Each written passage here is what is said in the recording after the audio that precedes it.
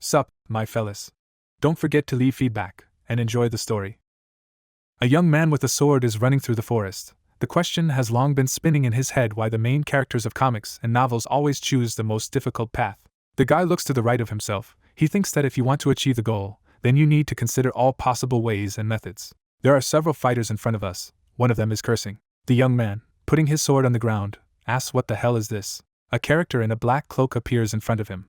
Drops of sweat run down the young man's cheeks. Raising his fist, he asks why the fighter is doing this to him, and calls him a crazy bastard. Next to the young man, a jet of violet energy is visible. The guy is holding on to his right side. He looks at his opponent's boot.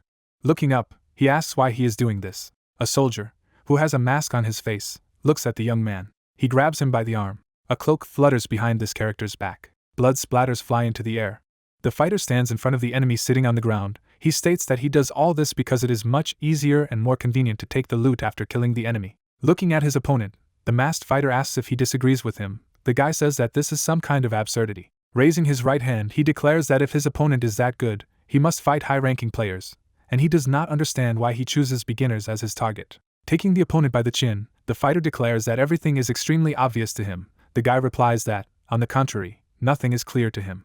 A masked fighter strikes and kills the young man. He lies on the ground, clenching his fists. The owner of the black cloak declares that, as he said, this tactic seems much more convenient and easier to him. He hums some melody. We see a bright blue glow. The hero thinks that the game with full immersion in virtual reality August takes place in a fantasy world. The guy goes forward. He stands in front of a cliff from which a waterfall flows and thinks that the game provides an incredible degree of freedom and has a huge world, thanks to which it quickly attracted the attention of gamers all over the world. Playable characters walk the streets. The hero thinks that now August has tens of millions of users and is recognized as the best game in the world. The corpse of the killed enemy disappears. A sword sticks out of his stomach. A guy in a mask looks at system messages. He learns that he has killed another user, causing the number of notoriety points to rise to 1000001. The system reports that the user has received the achievement Worst Offender in History. The young man takes off his mask. He does not understand why he was awarded such a title, because he seems to have killed not so many opponents. Raising his index finger, the guy says that at best he has killed about 100,000 enemies. The young man rubs his chin thoughtfully, trying to remember how many victims he really has made in 2 years of playing. The guy smiles. The system informs him that the achievement allows him to deal an additional 100% damage when attacking a person. The player learns that he has become the record holder for the number of kills and he is now known throughout the continent. He is feared by representatives of all races, and people shake at the mention of his name. It seems to the hero that double damage to people is just perfect for his tactics. The guy is standing with his hands on his belt. He thinks that since there were no witnesses, and the dead man was in combat mode, no one can take a screenshot, and that's just great. 2 system windows are visible next to the young man's head. He thinks that he only needs to clean up the traces a little. The system informs him about the activation of the presence detection skill, and then the detection of the enemy within a radius of 50 meters. The young man thinks that all this is very untimely, and unlikely to be just a coincidence. He rushes forward, realizing that most likely another bounty hunter has appeared next to him. The guy peeks out from behind a tree, thinking that he needs to hide well first. He hears some sounds. The young man notices a dark figure. Above the head of his potential opponent is the name Gu Wai. The guy understands that he has never heard of such a player. The young man frowns to his left. A sword is visible on the side of Gu Wai. The hero tries to understand if this person is in the rating. He sees that his armor is simple fabric, and the weapon also looks cheap. Before us is a sword armed with Gu Wai. A young man looks at the shoes of his potential opponent. It seems to him that his equipment is clearly not the best. Gu Wai stands in front of a tree behind which a young man is hiding, who thinks that the guy smells of poverty. The hero looks over his shoulder. Raising his right hand, he walks away, thinking that it would be nice to find some more prey. Gu Wai states that he has found the guy. He listens to the voice in amazement. He holds out his sword in front of him, not understanding how his opponent noticed it while using his disguise. Crossed bright lines are visible in the air. Gu Wai holds his weapon with both hands. The hero's sword breaks exactly in the middle. Blood splashes fly up. The guy simply does not believe that he was attacked. He drops to his knees, thinking that all this is simply ridiculous. He falls face down on the ground. The young man sees his opponent. The image of Gu Wai is clouding. The worst criminal in history cannot believe that he was killed by such a weakling. The system reports that the hero has died and his killer does not receive any penalties due to the victim's high level of notoriety. The hero learns that he, as the worst criminal in history, cannot enter the game for the next 24 hours as punishment, and will be imprisoned in Great Sentinel Prison. There is an armchair next to the round table. A young man who is in the third booth utters a dirty curse. Holding his head, he calls his killer a damned son of a bitch. The guy stands with his arms folded over his chest. He thinks that a killer with such a high level of notoriety receives a lot of penalties after death and is guaranteed a level reduction. A huge hammer hits the young man on the back. Coins and various items are visible above him. The guy understands that he will also lose a lot of items earned in the game. He just can't believe that he was really killed. A young man drinks from a can. He can't believe what happened to him. The guy crushes the jar, seething with anger. He constantly returns to the moment of his murder and over again tries to comprehend what kind of bastard killed him. The can flies into the garbage can. The hero thinks that the fine for the worst criminal in history should be just huge. The guy rubs his chin thoughtfully, thinking about trying to enter the game a little later to try to find a solution. The young man is behind bars. He seems to notice something in front of him. A magical formation is visible above the sharp rock. The young man thinks that this is the Great Sentinel Prison, which is located on top of a rock 100 meters high. The system reports that the hero's sins are countless and cannot fit into any lists, in connection with which Rune Empire deprived the sinner of his rights without trial, investigation, and even the possibility of defense. The young man learns that he has been sentenced to life imprisonment. The hero holds on to the bars of the bars. He laughs like a madman. Closing his eyes, the guy calls his jailers moral freaks and asks if they think that they should at least hold a trial. The guy points at someone with his index finger and shouts that life imprisonment is not funny at all. He puts out his right and then his left hand to the side. The young man raises his right leg, realizing that he is dressed in some poor clothes. The guy opens the inventory window and sees that he has nothing. The system informs him that he has been sentenced to life imprisonment and all his property has been confiscated. In addition, all his abilities have been taken away and his level has been reset to the lowest. The young man screams in despair and rudely calls those who treated him this way. Not far from the guy there is a knight with an axe. The hero, not stopping, shouts that something simply cannot be taken away, as it is no good. The guard, irritably clearing his ear with his finger, asks why this dog barks so much. The hero sits on the floor, cursing everything in the world. He grits his teeth with anger and thinks that there must have been some kind of mistake in this damn game. Guy sitting on the floor with his hand on his knee, he says he'll quit the game because it's totally shitty. A young man reaches for a bone that lies on the floor. He tosses it aside, indignantly asking what it is. The bone hits the mantle-clad figure. The guy gets back on his feet. He sees a skull under the hood and tries to understand what the skeleton is doing here. The young man notices a folded piece of paper in his teeth. He takes it out. System windows tell the hero that he has found traces of Yawang for the first time, as well as his will. The hero is perplexed by the text. The young man, with his mouth half open, reads a message stating that Yawang was deeper and darker than anyone else. It is reported that he was the Lord of the Shadows and ruled the Dark Valley as the king of all bandits. Raising his right hand, the hero declares that it is not necessary to read all this banal nonsense, and gives the command to skip a couple of pages. He learns that those who were called the heroes of the 10 kingdoms considered the author of the message a dangerous opponent, and envied him, since he possessed countless treasures, and in the end, he was declared the worst of evils and began to hunt him. The young man looks at the skeleton. He states that it seems that this dead man was wronged and robbed by the heroes of the 10 kingdoms. The guy does not understand why you need to brag about being robbed.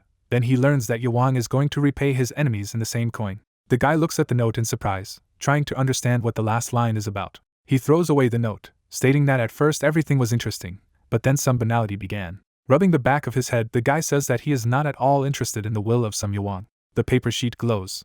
He hangs over the hero's head. Yawang informs him that one day his heir will appear, who will shake the world, destroy everyone and take everything, leaving nothing to anyone. The young man looks at the note hanging in front of him in surprise, trying to understand what is going on. Jets of purple energy rise around the skeleton. The system informs that Yawang, the ruler of the Dark Valley who was unjustly convicted and died in prison, wants to find an heir who will avenge his pain. The hero learns that in the last moments of Yawang's life, he has invested the remaining strength in his dying will and the hero meets the conditions for obtaining it. The last system window asks the hero whether he would agree to carry out Yawang's will. The young man looks at the dark window hanging in front of him in bewilderment. Covering his mouth with his hand, he happily says that he seems to have stumbled upon a secret quest, and will naturally agree to complete it. He stretches his finger to the yes option, but then decides to wait. A young man looks doubtfully at the system window. Standing behind bars, he says that something is wrong here. The hero falls to his knees, stating that even if he accepts the hidden quest, he will not be able to complete it, as he is sentenced to life imprisonment. The guy is crying. He is very sorry that he will not be able to complete the mission he received. A young man is sitting at a round table. He looks at his smartphone. We can see the screen of his device, where a search for the name Yawang did not return any results. The young man sadly declares that for the first time in this game he has found a secret quest, but cannot pass it, since all the items have been confiscated from him, and his abilities have been taken away. The young man yawns. He realizes that perhaps after what has happened, he just needs to give up this game. The player character looks at the system window, which informs that all levels, parameters and skills will be reset. The hero thinks that if he returns to the first level, he will be able to choose a hidden quest. The hero, who has a very frown on his face, sits with his arms folded on his chest. A smile appears on his face. He realizes that he has actually been offered a pretty good option. People walk along the streets of the settlement. We see someone's legs. A child in a white shirt raises his hands and shouts that he did it. The system reports the initialization of the character. The hero goes down from level 99 to the first level. He thinks that in August, when returning to the first level, there are two options: either continue from the place where death overtook him, or move to the starting village. The young man, raising his right hand, declares that he is choosing the starting village. A magical formation is visible under his feet. Rubbing his chin happily, the hero thinks that it is a little offensive for him to start all over again, but this is much better than getting a completely new character. The guy looks frightened at the knights approaching him. Two dark figures come close to him. The hero is afraid that the guards have already realized that he has escaped from prison. The young man covers his face with his hands. He curses everything in the world, realizing that he is very unlucky. The fighters pass by the frightened hero. He looks at their backs, thinking that this must be some kind of game mistake. The guy remembers how he was hunted by the guards and remembers that because of his bad reputation, everyone always tried to kill him. The hero brings up the status window. He sees a personal card for a character named Luke, the most dangerous criminal in history, a thief by profession. The hero draws attention to the fact that his notoriety has been reset. The last two lines of the window indicate that the hero's evil deeds are hidden, but all penalties continue to apply. The young man raises his hands in shock. He thinks that this may be some kind of fraud, then he decides to look at his skills. Happily clenching his fist, the guy calls for the appropriate window. He clicks on the icon. The guy sees 3 windows in front of him. The first of them informs that his passive skill is the fake identity, which hides the accumulated evil deeds, but does not get rid of the application of penalties. The second rectangle describes the active skill search, which allows you to see the things of the intended victim at a short distance, and the action of which is interrupted if you move away from the target or stop looking at it. The guy also has the active skill steal, which allows him to steal items found when using the search skill. The young man scratches his cheek thoughtfully. He shifts his gaze from one window to another and realizes that he has become just an ordinary thief. Looking up, he states that he can't believe what happened, and that it all needs to be checked right away. The young man's eyes glow. He uses the seek skill. Marks appear above the heads of the game characters. The guy looks at the system window, which asks to determine the target to search. He understands that this skill works with both game characters and NPCs. The young man pays attention to the curly-haired knight. Smiling, he thinks that he has found a suitable victim. Whistling a melody, the hero approaches 2 young people. There is a system window hanging next to the guy's head. He understands how it all works. The brown rectangle informs the guy about the property that the chosen victim has. The hero thinks that he can look into her inventory. The hero is beaming with happiness. It seems to him that all this is just amazing. He stands with his arms folded on his chest. The system reports that the distance for the search has been exceeded, and it has been stopped. The hero's eyes emit jets of pink energy. He calls himself by name, Yu Suk-woo, and asks not to worry, as there are many other goals around. The hero is standing on an empty street. As Woo walks down the street, he thinks that over time he will figure out how to avoid unwanted glances, find objects and places, and control the situation around him. He understands that the more observers there are, the less likely he is to commit a successful theft. Woo turns his head. He sees the cook sitting by the wall, covering his mouth with his hand. The hero thinks that he will certainly learn to steal so that no one suspects anything. Jets of dark energy appear around the hero's hand. He uses the search skill. The system reports that he is an NPC in front of him, the villager William.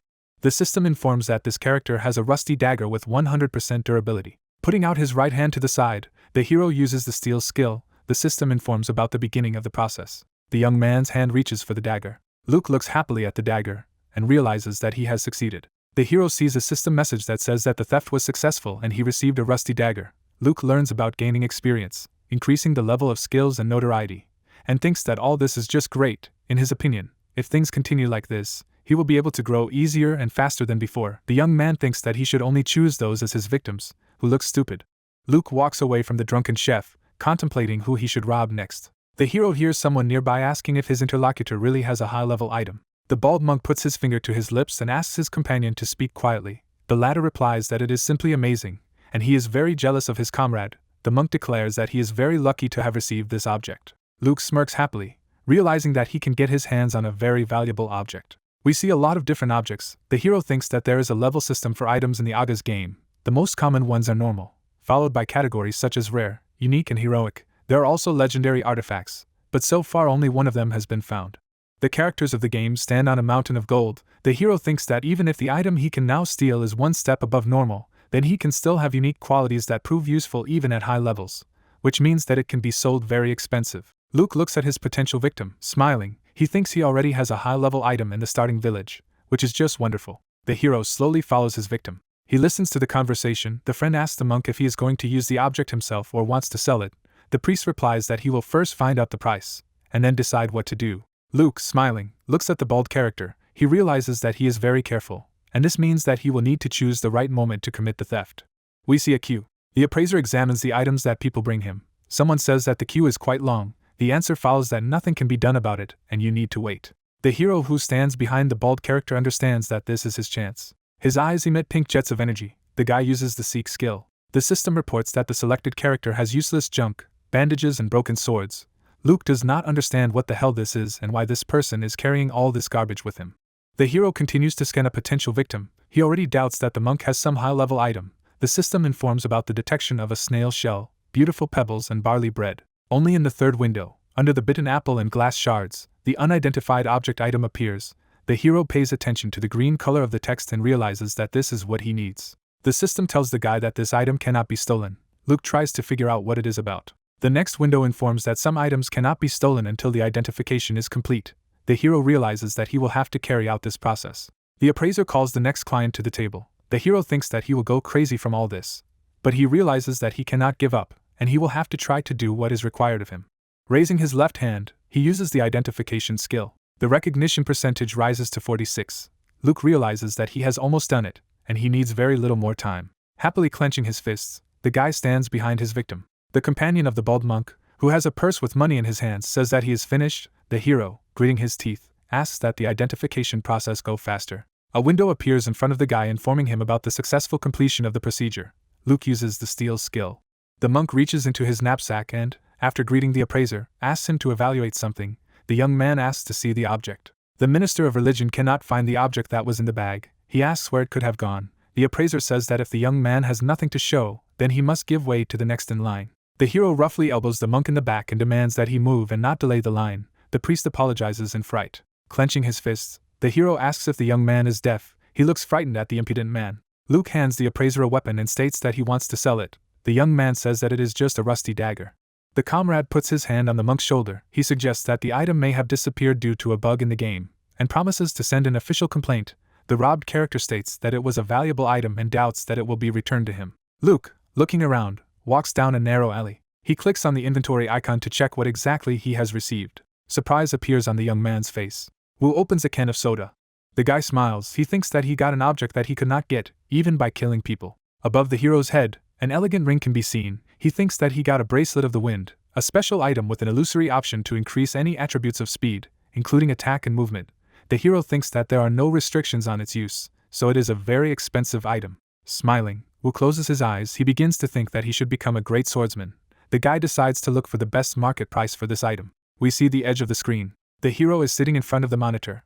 He watches the news. One of the presenters says that recently there has been interesting news about high-ranking players, or rather, that there is a new player who is hunting for them. Wu, smiling, says that this guy seems to be copying him. The TV presenter states that Luke, who is also known as the worst killer, seems to have used exactly the same tactics. The second announcer suggests that this could hardly be a coincidence. A portrait is visible on the screen in front of the presenter. The man says that thanks to one of the players, it was possible to confirm the appearance of the hunter for high-ranking players. He offers to take a closer look at the image. Before us is the same young man who killed the hero. Wu recognizes this character. He remembers how he approached him. The hero's killer holds a sword with both hands. Wu hits his knee. He screams that this is definitely the son of a bitch who is the cause of all his misfortunes. People in dark robes are sitting at the round table. It is reported that this is a meeting of 10 guild heads of the game Mangas. One of those present says that there are only 6 left. The second states that they have this figure of 8. One of the participants in the meeting taps his finger on the table. He asks where the bastard named Gu Wai came from. The character sitting next to him states that he is trying to find out, but the information has not yet been obtained.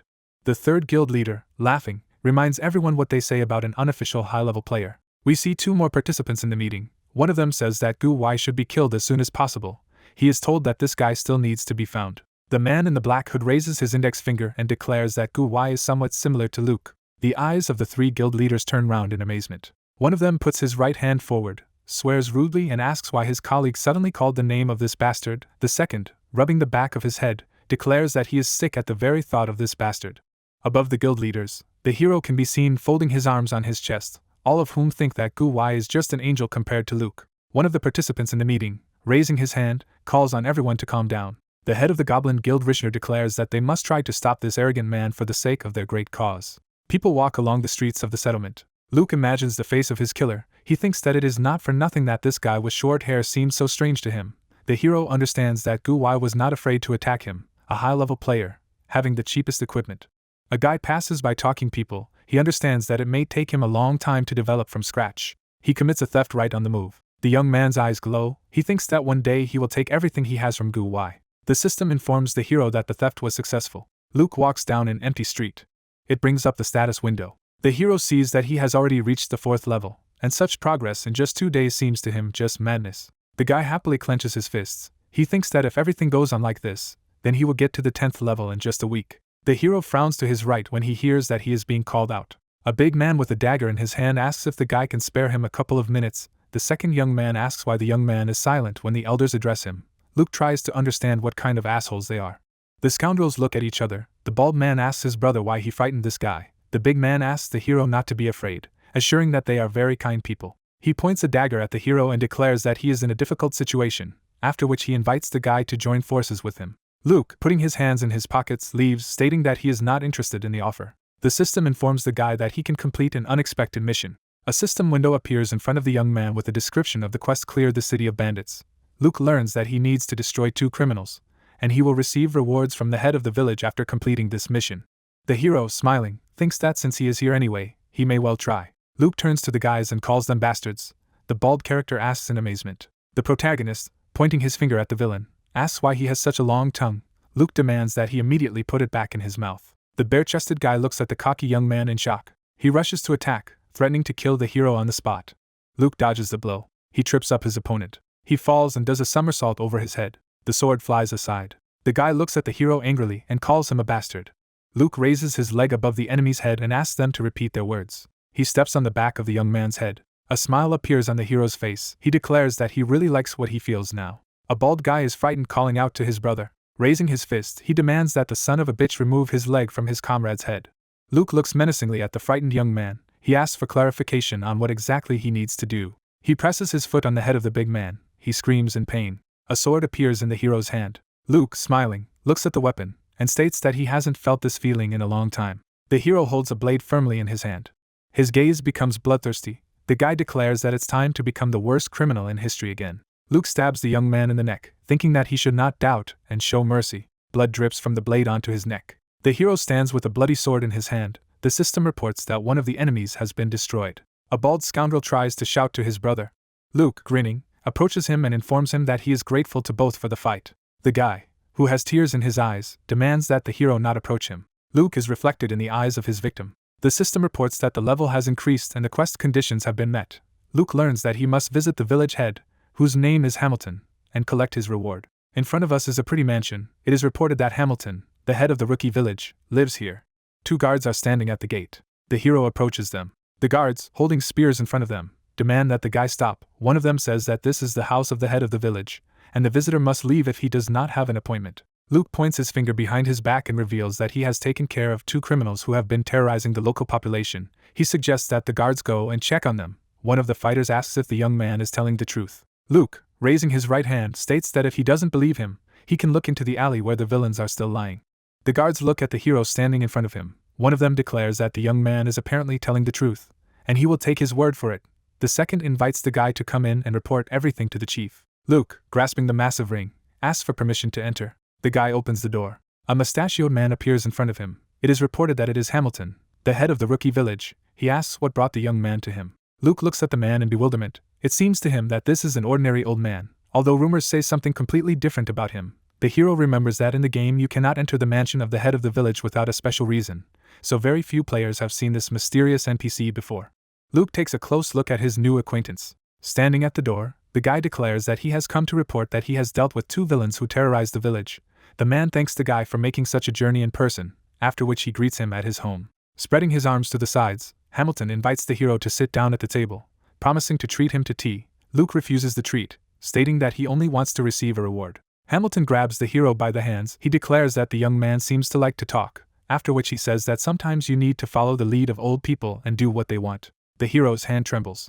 Luke looks at the old man in bewilderment. trying to understand where he got such great power. He agrees to drink tea. Hamilton pours the drink into a glass. Placing his hand on the table, Luke says that the tea is great, but he's more interested in the reward. Hamilton, looking at the guy, grins. He declares that the tea must be just great, since he put a special brew there. The hero is angry. It seems to him that the old man does not listen to him at all. The young man drinks from his glass. He realizes that the drink is really very good. A chest full of various items appears in front of him. Hamilton, beaming with joy, reports that the young man can take a look at the awards and choose what he needs. Luke, reaching out for the treasure, declares that he cannot believe that the village chief, who seems to be incredibly generous, would offer him such a reward. Hamilton grabs the guy's hand, telling him not to hope too much. Looking sternly at the hero, he says that he is entitled to only one award. Resting his hands on the table, Luke indignantly declares that this must be some kind of joke. Hamilton declares that he is completely serious and offers to choose just one item. The hero looks indignantly at the head of the village and mentally calls him a notorious scoundrel. The guy frowns at the items in the chest, realizing that he can't even steal anything from there right now, since his search skill doesn't work with these objects. Raising his right hand, the young man asks if he can carefully examine what is in the chest. Hamilton, sighing, declares that, of course, the hero is given such an opportunity. Next to the open chest are items. Luke draws attention to the delicate octagonal artifact. The hero stretches out his hand to him. He stares in amazement at the system window, which reports that an item belonging to the Shadow King has been discovered. Luke tries to figure out what this object is doing here. The hero is shocked. The chest blurs before his eyes. The system informs him that the retrieval of memories stored in this object begins. A human figure is visible next to the barrels. A character in a robe, emitting jets of black energy around him, declares that all this is a lot of fun. He holds in his hand an object that drew the hero's attention, and declares that he has collected many values of this world, but this is the first time he has stumbled upon something like this. It turns out that we have a compass in front of us. Its owner thinks that this artifact will fulfill any wishes of its owner. The compass needle rotates rapidly. Shadow King thinks it is pointing in the direction where the compass wearer needs the most. Shadow King, smiling, states that he is going to include this compass in his collection. Hamilton appears in front of the hero again. The old man demands that the hero look at him. Luke looks shocked. The head of the village looks at the guy looking around and asks if he is okay. The hero still does not understand what is happening. Luke pays attention to something. A system window appears in front of him, which informs him that a long time ago, Shadow King, overwhelmed by endless desires, collected treasures and put his emblem on them. The hero learns that he inherited the power of this character, but now he is too weak, while he can gain power by collecting treasures that Shadow King possessed throughout the continent. Luke looks at the messages in front of him in bewilderment. He realizes that by leveling up, he did not gain any skills related to quests or unique traits. The guy concludes that he can only develop by collecting such items. The system informs the hero that from now on, he will be able to see the Shadow King emblem engraved on the items in his collection, and some of these objects will hide memories. The young man, looking at the compass, understands that it must point to the objects he needs most. Hamilton, raising both hands, declares that he is very surprised that the hero chose a broken compass from all the variety, after which he calls the hero a very original character. Luke looks at the old man in amazement. A system message is visible on the chest that the reward has been selected and the hero can no longer receive anything. Luke, raising his hands, mentally calls Shadow King a complete scoundrel. In front of us is the object chosen by the hero. The system describes it as the Eternal Compass, which belonged to the adventurer, but for some reason broke. The hero literally has no face. He does not understand what the hell is happening. Raising his hands, Luke asks to wait a minute, and states that he lost his mind when choosing the bounty. He asks to be given the opportunity to choose again. Hamilton, rubbing his chin thoughtfully, asks if the hero really wants to take something else. Luke begs for permission. Looking sternly at the young man, the village chief declares that he refuses. Luke looks at him in shock. Folding his fingers in a special way, the old man declares that refusing requests to change the choice he has already made is part of his functional duties. Luke curses mentally. He raises his glass. The hero drinks. He declares that in this case he will just drink a little more tea and leave. The young man praises the delicious taste of the drink. Hamilton, laughing, thanks the young man for the compliment. Luke tries to figure out what to do. The guy sees a systemic message in front of him, which says that the head of the village of Hamilton is satisfied with the praise he heard, and his favor for the young man has increased. The hero mentally curses, thinking that he does not need the favor of this old man at all. Luke frowns at the head of the village, thinking that there is no way he will be satisfied with receiving a broken compass. The hero uses the search skill. The system reports on the detection of a target in the person of the village headman. Above the head of the old man examining some crystal, a search bar is visible. Luke learns about the discovery of the key to the vault. The hero looks thoughtfully at the chest. He realizes that the discovered key, most likely, does not fit him. A sly smile appears on the guy's face. Wu is sitting at a round table. The phone in front of him starts ringing. Looking at the screen, the hero realizes that his sister is calling him. He wonders what the girl could need. Rubbing the back of his head, the hero asks how Yumura is doing, after which he says that he is a little busy now, so he will call back later. His sister asks again in surprise. Cute girl holding phone to her ear, she asks why her brother behaves this way. A polar bear is seen on the bed next to her. She reminds that she is calling for the first time in a long time, and says that she expected a more welcoming response. Squinting her eyes, Wu apologizes. He says he was joking and asks what happened. The girl replies that nothing serious happened, and then asks if her brother is going to come this month. The girl excitedly declares that her mother misses the hero very much, and she herself also wants to see him. Stroking his hair, Luke states that he will try to find time to come. Yumura replies that the hero must appear, and says goodbye to him. Wu puts the phone down on the table. He thinks that now everything is too complicated and confusing, and now he still has to go to his family. Wu imagines the head of the village. It seems to him that all his troubles are because of this damned character. The young man clutches his head. He thinks that it will be easy to steal the key. But the problem is not in him, but in the vault, and also in the fact that the old man never leaves the house. The guy feels that his brain is about to boil. Someone gives the hero a can of carbonated drink and offers him a drink. A pretty brunette stands in front of the guy. She asks what worries him so much. Wu, opening the can, says that even if he tells, the girl still won't understand anything, after which he thanks her for the drink. Folding her arms over her chest, the girl asks again. The guy reports that he is disturbed by a person who does not leave the house. The question is what Wu will do if this character still leaves. Sighing heavily, Wu states that she can't say it. Looking at the guy, the girl states that in this case, he can force the unwanted person to leave. The guy complains that he seems to be listened to inattentively. Touching her chin with her finger, the girl states that Wu should just create a situation where the person will be forced to leave, since he will have no choice. She offers to arrange some cunning dirty tricks. Wu realizes that this is a good idea and reproaches himself for not thinking of it himself. Pointing at her interlocutor, Wu asks her to give him her booth. The girl asks in surprise why the hero needs it right now. Smiling happily, the young man declares that he seems to have found the answer to the riddle, and promises to thank the girl when it is all over. Wu opens the door of the cubicle, and the girl asks him to come out of there and tell what happened in the game mangas. She smiles sadly. Wu sits in front of the control panel. He realizes that he must create a situation in which the head of the village will be forced to leave his estate. He remembers that he can now safely pay visits to this old man. A bright flash occurs. Wu transforms into Luke, thinking that if he is given such freedom of action, he will be provoked to commit a theft. In front of us is the estate of the village headman. It is reported that the case takes place a few hours later. Guards stand at the gate. A hero appears in front of them, whose boots are stained with mud. One of the fighters greets the joyful young man as an old acquaintance. The guards open the gates, stating that Hamilton is already waiting. The hero enters, notifying the headman of his arrival. The old man happily spreads his hands to the sides and greets the guy. Luke sits down at the table and, complaining of dizziness, asks a man to make him tea. He declares that the taste of the drink does not get out of his head. Hamilton promises that the tea will be ready soon. Raising his left hand, the young man declares that the old man should not be in a hurry. Grinning, the young man says that he is not in a hurry. The system reports that the theft was successful, and the hero received the key. There is a glass of hot tea on the table. Luke thinks that now he can proceed.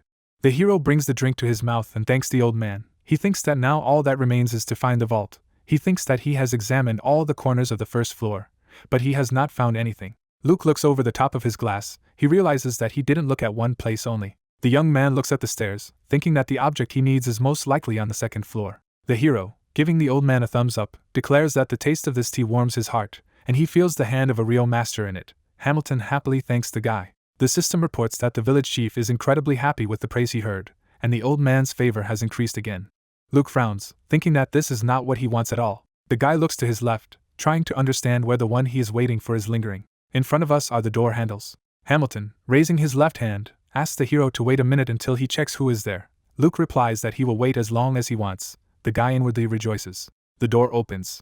Hamilton greets Hutun. The system informs him that he is a local blacksmith. The thug states with concern that there is a problem with the gutter, and it would be desirable if the elder checked it with him. Hamilton, looking at the blacksmith, asks what exactly the problem is, who replies that as far as he understands, the ditch is tightly clogged with mud. The old man, looking at Hutun, asks again in surprise. The hero, smiling, sits at the table. The guy's feet are stained with mud. He asks the old man what happened. Hamilton, judging by the expression on his face, is beginning to suspect something. Standing in the doorway, he tells the hero that, apparently, there is nothing serious, but he has to go somewhere quickly, and Luke can wait for him in the house for now. The guy, smiling, says that the headman can take his time, and he will wait for him. The door closes. The hero stands with his hand raised. Putting his hands on the table, the young man thinks that everything is going according to his plan, and filling the ditch with mud was a very good idea. The young man goes up to the second floor. He thinks that it is about 10 minutes on foot to the place of sabotage, and he must do everything very quickly. The guy smiles. He thinks it's time to start a treasure hunt. Luke walks to the door. He stands in the middle of the room, trying to figure out where the old man could have hidden the hiding place. The young man turns his head, realizing that he does not have much time, and he needs to do everything very quickly. He pays attention to the hatch in the ceiling, and realizes that it may be what he needs. Luke reaches for his stick. He thinks he has to do everything before Hamilton returns. The guy is wary. The guards enter the room. One of them calls for the hero. The other asks in bewilderment why he is not there. Luke peeks out into the hallway. He can't understand why the guards entered the house. The guy hears his name. The guards approach the stairs leading to the second floor. One of them declares that he does not understand why the old man asked them to wait in the house. His comrade says that he does not understand this either, and then asks where Luke went. The soldiers climb the stairs. The hero looks out from behind the wall. He realizes that the fighters are rising and will soon find him. The hero turns his head in fright. The guard asks if the guy is on the second floor.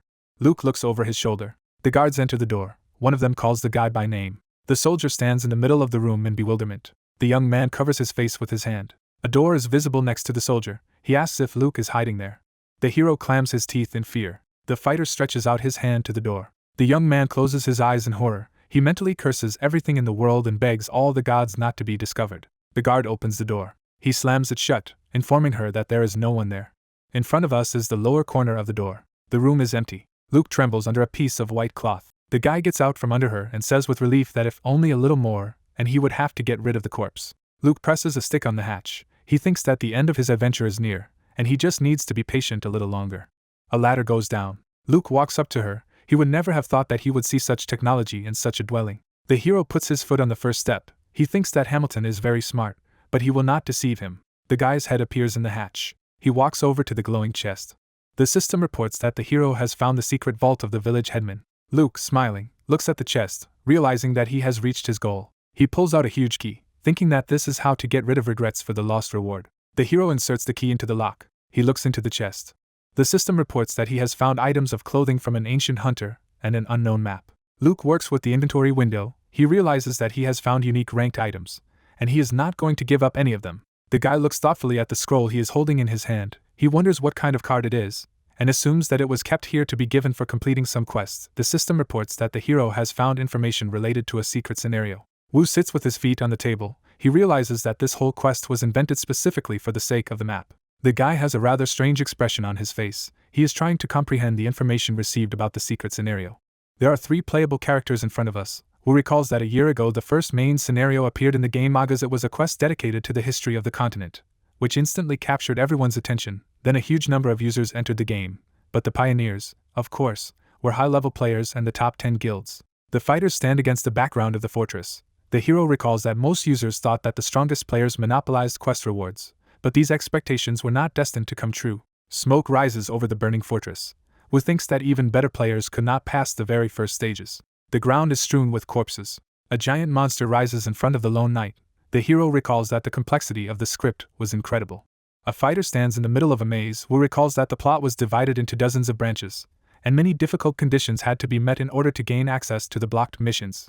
An hourglass towers on the gold bars. The hero thinks that users did everything in their power to complete the main plot. They spent a huge amount of time, money and effort, and eventually managed to find the answer. A scroll hangs in the air in front of the joyful players. We see him up close. The hero recalls that the answer was a secret scenario that had to be passed in order to be able to continue advancing according to the main scenario. A lot of hands reach for the scroll. The guy recalls that when it became known about this condition, top players tried to find information related to the secret plot, and they are doing it to this day, even a year later.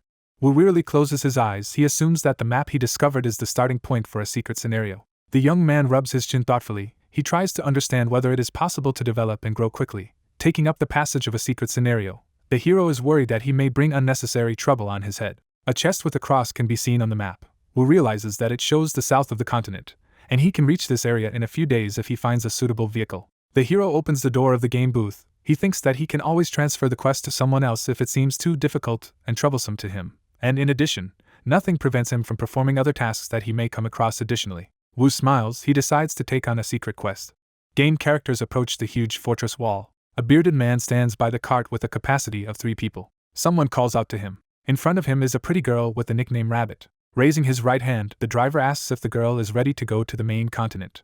Smiling, she raises her sword and states that she has already reached level 10, so she may well try to do so. The man declares that there is no place for doubters on that land at all. He asks the girl to confirm that she is confident in her abilities. Rabbit first asks in surprise, and then confirms that she is very determined. The driver points his finger behind him and says that in this case, the girl should follow him, and he will see if she can safely pass through the forest of trials accompanied by him. Rabbit looks at the man in surprise and says that he will do so. Rabbit climbs into the wagon. The system informs him that the departure will take place soon, and the squad is formed.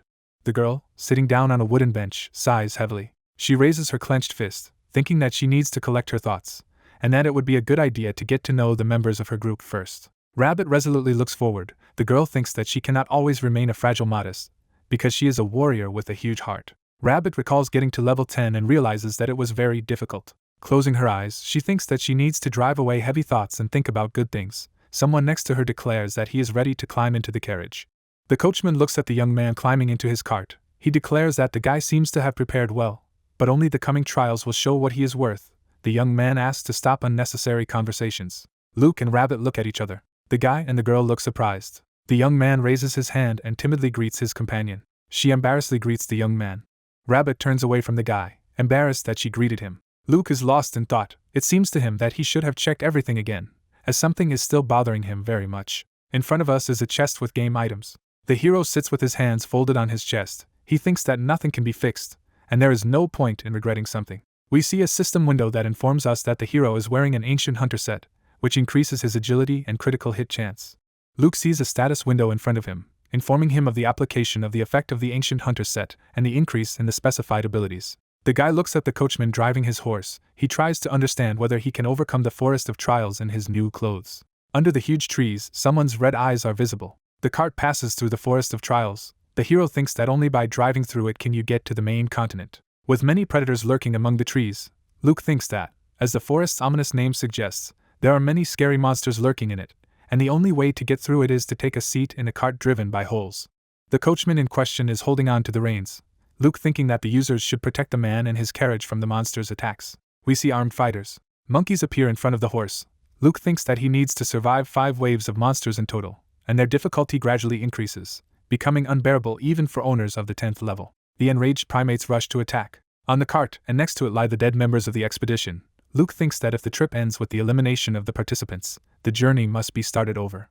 The young man looks at the gold bracelet. He originally did not intend to wear it, but now it seems to him that it is better to do it after all. The hero puts the jewelry on his arm. He thinks that the difficulty of the test is off the charts, and the members of his squad are unlikely to be able to help him in any way, so he must treat this trip as if only he can ensure the overall success. The system reports that all speed indicators have been increased, and the item is bound to its wearer. Luke looks at the bracelet in admiration. It seems to him that it looks simply amazing. Someone's hand falls on the side of the cart.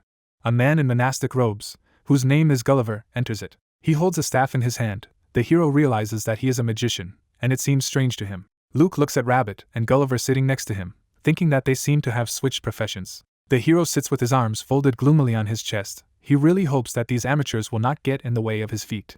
Holes turns to his passengers and declares that it's time to hit the road. The cart passes along a forest road. Luke silently looks at his companions, thinking about how the whole thing is getting a little boring. His eyes emit a pink glow. The guy thinks that as long as nothing happens, he can start searching.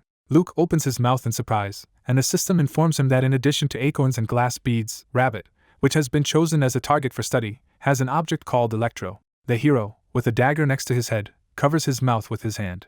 Luke happily clenches his fist. Although he does not understand where the girl could get a dagger of a unique level, the guy considers it a crazy coincidence and rejoices at incredible luck. Rabbit looks at the guy a little scared. Holding a round shield in front of her, Luke pays attention to the paltry probability of successful theft that the system shows him, and realizes that he will be caught by the hand if he makes even the slightest mistake. The hero summons the skills window. After reading the text, he understands that if he is caught, his behavior will be perceived as a hostile act, he will be considered a criminal, and all this will end in a battle. Luke thinks that he must first increase the probability of his success. The young man looks at his companions. He thinks that it is necessary to establish contact with the members of the squad and establish a suitable atmosphere. Rubbing the back of his head, Luke says that since they will be working together, it would be a good idea to get to know each other. Raising his hand, he suggests starting with a simple introduction and states that his name is Luke. The stern man frowns that he can be called Gulliver. The girl is frightened and reveals that her name is Rabbit. Raising his hands, the hero states that he has watched many training videos, and they say that the most important thing for success is the teamwork of the entire squad. Before us is a visual scheme of the expedition. The hero says that in total they have to repel 5 waves of monster attacks, that is, they will have to repel one attack, drive a section of the way, and again face monsters. He says that the wolves will be the first to attack, their number will be impressive. However, fortunately, they will not attack all at once, but separately. Raising his hand, the guy says that he thinks it would be appropriate for him and Rabbit to be responsible for repelling attacks from the front.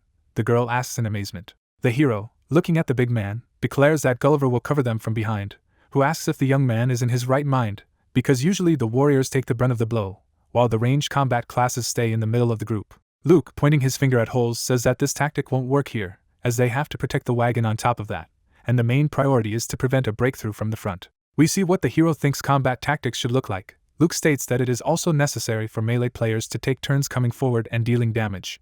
Holding out his hands in front of him, the young man says that he is not very well versed in all the nuances, so if someone is not satisfied with something, he is ready to listen to proposals at any time. Rabbit and Gulliver laugh happily. The man says that if it weren't for the hero, they would have no idea about such tactical subtleties at all. The girl states that she is grateful to the guy for spending his time on such a wonderful explanation. Luke, smiling, thanks his allies for their kind words. He thinks it is easy to deceive these simpletons. The cart is driving along a forest road. In the depths of the forest, the red eyes of monsters are visible.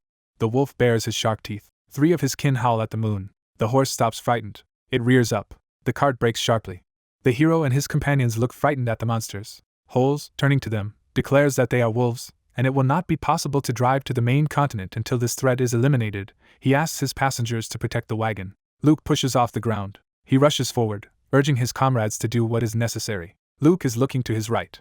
He stands with a dagger in his hands in front of the wolves approaching him. The predator bares its teeth. The system reports that it is a wild wolf of level 9. Rabbit and Gulliver look on in fright at what is happening. Luke, holding out his weapon in front of him, states that he will try to hold out as long as possible, and then passes the baton. He asks that Rabbit wait right behind him. The girl, looking at the hero in bewilderment, states that it will still be better if she fights first. The guy replies that this is not the case at all, and she has less stamina, so she can last longer if she fights second. Luke turns to the man behind him. He asks if Gulliver can cover their back and provide support, who states that he can easily do so. The wolf's eyes glow menacingly. Luke looks at the monster, grinning angrily. The wolf rushes to attack. He approaches a guy armed with a dagger. Luke leans back, letting the opponent pass him. The gray torso flies past the young man, who immediately notices the opportunity to strike. The hero's leg is visible behind the monster's back. Luke backstabs an opponent. The wolf's tongue falls out of its mouth. Removing a bloody dagger from a defeated enemy, Luke declares that there is one monster less. The wolves look at the hero in fear. He asks why they do not attack, and if they are frightened. Another monster rushes to attack. The hero calls out to Rabbit, who is standing next to him, who shouts that she understands everything. The girl puts a shield in front of her. The monster crashes into him. Rabbit knocks back an opponent with a flick of his hand. The dagger flies out of the hero's hand. He pierces the wolf's forehead. The rest of the monsters are hesitantly marking time. They look around in fright when they hear Gulliver shouting out the name of the mana ball skill. Blue clots of energy fly at monsters. Bright balls hit monsters. Luke approaches one of the opponents with a dagger in his hand. He bares his sharp teeth. The hero's weapon pierces the wolf's head. The guy takes a dagger from a killed enemy. Looking at the smiling allies, Luke states that it's time to end this fight. He thanks Rabbit and Gulliver for their great work. The girl admiringly declares that the hero showed himself just perfectly. The big man notes the final blow, with which the guy finished off one of the wolves. Luke smiles. He realizes that the fighters next to him are quite decent, and he only worried in vain. Gulliver, turning to the hero, says that he needs to return to the wagon. Luke agrees with him. The young man notices something. Raising his right hand, he looks at Rabbit in bewilderment and asks how he can help her. The girl, judging by the look, is shocked by something. Rubbing her chin thoughtfully, she says that everything is fine, after which she asks if the hero accidentally has any weapons. He asks again in bewilderment. Rabbit moves away from the hero, stating that he can forget about her request.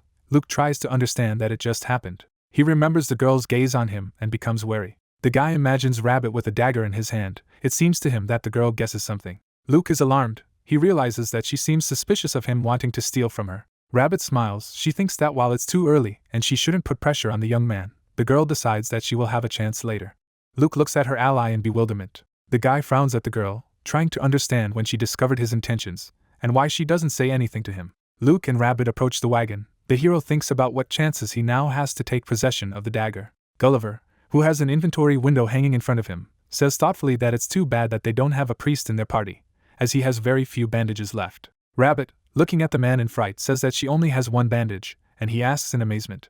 Luke stares at his allies with his mouth open. The system window tells him that he has 285 bandages left, and he realizes that he is not using that number on this expedition. Smiling, The guy looks at the puzzled girl. He thinks that if she has only one bandage left, this is a great chance to get what he needs. The hero looks happily at Rabbit. We see dense thickets. It is reported that this is the third stage of the test. Evil level 10 monkeys rush to attack the hero and his companions. One of the monsters strikes and hits the girl's shield. Rabbit looks at the enemy anxiously. 2 more monkeys are seen in front of the girl. She shouts to the hero that it seems that she is going to die now. The young man, wrapping his arm in a bandage, asks that it hold out a little longer. Rabbit deflects another blow from the monkey with his shield. Luke thinks that in a good way he should already replace him, but she must use her last bandage. The hero smiles. He mentally apologizes to his ally, thinking that she will have to suffer a little. The vicious apes of the 10th level rush to attack. Gulliver holds out his staff in front of him and yells for these creatures to tremble in fear, and then uses his mana ball skill. Blue balls fly at monsters.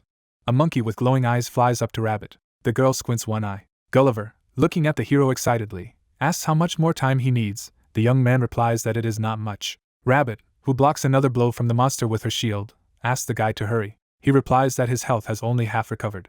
Monkeys, hooting, rush to attack. Several powerful blows fly into the girl's shield. Rabbit once again asks her ally to help her. Gulliver annoyedly asks the smiling hero if he's not done yet. He shouts that their ally may die. Luke states that there is very little left. Holes clutches his head. It seems to him that everything is already over. Luke and Gulliver look at the old man in bewilderment, who declares that they are unlikely to succeed, and sadly states that they have already gone too far. Looking at his passengers, Holes asks them to leave the wagon, survive, and meet up after some time. Luke, his mouth wide open, shouts that it's still not finished, and asks him to wait for a while. Gulliver states that if they stop defending the wagon, they will have to go through the quest again. Rabbit, deflecting another portion of blows with his shield, begs for help to survive. Winged creatures resembling bats are visible above the forest. The rays of the sun peek through the trees. Rabbit, sighing tiredly, leans on the wagon. In front of her, she can see system messages congratulating her on successfully surviving the third wave. She learns that when all the members of the squad are loaded onto the wagon, the journey will continue. Luke and Gulliver look at the girl. The hero, raising his left hand, shouts that it's time to change.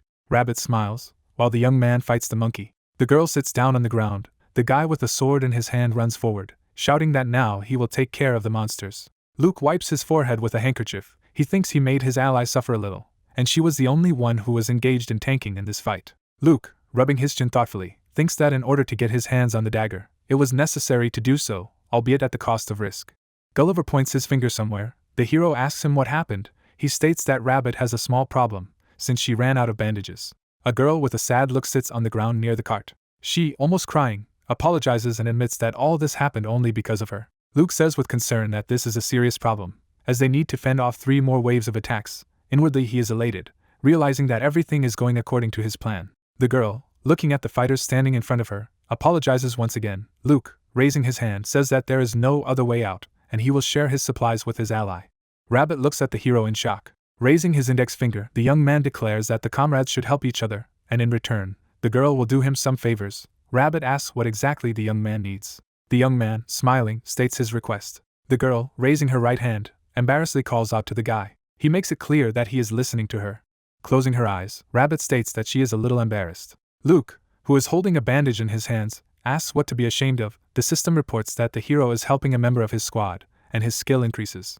The guy puts a bandage on the girl's wrist. Smiling, he says that he is only bandaging his ally's wounds. She states that the guy is too close to her, but then falls silent and pretends that she did not say anything. Looking at the hero with huge eyes, Rabbit asks if he is sure that he has only one request for her. She states that she would like to repay for the bandages he provided her. Rubbing the back of his head happily, the young man declares that everything is fine, and he has just increased his skills in first aid. Looking at the young man in amazement, the girl thinks that he is incredibly kind, and thanks him. The system reports that the search has been carried out. Luke smirks happily. He learns that the chance of successfully stealing Electro has increased to 25%. The guy thinks that the probability of a successful theft has increased significantly, but it needs to be increased a little more. The girl, looking at the guy embarrassedly, calls him by name. She cannot believe that there are such kind people in the world. Luke beams with happiness. Looking at him admiringly, the girl thinks that he is just a magnificent young man, and she wants to give him some kind of return gift. Rabbit shakes her head. It seems to her that if she gives the hero something, he will think that she is very strange. The girl resolutely clenches her fists. She thinks that she should give her best and tank even better. A large boulder is visible under the trees. The system reports the beginning of the 4th wave. In the depths of the forest, you can see the burning eyes of monsters. These are level 11 poisonous snakes. One of the reptiles bites the girl's hand. Another snake bites into her leg. Sobbing, Rabbit screams that he is bleeding and asks the hero to replace her. The next monster grabs her forehead. The girl begs the guy to help her. The snake opens its mouth wide. Monsters attack the girl from all sides. She continues to beg the guy to replace her. Smiling, the young man rushes forward. He thinks that everything is going according to his plan. The guy sees two system messages. The first of them says that the fourth wave has been successfully repelled. The second informs that when all the members of the squad gather in the wagon, the journey will continue. Rabbit wearily sinks to the ground. She says that everything is over. Gulliver, holding his face, tries to understand what is going on around him. Looking over his shoulder, he praises the hero for his excellent work, after which he says that he will go to the carriage first so that his two allies can slowly recover from their wounds. Luke thinks that Gulliver left him alone with the girl at the right time. Rabbit raises his hand and asks if the young man can heal her again. Taking a bandage from his supplies, the hero says that, of course, he will do it. He really hopes that the chance of theft has increased significantly. Beaming with joy, the guy looks into the system window, which reports that this probability is already 50%. Luke bandages the girl's hand, thinking that people win the lottery with less than a 1% chance of success, and he will surely succeed. A gold bracelet is visible on the hero's hand. The guy gives a mental order to steal. His face is bewildered when he learns that the dagger was not stolen and the chances of success have dropped to 45%. Luke thinks that this simply cannot be. The hero helplessly clenches his fists. He sees several more notifications about a failed attempt. The last system window says that the chance of stealing the electro is 10%. The guy realizes that this is a complete failure. Rabbit, smiling, says that this is enough and thanks the hero. The guy grabs her hand and asks her to wait at least a second longer. The girl embarrassedly agrees. Looking into the eyes of his patient, the guy says that just in case, he must replenish her health, as they will have to face the last wave of monsters. A flushed rabbit mumbles something incomprehensible. Looking at the girl, the hero declares that he is very worried and cannot banish bad thoughts from his head. The girl, raising her right hand, says that in this case the guy can do what he wants. Bandaging his ally's arm, Luke thinks this is his last chance. He looks at the system window, where it is reported that the chance of theft is 10%, and realizes that he must make a last attempt. A faint glow can be seen under the hero's hand. He mentally begs all the gods to help him, after which he uses the steal skill. In front of us is a dark forest. The system reports that the fifth wave is beginning. We see a fang boar. The monster's eyes glow. It is reported that they are level 12 boars. The animals approach the hero and his allies. One of them, jumping, rushes to attack. The boar approaches the hero. The young man sees two more monsters.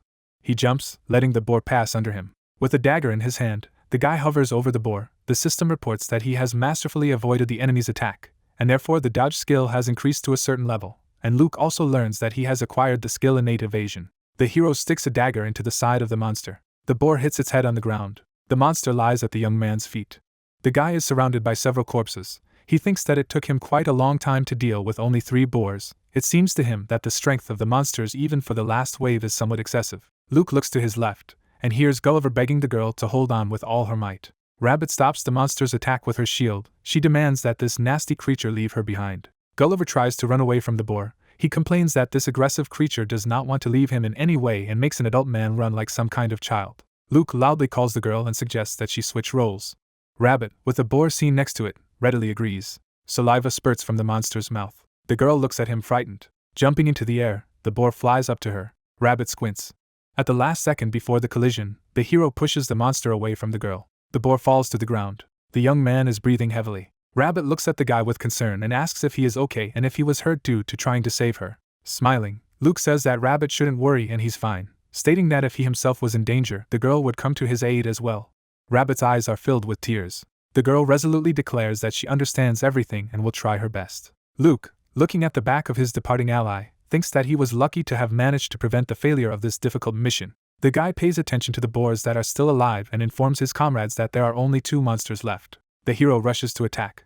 The system reports that the squad managed to cope with the 5th wave. The young man receives congratulations on the successful passage of the Forest of Trials, which is the first stage on the way to the main continent. Clouds float over the forest and mountains. The hero and his allies are sitting in a wagon driven by holes. He learns that he will soon arrive at his destination. A blue portal appears in front of the cart. Rabbit happily shouts that he sees the gate. The young man sighs heavily. He thinks that it is finally all over.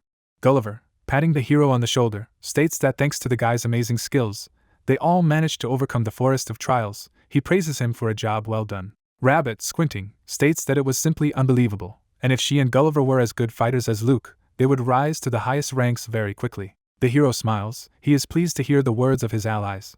Gulliver, giving a thumbs up, states that the hero is completely different from his psychotic namesake, who is constantly shown on TV. Rabbit asks in surprise if this is the scoundrel who kills users. Gulliver confirms that he is talking about him. He states that this bastard has already killed about 100,000 players. The girl states that this is just disgusting. The magician agrees with her and says that this guy is just a piece of shit. Luke, feigning a smile, rubs the back of his head. He thinks that he has just been insulted very offensively. Gulliver, pointing at the hero, asks the guy not to say that he is the same Luke. Rabbit, clapping his hands, exclaims that their Luke is a real cutie. Gulliver, laughing loudly, says that this is the true truth, and the hero cannot be that bastard. Luke looks at his comrades in exasperation. Holes, with a portal visible right in front of it, states that the adventurers have almost arrived at their destination.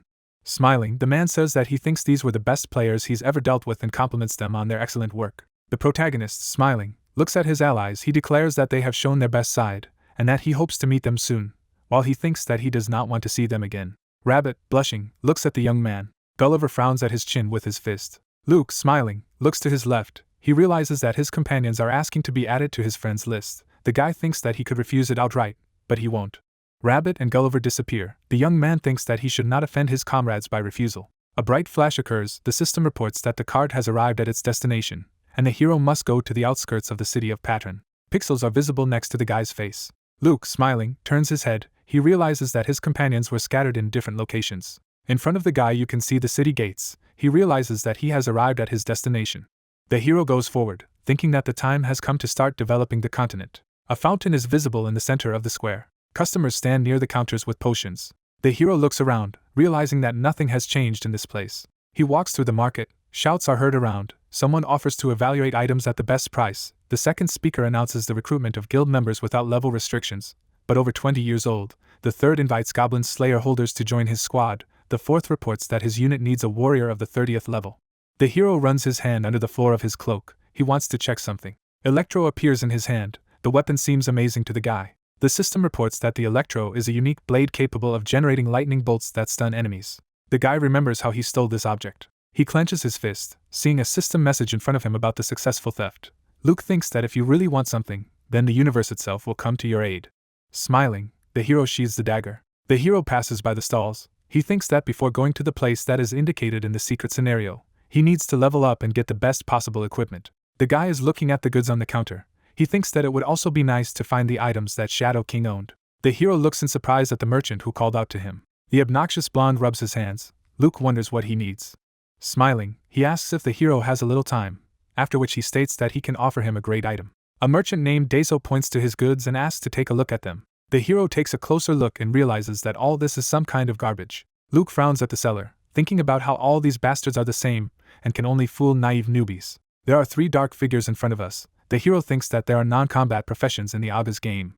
The knight passes a bag of money to the seller. The young man thinks that among such professions, users most often choose merchants, and not only because it is quite easy to play for them, but also due to the fact that it allows you to earn decent money. Coins fall around the pumped-up young man. Luke thinks that the more items the merchant sells, the more he earns, and he is also able to gain skills and experience points. Luke tries to escape from the clutches of the merchant. He says that he is not interested in the offered product. Daso asks the hero to wait. Looking at him angrily, Luke demands that the huckster leave him behind, but then notices something. His attention is attracted by a dark cloak with a mask. He remembers the eternal compass he received earlier, and realizes that the cape has the same mark on it. The hero remembers the system window that said that from now on, he will see the marks engraved on the items belonging to the Shadow King, and realizes that the cloak is one of them. Folding his arms over his chest, the guy reflects. He can't believe that an item that belonged to Shadow King somehow ended up in this godforsaken place. Daso, happily rubbing his hands, declares that he did not even doubt the excellent taste of the guy, after which he informs that the raincoat has an excellent price-performance ratio, and asks if the young man wants to buy this product. The hero with a thoughtful look stands next to the merchant. He thinks that he has more than enough money, but he is not going to give it to a person who does not like him at first sight. The hero looks at Daso. He has a bad idea in his head that the merchant can be dragged to a deserted place and just nailed down. Daso is trying to understand what else he should do to satisfy the needs of this strange buyer. A young man approaches the counter with a sword on his back. He picks up one of the items and asks Daso how much he is asking for the item. Putting his hands forward, the merchant, whom the guy just called sir, declares that he is not so old, after which he says that he will sell this thing for 10 silver coins. The young man reaches into his wallet. He takes out a bag of money and gives it to the seller, stating that they are probably the same age. The hero's attention is attracted by a container for coins. Daso smiles. The hero remembers that in the game, all the money is in such bags, and the number of coins in them is always a multiple of 10. The The young man leaves the merchant and wishes him successful trading. The merchant thanks him. The hero works with the system window, realizing that he can use the search skill. Luke looks at the windows in front of him, which tell him that, among other things, there are wallets with silver coins in the merchant's inventory, which have a 25% chance of being stolen. A smile appears on the guy's face. He understands that this is what he needs. Raising his hand, he turns to Daeso, who asks how he can help the young man.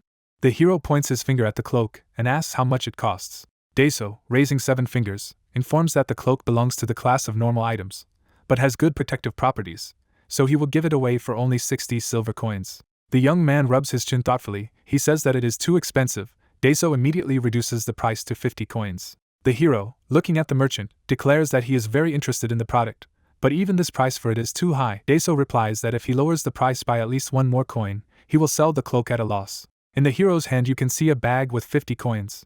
He gives it to the merchant, reluctantly agreeing to pay the announced price, and Daeso thanks the customer for the purchase. Rubbing his chin, the young man asks if Daeso would mind if he looks at other products, who states that the hero can look at his counter as much as he wants. Luke runs under the arch. A system window hangs in front of him. The guy thinks that he was a little late, but he was able to buy what he needs without spending even a penny. The purchase cape appears in the hands of a young man. Luke wants to see what characteristics this item has.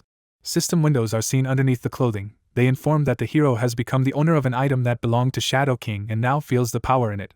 Luke learns that he can absorb the remaining energy of this item, and finally, it is reported that the hero has absorbed the power of the cloak and gained a new skill. Luke, looking at the cloak, is eager to see what ability he has got. A system window hanging in front of the young man's face informs about the receipt of the passive skill parkour, which can be used until complete exhaustion of stamina. The hero looks a little discouraged. The cloak he is holding in his hands begins to disappear. The system reports that Luke is absorbing the energy left in the cloak. Jets of white energy are visible in front of the young man. He raises his hands. It becomes clear to him that now, after absorbing the energy, he can use the parkour skill. The hero rubs his chin thoughtfully, trying to figure out exactly how this ability is used. The young man draws attention to the bricks standing out in the wall. He looks at them in surprise, trying to understand why they are different from others in their color. Luke looks at the wall. He touches one of the bricks with his finger, thinking that this is what is required of him now. The system notifies that the assistance function is turned on. His ghostly doppelganger appears next to the young man. Luke jumps up and down in fright. The hero's double climbs the wall. The guy looks at the silhouette with disbelief. He understands that this strange assistant seems to call for repeating his movements. Luke grabs onto the bricks that stand out on the wall. His doppelganger is directly above his head. The young man looks up, realizing that this is exactly how this training works. He climbs the wall higher and higher. A smile appears on the hero's face. He realizes that he is doing everything right. Luke rises higher and higher, and what he does seems simple and easy to him. The hero looks at his double in bewilderment, trying to understand why he suddenly turned around. The mentor jumps off the wall. Then he starts jumping from one vertical surface to another. Luke thinks it's just some kind of madness. He doesn't understand how this can be replicated in practice. The hero's doppelganger clings to the roof with his hand. Luke thinks that trying to repeat such movements is akin to suicide. The guy, pushing off the wall, shouts loudly that he should be fine. Luke flies to the edge of the roof. It clings to the upper edge of the wall. A ghostly silhouette stands next to him. The doppelganger disappears. The hero thinks that the stamina consumption of this skill is not too high, and if the desired indicator is high, then you can use parkour almost indefinitely. Luke looks out over the city, and the view that opens up in front of him seems truly magnificent. The young man, stretching his hand, understands that he must find a place where he can safely steal and improve his level. Before us is a primitive map, which, among other things, indicates the current location of the hero and the mansion of Baroness Valkens. People walk under the hero standing on the roof. He thinks that he could start with residential areas, but there are too many prying eyes and it is not very convenient to work. Luke looks at the magnificent building and thinks it would be a good idea to visit the Baroness's mansion. The hero sees several guards and realizes that the mansion may be too difficult to target. Luke sees an open window in front of him. He thinks that for some reason everyone in this city leaves their windows open, without fear that something will be stolen from them. He has the impression that he is literally invited to make a profit. Luke sighs heavily, realizing that it would be a good idea to get his hands on a safe-picking tool first. He imagines an area where the poor live and wonders if he should go there. Luke notices something. He sees a suspicious bald man who is in a hurry somewhere. Looking at him from the rooftop, the hero thinks that this person looks like a typical NPC from the slums, but there is clearly something wrong with him. The hero smiles. He understands that, most likely, this character has something valuable with him. We see the ruins. It is reported that they are located in the central part of the continent. In front of us is a wide open mouth. A shag user is running away from someone. He is chased by the players, the young man shouting loudly for Xfoot to help him. A fighter with a mask on his face yells that his comrades should not miss the fugitive. Looking at Shag, he demands that the young man surrender. Shag turns around, rudely insults his pursuers, and declares that they, the members of the top 10 guilds, will never be able to do what he is going to do. The blonde draws the bowstring. He shoots an arrow. A projectile flies into the back of a young man. The arrow scratches his cheek. Shag, continuing to rush forward, curses everything in the world. Gritting his teeth with anger, he says that he will never give up and will not give up what they want to take away from him. A sign with incomprehensible symbols appears in front of the guy. He thinks that this is the subject of a hidden scenario. Shag is standing in front of the appraiser's desk, reportedly taking place 2 weeks earlier. The old man, looking at the sign, declares that this is exactly what he expected. Shag, raising his right hand, asks what the appraiser can tell him about the artifact he saw. The latter, standing on his feet, declares that this is a lithograph describing the structure of some historical object. Shag asks if this object is located in the center of the continent. The old man, raising his index finger, says that this is true, but something alarms him. He declares that there is a secret place in this historical place. Shag, happily looking at the sign, asks again in surprise. He states that it will be a very high-profile event. The guy grits his teeth with anger. He realizes that his life hangs by a thread. Shag reminisces about the hardships he went through and asks for someone to help him. There are tears in the eyes of the young man. He understands that he has very little left. Shag sees a passage in front of him. He realizes that he has almost reached his goal. The blonde shouts to his comrades not to let the guy into the historical place in any case. Players open fire. Shells fly into the young man's back. Stones fly from under the young man's feet. He screams deafeningly. A bright flash occurs under his feet. The arrowhead is visible behind the back of the guy's head. The system informs you that special conditions have been met, and Shag can approach the first altar. A fiery flash occurs. Arrows stick out in the ground next to shallow craters. The blonde, raising his right hand, curses and says that they all missed. Shag falls to the floor. Holding his stomach, he looks around and declares that he almost died. Smiling, the guy says that his pursuers delayed him a little. Shag walks down the aisle, and he realizes he's finally found what he's been looking for. Clouds are visible over the evening city. Luke peeks out from behind the wall. A bald character, whom he is following, approaches a locked house. The hero realizes that he is a pathetic thief. The scoundrel inserts the lockpick into the lock. Luke notices the mark engraved on the instrument, and realizes that it also belonged to Shadow King. A bald man rotates a lockpick in a lock. The tool breaks in half. The hero cannot believe that this idiot broke the tool. The thief looks at the lockpick with round eyes. White and blue pixels appear around it. Luke looks at the scene in bewilderment. The bald scoundrel inserts the tool into the lock. The hero realizes that the lockpick has miraculously recovered. The scoundrel, laughing happily, opens the lock. The thief opens the door of the dwelling. Luke mentally turns to Shadow King, calls him a moral freak, and thinks that he should have hidden this tool in a place where only he could find it. The guy gets back on his feet. He understands that he must get this lockpick. He remembers an open window he saw a little earlier, and realizes that if he had such a tool, he would be able to open any safes. Luke smiles. He thinks that he will certainly take possession of an instrument that is meant only for him. A bald character hides a lockpick under the hem of his jacket. The hero, raising a clenched fist, declares that he will soon rescue the tool he needs. The door opens. A young man hiding on the roof sees the thief coming out of the house. He watches the scoundrel closely. The bald thief sighs heavily. Luke plans his actions. He thinks he can just kill this bastard and take everything that falls out of him. The young man jumps off the roof, thinking that this plan is too risky and he should steal the lockpick, waiting for an opportune moment. Luke slips. He flies head down. The guy falls to the ground behind the thief, who has a bag of loot in his hands. The bald scoundrel looks around in amazement and asks who frightened him. Luke rubs his bruised head. A bald thief approaches a pile of garbage. Something rushes in front of the robber. He sees a cat holding a rat in its teeth and sighs with relief. Clutching the loot to his chest, the thief goes forward. Inside the garbage heap, someone is moving. From there, the hero's hand rises. Luke gets back on his feet, thinking about how he almost got caught. Looking at the back of the departing thief, the young man thinks that he must be careful, so he will keep an eye on the bald character from afar. The hero smiles. He thinks that even if it takes a long time, it will be the purest and safest way to get what he wants. He assumes that at some point his victim will still let his guard down. It's 7 o'clock. A bald thief opens another door. Midnight is coming. Luke watches the robber from above. It's 7 o'clock again. The sun rises over the city. Smiling, the thief carries a huge knapsack with loot. Peering out from behind the wall, Luke thinks he hasn't slept all night, but he hasn't waited for the robber to let his guard down. The thief enters the tent with his prey. The hero stands next to his home, realizing that his time has come. The young man looks inside and sees a sleeping NPC named Goat. Luke stands over the bald character. He thinks that he is sleeping like a dead man, and does not feel anything around him. The hero's eyes emit jets of pink energy. He uses the Seek skill. The system window informs about the detection of an unidentified object. The young man understands that this is what he needs. He touches the option he needs with his finger, and gives the command steal. Luke looks at the system message that states that the identification progress is only 2%. the guy doesn't understand why it all takes so long. With his arms folded on his chest, the guy sits over the sleeping goat. He realizes that he may wake up if everything continues to go so slowly. The thief tosses and turns in his sleep. The hero raises his left hand in fright.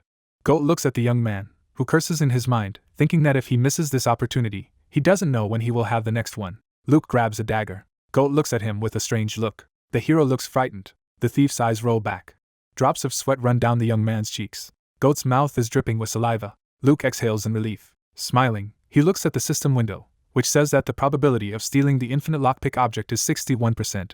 The hero thinks that his chances of stealing are not so bad now. The hero raises his right hand, deciding to try his luck. Goat looks at him in fear. The thief asks who is in front of him. Luke is frightened and pulls away from the slum dweller and curses in his mind. Goat is horrified and asks how the guy got here. The hero puts his left hand forward and demands that the thief not make noise. He covers his mouth with his hand. Picking up a dagger, the hero declares that he is not a bad guy. Goat hums trying to say something. Luke tells him that it will be bad if the thief tries to make a fuss. He brings the dagger to the villain's temple. Smiling, the young man declares that he will not touch the slum dweller, but he has one small request. Goat, with his mouth shut, hums something.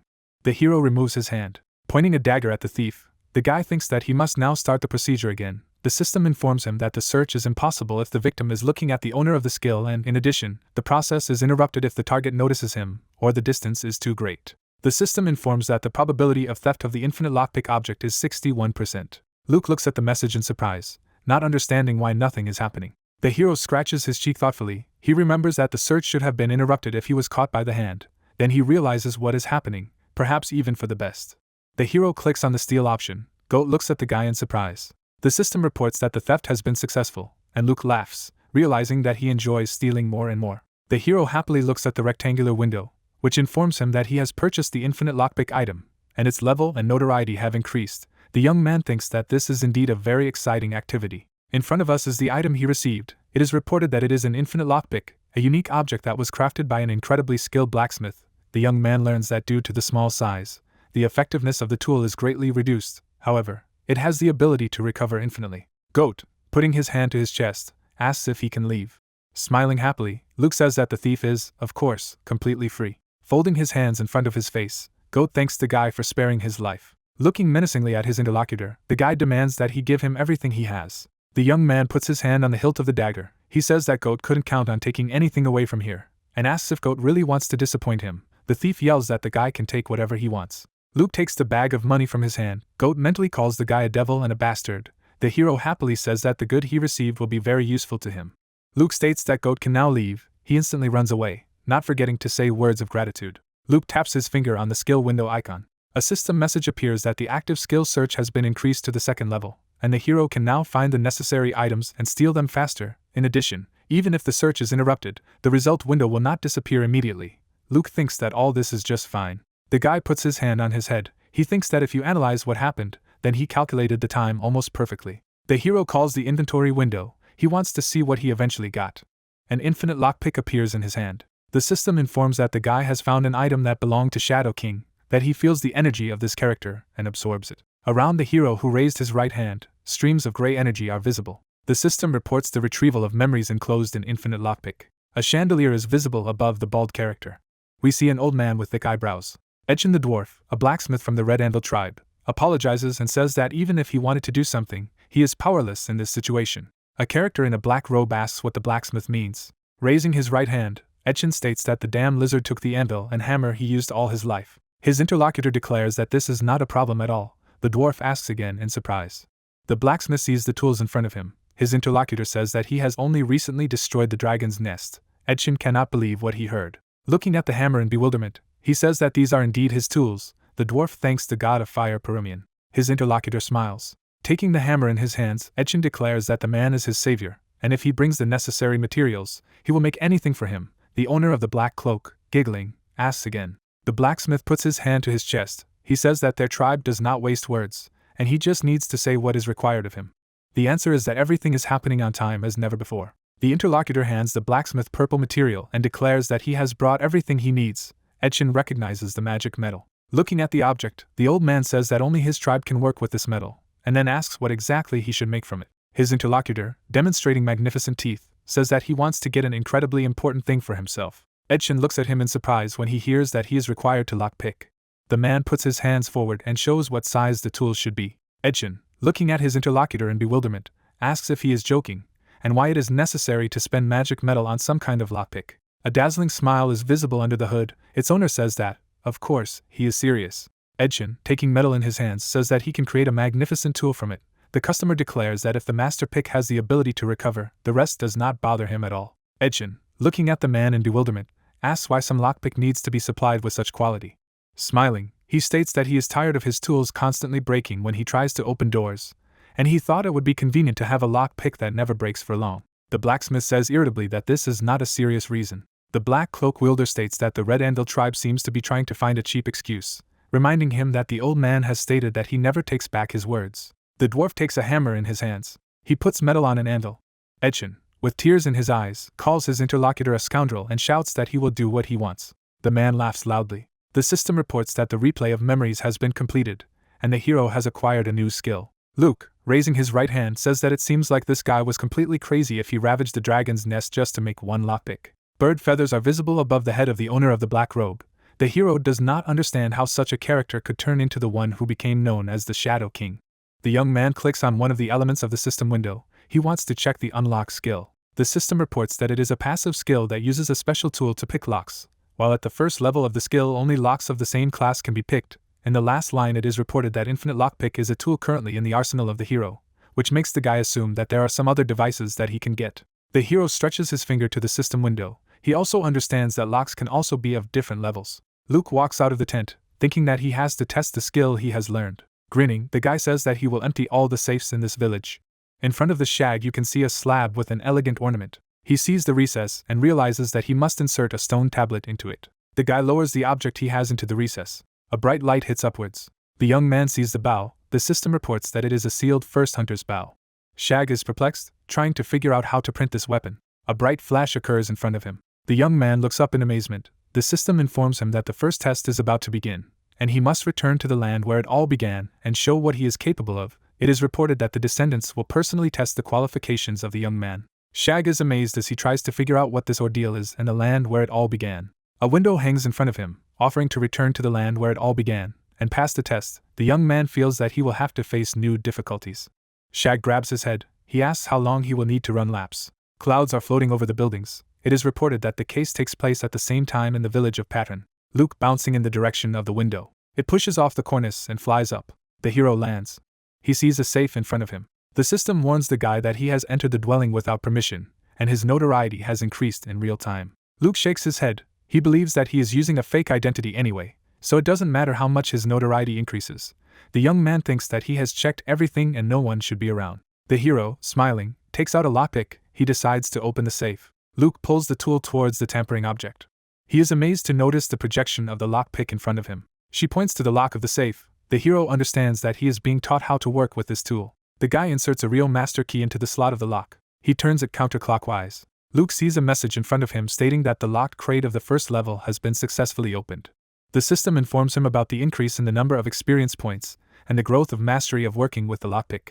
The young man opens the door of the safe, thinking that it is just amazing that for this they also give experience points. There is a blue rectangular object in the safe. It turns out that this is a cloak. The hero understands that it is needed in order to hide his appearance. The system reports that the hero has stolen a valuable item that belonged to someone else. The second window informs about the activation of the characteristics of the profession. The guy learns that the number of experience points increases in proportion to the number of stolen items, and in addition, the skills related to theft improve.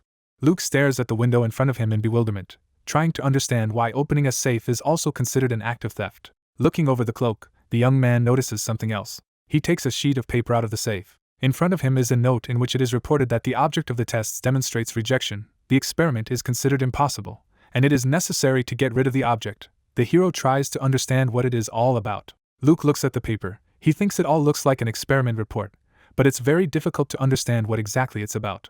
The young man is standing next to the bed. He plans to go to rob another safe. A system message appears next to the guy's face. The hero learns that the sender is his sister, and he can answer her now or later. The guy reaches for the system window, trying to understand why Mira is bothering him again.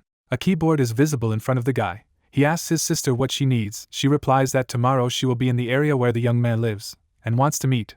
Luke asks why this is necessary. The girl says that she is dating her friend, and since she will be in the area where her brother lives, it would be nice to meet him. The hero thinks that this is an acceptable proposal. Before us is the further correspondence of two relatives. The hero asks if his sister is dating a friend only because of him. Mira replies that this is just a coincidence. Luke asks if this is really so, to which the girl writes that the guy can trust his sister like no one else. The hero thinks that he can believe that everything is exactly like this. Luke, smiling, continues to type. He asks what time he needs to arrive. Mira informs that the guy should come to the bus station around 2 o'clock in the afternoon.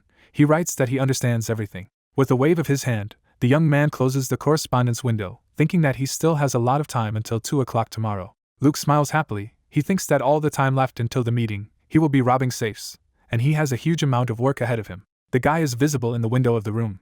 He opens another safe. The system reports that he entered someone's home without permission, as well as the information we are already used to. In the safe there is some money and a notebook. The system reports that the guy received 2 silver coins and a confidential report. The hero takes a sheet of paper in his hand. It is reported that several healthy men are needed for the 4th experiment. The guy climbs onto the roof. He runs forward under the bright moon. Luke runs to the edge of the roof. There is a smile on his face. The system reports that his notoriety rating has once again increased. A young man flies against the background of the moon. Clouds are floating in the sky. It is reported that the case takes place the next day. In front of us is the waiting room.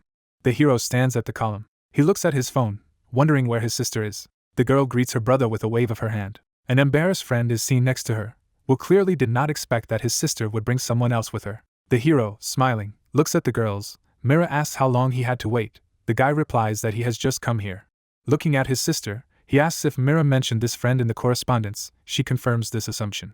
The girl, smiling, declares that they met a long time ago, but did not want to separate, so she decided to introduce her friend to her brother. The hero, raising his left hand, asks again in surprise.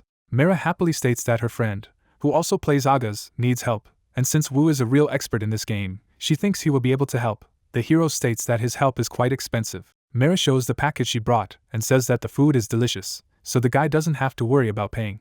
She turns to her friend and asks her to say hello to her brother. The girl, blushing, greets her, after which she says that her name is Hanul, who seems to recognize her. Thoughtfully rubbing his chin with his finger, he thinks that he saw this face somewhere. The guy tries to remember exactly where it was. Armor pops up in the young man's memory, as well as a deep neckline.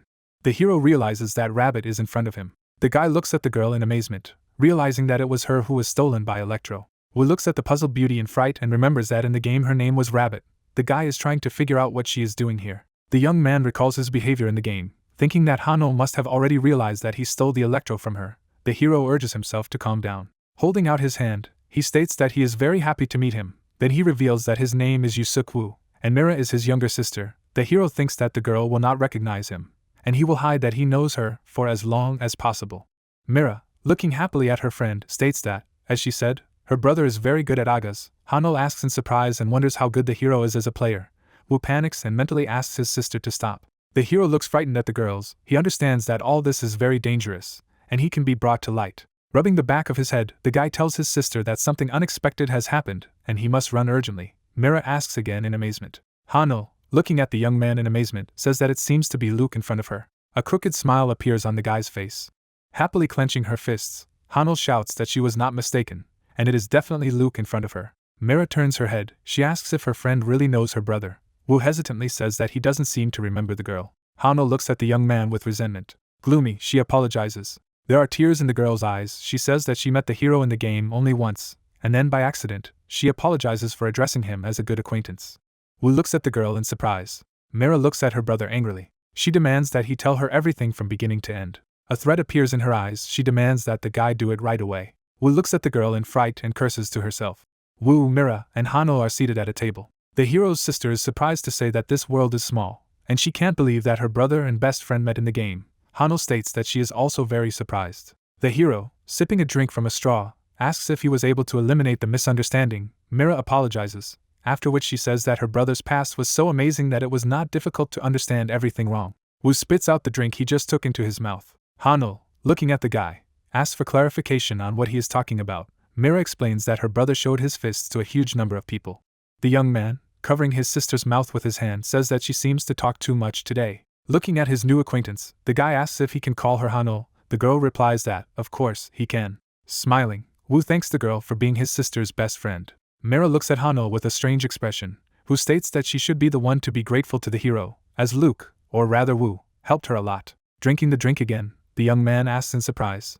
Folding her arms over her chest, Hanul says that when they passed through the forest of trials, she was almost incapable of anything, and only caused trouble. Lowering her eyes, the girl says that she was ashamed of it all, but Wu helped her a lot. She remembers how the hero behaved during the journey through the forest, and says that Wu was very kind, courteous, and thanks to him, they coped with the test perfectly. The girl's eyes are shining, she once again thanks the guy. Wu, squinting, declares that now everything is clear to him. Hanul, looking a little frightened at the hero, states that she wanted to give him a thief's weapon, but it somehow disappeared. Wu, who stole the dagger, is happy that he is not suspected of anything. Mira, looking at her in bewilderment, states that she should have asked the system where the item went. Hanul says that everything is fine, and most likely she lost the dagger by mistake. Wu smooths his hair, a little embarrassed to hear this conversation, as it turns out that he robbed not someone, but his sister's friend. The hero looks away from the girl. He realizes that he still cannot admit that he was the one who stole the electro. Looking down, Hanul says that she is a little uncomfortable calling the guy by his first name. Moving her fingers in front of her face, she asks if she can call the young man an older brother. Raising his right hand, the hero says that the girl, of course, can do this. She happily asks again. Beaming with happiness, she thanks her older brother. Wu looks at her in bewilderment, trying to understand how such an innocent child can exist in this world. Mira, smiling, looks at her brother. Looking intently at her relative, the girl asks what he is up to. Wu is surprised to ask what Mira means. She replies that the guy is acting a little strange after all. Hanul looks surprised. She gets up from the couch and says that she will talk on the phone and will immediately return. Mira replies that there is no problem with this. The hero asks his sister what he did wrong. She replies that she is not completely sure, and that is why she asked him her question. Hanul, holding a phone, walks away from the table. Mira drinks from a straw. She says that her brother is too boring and her friend will have a hard time with him. The guy looks at the girl in bewilderment. It seems that Mira is remembering something. Holding a glass in her hands, she asks her brother if he and her friend are in the village of Pattern in the game right now. The hero replies that they really are. Lifting her index finger, Mira says it's just fine and asks if she can ever play Agas with them. Wu asks in surprise if his sister plays the game as well. Mira happily says that she has already played with Hanul and asks if this will be enough. Wu asks a little disgruntled if they will have to play together. Mira, looking at him offended, asks if the hero wants to say that he is happy to play with Hanul, and he does not want to do this with her. Wu gives a thumbs up and shouts that she really wants to play with her sister, who happily states that she now recognizes her dear older brother. Hanul asks if she's been too late, and Mira replies that it's fine. She gets up from the couch and says that Hanul arrived at the right time. She looks at her in surprise. Hanul puts his hand on his friend's shoulder. She asks her brother if he would like to share his phone number with Hanul. Wu, looking at her sister in surprise, asks why the girl needs his number. Mira explains that this seems to be not such secret information to sell for a lot of money. Hanul, looking at her friend embarrassedly, asks what she should do. Mira explains to her brother that exchanging contact with friends is an act worthy of respect. The guy sighs heavily. He does not like this idea very much, but he understands that we are talking about his sister's friend. Wu holds out her hand. He asks for something so that he can quickly write down his number. Hanul instantly hands the guy the phone. The hero enters his number in the contact list. He gives the device back to the owner, who thanks him. Hanul beams with happiness. Mira, smiling, looks at her friend, thinking about what seems to be witnessing the birth of a new relationship. There are buses next to the young people. Wu wishes the girls a good trip home. Mira states that she was very happy to see her brother after a long separation. Her friend thanks the guy for seeing her off. Wu walks away from the girls, waving goodbye. They wave after him. Mira asks her friend if she likes her brother. Hanul asks in amazement. Wu, rubbing the back of his head tiredly, realizes that he is very tired. Hanul admiringly states that the guy is very kind and has good manners. Mira asks if this is all her friend has to say. Raising her right hand, the girl says that she would very much like them to have a closer relationship as brother and sister in the future. Mira clutches her head. She realizes that her friend is still a child. A bright flash occurs. Luke materializes inside the game. He walks wearily down the street. Paying attention to the open windows, he thinks that today is a great day for robbery. The hero clicks on the system window. An inventory appears in front of him. The young man thinks that first he must understand what all these notes are about. The guy opens the safe. He thinks that yesterday all day long he was doing nothing but opening vaults of this type. In the safe, in addition to a small amount of money, another note is visible. Luke thinks that he has already accumulated a decent number of these notes. The guy looks at the next message. He remembers the content of other notes, which, in particular, talked about the failure of the experiment, necrosis in the 4th test D, the capture of test objects in Area A and the successful raid on objects in Area D. The hero realizes that it seems that all these notes are about experiments on humans. The guy looks at another note in surprise. It seems to him the most important, since it says that it takes a lot of strong people for trials. The hero is holding about a dozen folded paper sheets in his hands. Now he has almost no doubt that we are talking about cruel experiments. Looking at the city spread out in front of him, he thinks that all this is happening here, in Patron. The hero imagines intruders leading a tied man. He tries to understand how the villains catch their victims, and thinks that this can hardly happen in the middle of the street, where there are many prying eyes. Luke imagines how the intruders lead the victim to the manhole. It seems to him that there may well be a system of secret communications in the city. The hero clutches his head, thinking that nothing is clear yet, since he clearly does not have enough reliable information. He stands in the middle of the street, looking around. The young man thinks that he must search the area for more evidence. Luke jumps on the wall. He flies in through the window. The young man lands on the floor. The system informs him that he has illegally entered someone's home. There's nothing in the room. Luke thinks he shouldn't have climbed here. The guy stands in front of the window, thinking that he needs to search the next house. Suddenly, something catches his attention. He presses his ear to the floor and begins to listen, as it seemed to him that he heard something. Luke is trying to hear something. He kneels, realizing that someone is definitely moving below. An open hatch is visible in front of the young man. Luke stares at him silently. The guy stands in front of the hole, realizing that this may be exactly what he is looking for. The hero, smiling, thinks that he must definitely check what is down there. The system reports that Luke has discovered a hidden underground passage for the first time. A staircase is visible under the young man. We see this object up close. The system reports that the guy has discovered a mysterious passage in one of the residential buildings in the village of Patron, while the game does not know where this passage leads and what it is intended for. Luke descends. The system prompts the guy to figure out all the necessary information on his own. Coming down the stairs, Luke looks around. The guy smiles, thinking that although nothing is clear yet, he has made some progress. In his imagination, a picture of villains leading away their victim resurfaces. He realizes that, most likely, the passage is used to transport objects for testing. Tied up people sit on the floor. The hero thinks that somewhere nearby there must be a place where the bastards keep their prisoners. The system informs the hero that he has set fire to the torch. The hero raises the torch above his head. Grinning wryly, he states that the place he finds himself in immediately seems very suspicious. The young man takes a step forward. He goes through the tunnel. Luke holds the torch above his head, thinking that he has been walking for quite some time. Frowning, the guy looks ahead, trying to understand how long he has been walking along this corridor. A torch hangs on the wall. The young man hears someone's footsteps. He throws out his torch, which is immediately displayed by a system message. Luke peers out from behind the wall, wondering what those he hears are up to. The footsteps are slowly approaching. The guy sees 3 dark figures in robes. He presses his back against the wall. The scoundrels drag the sack behind them. Luke, peering out from behind the wall, realizes that the scoundrels are most likely dragging a man meant for experiments. He comes out of his hiding place, deciding to follow the people in robes. One of the corners of the bag is torn. A hand peeks out of it. The hero cries out in fear. The guy grabs his heart with his hand. He realizes that he almost got a heart attack. One of the villains notices that the bag is torn, and offers to tie it again. He calls on his comrades to hurry. Since they are short on time, the man in the bag asks to save him. A drop of sweat runs down the young man's face. He sees that the scoundrels are tying the sack again. The guy seems to recognize the victim. This is a bald thief with whom he had spoken a little earlier, and from whom he had taken the lockpick. The young man remembers how this man was walking down the street. A thief pulls a lockpick from under the hem of his jacket. Luke recalls that keeping an eye on this character in the slums was a very difficult task. An idea comes to the guy's mind when he remembers exactly where he followed the bald thief. The pictures in his head begin to form a single whole. In front of the hero's mind's eye there are slums. He thinks that lawlessness reigns in this place. Brutal scoundrels beat up the inhabitants. Luke understands that if someone disappears in the slums, no one will notice. The villains twist the arms of the tied bald thief. The young man realizes that the residents of this area of the city, most likely, become victims. The scoundrels are standing around the bag. One of them says that they are too late and must hurry. His comrade reports that he tied the bag properly. The scoundrels set off again. The hero looks out from behind the wall. He smiles, realizing that he will soon get to his goal. The guy is very interested in what he will see there. People walk along the streets of the village.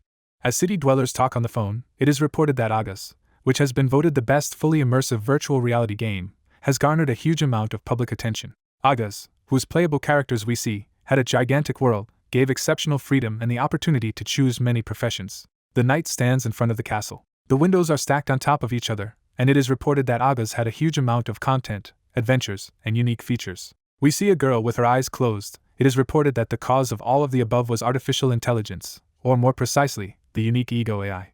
The girl opens her eyes. She waves her hand affably. It is reported that the Agas game system was similar to a living creature, and even the developers of the game fully agreed with this. A man stands behind the podium. He says that the system and core of Agas is ego AI. Raising his hand, the speaker says that, in other words, the ego AI is like a growing child who thinks, learns, constantly develops, and evolves. The girl touches her temples with her fingers. The man declares that Robur will provide the best environment for the growth and development of this child, and this is what he sees as his role. Reporters take pictures of the speaker raising his hand. A man walks down the corridor. He sighs tiredly, realizing that he is very tired. The man drinks from a glass. He could not even think that he would have to give interviews on top of everything.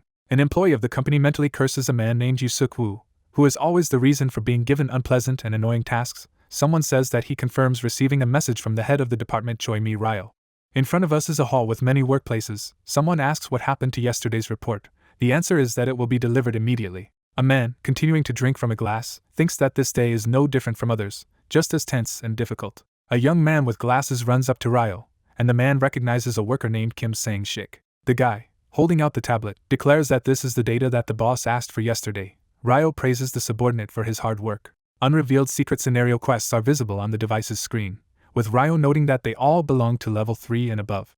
Adjusting his glasses on his nose, Shik states that these quests have a very incomprehensible structure. Ryo replies that he also does not quite understand what they are. Looking at the tablet, the head of the department says that, as far as he can see now, the difficulty of the levels is completely off the charts, and not a single person will be able to pass them. Shik points his finger at one of the points and draws attention to the quest that he thinks is the most annoying. On the tablet screen, the name of the quest is visible, RMT 1004, and its starting point is Patron. Ryo asks if it is an adventure that requires you to join a secret royal organization, complete 10 missions and return to Patron. Shik reveals that this quest was originally intended to be impossible to complete, as even if someone manages to return to the city, the difficulty increases depending on the user's level. Looking at his boss, Shik states that this is why the unsolved secret script quests keep piling up. The man replies that they are very lucky, because if someone could complete these missions, they would have to work after hours and gather for emergency meetings every morning. The interlocutors look at the people gathered in front of the monitor. One of them shouts that one of the quests has unexpectedly activated. Ryo walks up to the team and asks what's going on. The operator points his finger at the screen. The man disgruntledly declares that if it is a false alarm, the one who raised it will be in big trouble. The man sees a system window informing him that secret scenario quest RMT 1004 has been activated. Shik, raising his right hand, states that if this is really the same quest, then they are in big trouble. Sweat is flowing down Ryo's face. The man cannot understand why this is happening to him. Standing behind the operator, he asks when this alert appeared. He replies that it was exactly 1 minute and 40 seconds ago. Looking into the eyes of his subordinate, Ryo asks what the user code is. The operator replies that it has not yet been possible to establish it. With his left arm outstretched, Ryo demands that the information he needs be found immediately. Standing with a glass in his hand, he tries to understand what the hell is going on here. The man knows perfectly well that the quest of the secret script is impossible to complete. Ryo grits his teeth in anger, thinking that he already doesn't have enough time for anything, and now he will have to work even harder. Luke peeks out from behind the wall. He looks after the scoundrels who are dragging the bag. The young man thinks that the surveillance has dragged on. The guy understands that just following a group of people is very boring. Luke raises his hand. It seems to him that when there is so much free time, the best entertainment is stealing. Jets of purple energy rise above the guy's hand. The hero makes several jumps and finds himself behind the villains. Smiling, he tries to imagine what exactly he can take away from them. The hero looks in amazement at the system windows, which report that the NPC Lemon has a laptop, the probability of successful theft of which is 50%. The young man finds it strange that every time he uses the skills search on NPCs, he is given complete information about the identity, but in this particular case, this did not happen. People in robes drag the sack behind them. The hero, whose eyes are shining, decides to commit a theft and see what happens. He sees a system window that informs him that the theft has been carried out successfully, and the hero is beginning to get used to his profession, and the guy also learns that he has reached the second level of mastery. Standing behind the villains, the hero clicks on the skill menu shortcut.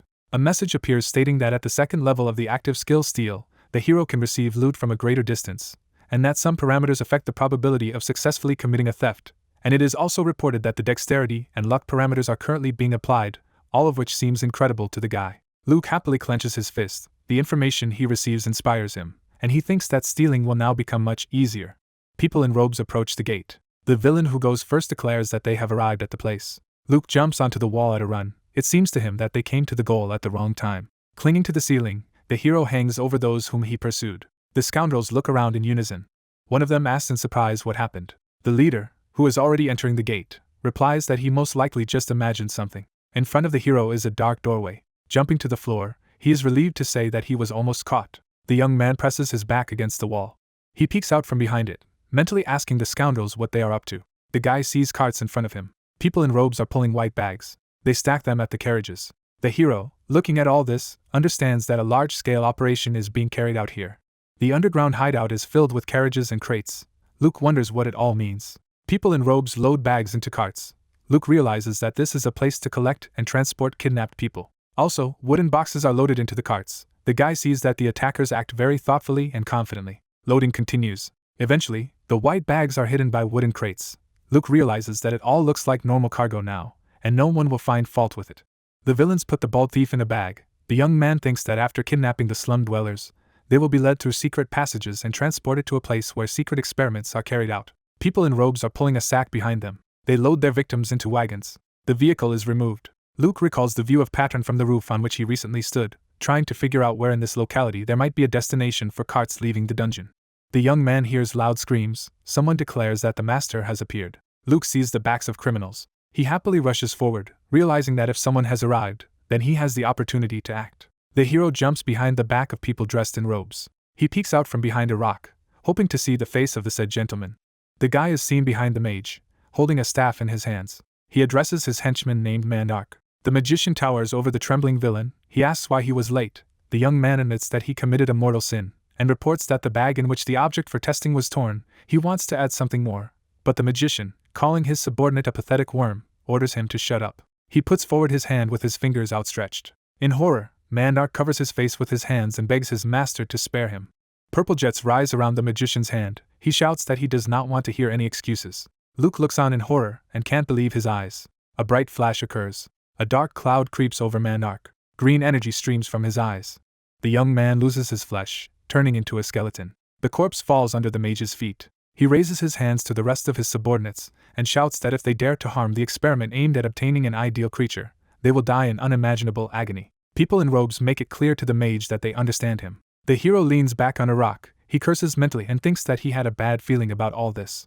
The guy remembers how the magician killed his subordinate, and now he has absolutely no doubt that these scoundrels conduct cruel experiments on people. Chains and people screaming in terror can be seen next to the mage. Luke realizes that he is dealing with dark wizards. The guy pays attention to the passage located near him. He thinks that there must be a lot of valuable items behind it, but he somehow does not want to mess with dark wizards. A system message appears in front of the young man. The magician, hearing a suspicious sound, turns around and says that he feels something suspicious. Luke knows he's heard. The magician goes forward, informing his subordinates that he must check everything. He orders them to follow him. The young man peeks out from behind a rock. He really does not like the fact that he got involved with, as it turned out, a very smart character. The young man understands that he needs to get out of here as soon as possible. He reaches for the system message, thinking that he must first get rid of the pursuit. The guy opens his mouth, not understanding what is in front of him. Luke clicks on the inventory icon. He realizes that he has to solve the problem for now, and he can deal with the rest later. The hero examines the objects he has, trying to understand which of them can help him escape. People in dark robes drag a sack behind them. Luke smirks. He comes up with an idea of how to fool his pursuers. The system gives several messages about the use of the torch. Luke, smiling, holds 6 objects of this type in his hands at once. One of the scoundrels turns around. The criminals notice that everything around them is on fire. Holding out his hand in front of him, one of the scoundrels shouts that it is a fire. The magician, turning around, asks in surprise what is happening. He orders the fire to be extinguished immediately. His subordinates shout that the wagons are on fire, and the order is given to immediately evacuate the test facilities. The magician, shaking his head, looks at what is happening. His eyes burn under his hood. He heads somewhere to the side. The servants call out to their master in surprise. The magician's hand emits a glow again. He thinks that the one who did all this will regret his act very much. A purple vortex swirls around the scoundrel's limb. He shouts loudly that he will torment the pyro for a long time. Spreading his hands to the sides, he calls his offender a royal bastard. The magician tries to understand what is happening. There is nothing behind the stone in front of which he stands. The villain begins to think that he was just dreaming. Suddenly, he notices something. The magician sits down on one knee and is asked if he needs help. Footprints are visible on the ground. The magician rises to his feet. One of the henchmen asks him what happened. He replies that nothing special. He turns to his servant and asks how much damage was done, and the answer is that the objects for the experiments are intact, and only the carts and wooden boxes burned down, so serious damage was avoided. The magician, smiling, declares that this is not bad. People in robes are trying to save boxes and bags. The magician, who has a wand in his hand, declares that the place where they are now must be left. He orders to immediately evacuate everything that is left to the remaining carts. His henchman asks in amazement. He states that if they refuse this object, in the future it will be difficult for them to obtain bodies for experiments. The magician looks at his subordinate, calls him a fool and asks if he does not understand anything, after which he declares that this object has been revealed. The servant, with a fire burning behind him, begins to guess what it all means. We see the tunnels lit by the light of torches. The magician says that the one who has entered here now knows perfectly well what is happening here. People in robes are pulling a white sack behind them. Raising his left hand, the magician declares that it is very dangerous to use this object in the future, and this must be reported to everyone who knows about it. The henchman makes it clear that he understands everything and will do what is required of him. He runs away in the direction where the fire is blazing. In front of us is the magician and the face of the hero. The scoundrel would very much like to know who set this arson and followed them. The mage is standing near the passage. He suspects that this spy works for the royal family. He imagines a young man running down the corridor and suggests that it could also be an ordinary thief, that is, one of the rats that are full of them in this city. Under the outstretched hand of the magician, a fleeing hero is visible. The villain thinks that the intruder could not have run far, and if they meet again, he will make him experience incredible suffering. People are walking next to the fountain. The hero looks at this object of the urban environment from the roof of the building. In front of him is the palace of the ruler of the city. The young man sees a lot of armed fighters. He thinks that there are very serious security measures for a tiny town. The guy looks anxiously into the distance. Everything that is happening seems very strange to him. Luke looks at the notebook, thinking that what he learned from it may be true.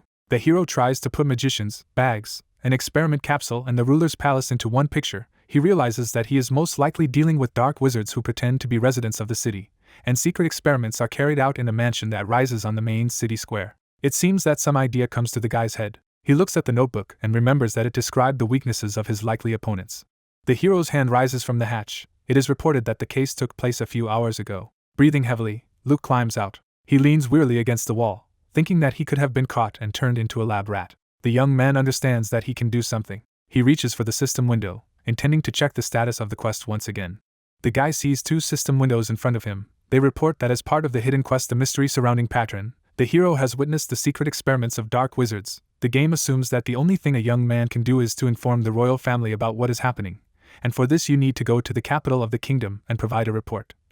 Then the hero will find out the conditions for completing the quest, according to the last of which the guy must prove his accusations and convince the audience by making a speech. The hero draws attention to the fact that the level of difficulty is not specified and suggests that this can only mean that it is outrageous. Luke looks at the mountains in the distance. He realizes that he can easily block the road to the capital. He looks at the system window describing the conditions of the quest, and he does not like them very much, as he realizes that they are trying to use him as some kind of brainless messenger. Luke touches the system window with his finger, knowing that sooner or later he will have to go to the capital anyway. The hero approaches the window with the feeling that he just wasted his time. The guy understands that in order to prove at least something to someone, he needs evidence and evidence. Luke stops. An idea comes to his mind. We see a notebook that the guy remembered about. Smiling, the young man looks at the inventory window, realizing that he completely forgot about this object when he escaped from the dungeon. It seems to him that the notebook may contain all the necessary evidence. The system window informs him that the third condition of the quest has been met. Luke is amazed. Another window appears, which informs you that the user met the last condition first, and therefore the existing scenario has undergone significant changes. Luke, who is tormented by the worst suspicions, clicks on the quest icon again. The system shows him a description of the secret quest, the mystery surrounding Patron. It says that the dark wizards are posing as the inhabitants of Patron, that the hero has learned of the fact that they are conducting a terrible experiment on the slum dwellers, and that the experiments are being carried out in the mansion of the Baroness Valkens. The game claims that this is a great opportunity to defeat the insidious dark wizards, and the hero must go to the capital of the kingdom to communicate everything. Luke can't believe that the system so quickly corrected all the errors in a quest that didn't go according to script. He looks at the changed elements of the quest description. Luke is visibly shocked. He realizes that he has just been informed that the experiments are being conducted in the Patron Lord's mansion. The hero slams his notebook shut. Closing his eyes, he curses in his mind. In front of us is the mansion of the ruler of the city. Luke stands in front of a high fence, realizing that behind it is a place where secret experiments are carried out. The young man thinks that he can use the parkour skill to sneak into the mansion and check what is happening there. The hero looks up. Behind the fence are fighters armed with axes. Luke realizes that the mansion is well guarded, that he can't do anything during the day, so he must try to get inside at night.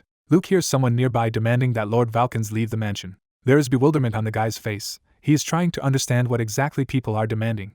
The fighters stand in front of an indignant crowd. People shout that they do not need a gentleman who cannot solve his own territorial problems. One of the protesters demands that the Baron immediately appear in front of them. The crowd protests in front of the fighters, holding it back. Luke tries to understand what this unrest is about. The guy takes a closer look at what is happening. He realizes that he sees NPCs who are the inhabitants of Patron, who have gathered in front of the mansion of their ruler and staged a protest. All this seems strange to the guy, since he has not seen anything like this in this game before. We see the fountain standing in the town square again. Luke smiles. he realizes that all of this can only mean one thing, and that is that the events that are happening are related to the quest he is performing. The young man remembers the system window of the hidden quest, the mystery surrounding Patron.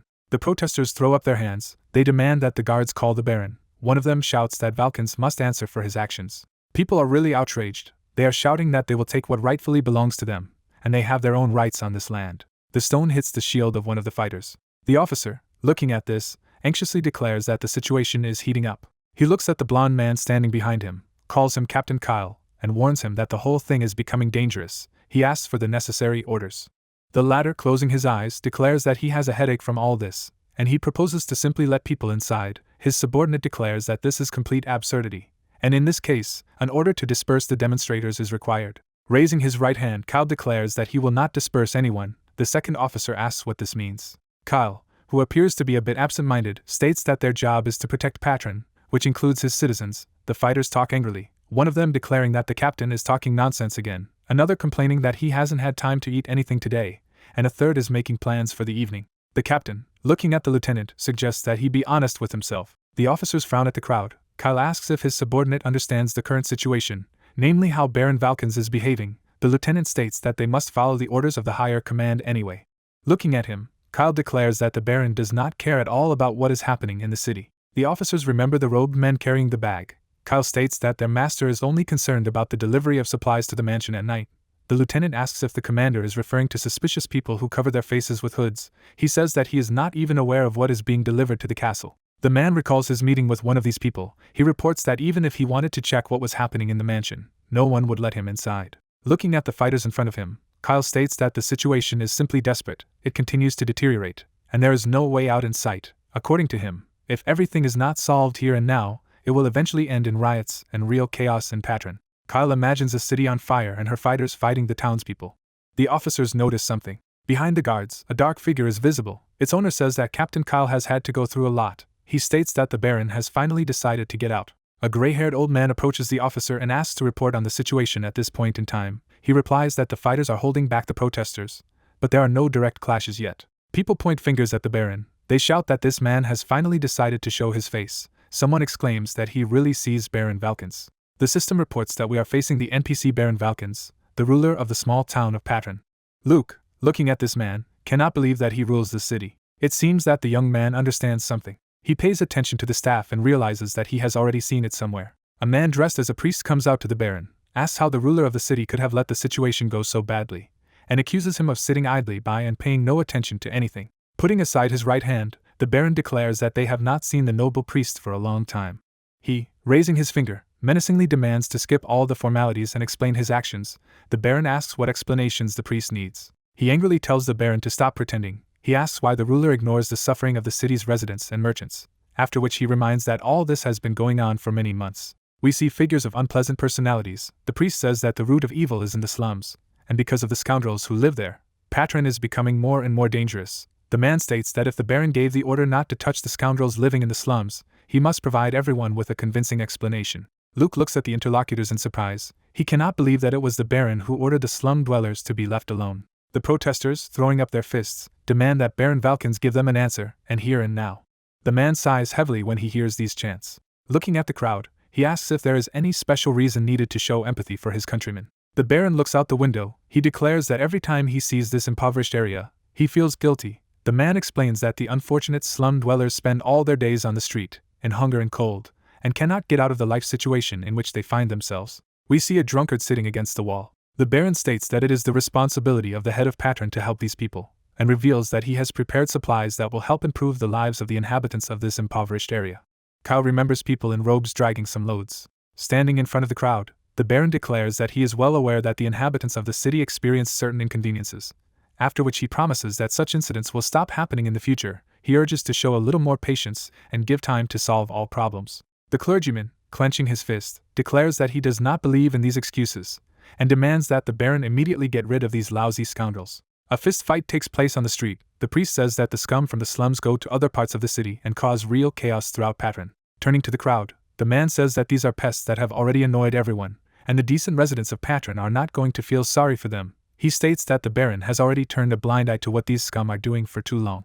Protesters raise their fists when they hear the priest's words that the slum dwellers should be punished severely. Looking at the Baron, The priest declares that all those gathered here want only one thing, namely that the ruler of the city should use the stick more often than the carrot. He offers the Baron to make a wise and reasonable choice. The man looks at the priest. Luke, looking at what is happening, begins to have serious doubts that inhumane experiments are being carried out in the Baron's mansion. He recalls a system message that claims that the atrocities take place in the mansion of Baron Valkens. We again see sinister figures of armed people. The hero thinks that the Baron did not pay attention to what the slum dwellers were doing. Then he remembers the staff. The guy imagines the Baron in two different guises and suggests that perhaps this old man allows arbitrariness in the slums in order to take advantage of the chaos to make it easier to get people for his experiments. Baron Valkens stands in front of the protesters. Luke waves his hand, thinking that this is a hidden scenario, so the plot must be confusing, and there must be some surprises waiting for him. Smiling, the hero walks away from the mansion in front of which the protest is taking place. He thinks that he must wait until the evening, and now is the time to visit the shopping district. A man in a bandana passes by the hero. A stone is visible in his hand. He appears behind the backs of the protesters. The man swings. The stone flies right into the Baron's head. Kyle rushes to the ruler of the city. Luke turns around in surprise. Baron Valkens is on his knees, holding his forehead. The priest asks him if he is okay. People look at the ruler, who has blood flowing down his forehead, and try to understand what happened and who threw the stone. Kyle shouts loudly that there is a man in the crowd who tried to kill the master. He orders everyone to be detained and find out who did it. Soldiers rush at the protesters. The order to catch everyone is heard. People are frightened. Some of them shout that they don't know anything. Soldiers detain protesters. The lieutenant opens the gate and shouts for the Baron to evacuate immediately. He takes the gray-haired old man to the mansion. Soldiers beat one of the people caught. The order to close the gates sounds. Luke looks at the fighters chasing what they think is the intruder. The hero notices something. Behind him you can see a high fence. The young man looks up. Smiling, he thinks that it seems that he will not have to wait for the evening. Luke runs up to the wall. He jumps on it. The guy finds 4 points of support at once. He peeks out from behind the visor. The hero sees the mansion and realizes that there is no one next to him. Luke jumps over the fence, thinking it's time to check what's inside this building. The guy lands on the ground.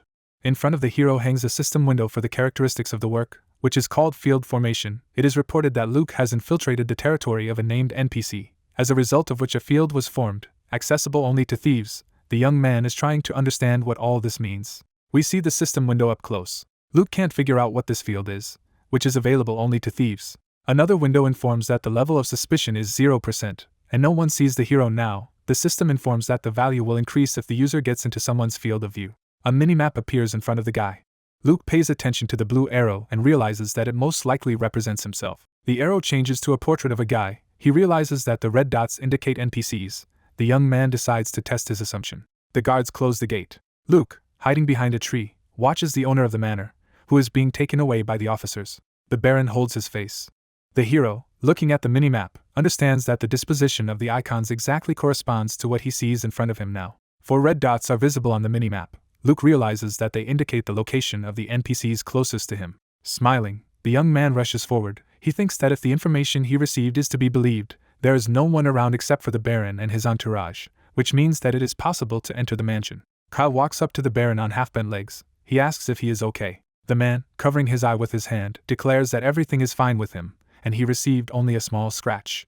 The captain is frightened and says that the Baron's face is covered in blood, and he must get medical attention immediately. The fighters look at their master excitedly, who states that the wound really needs to be treated, but he can handle it on his own.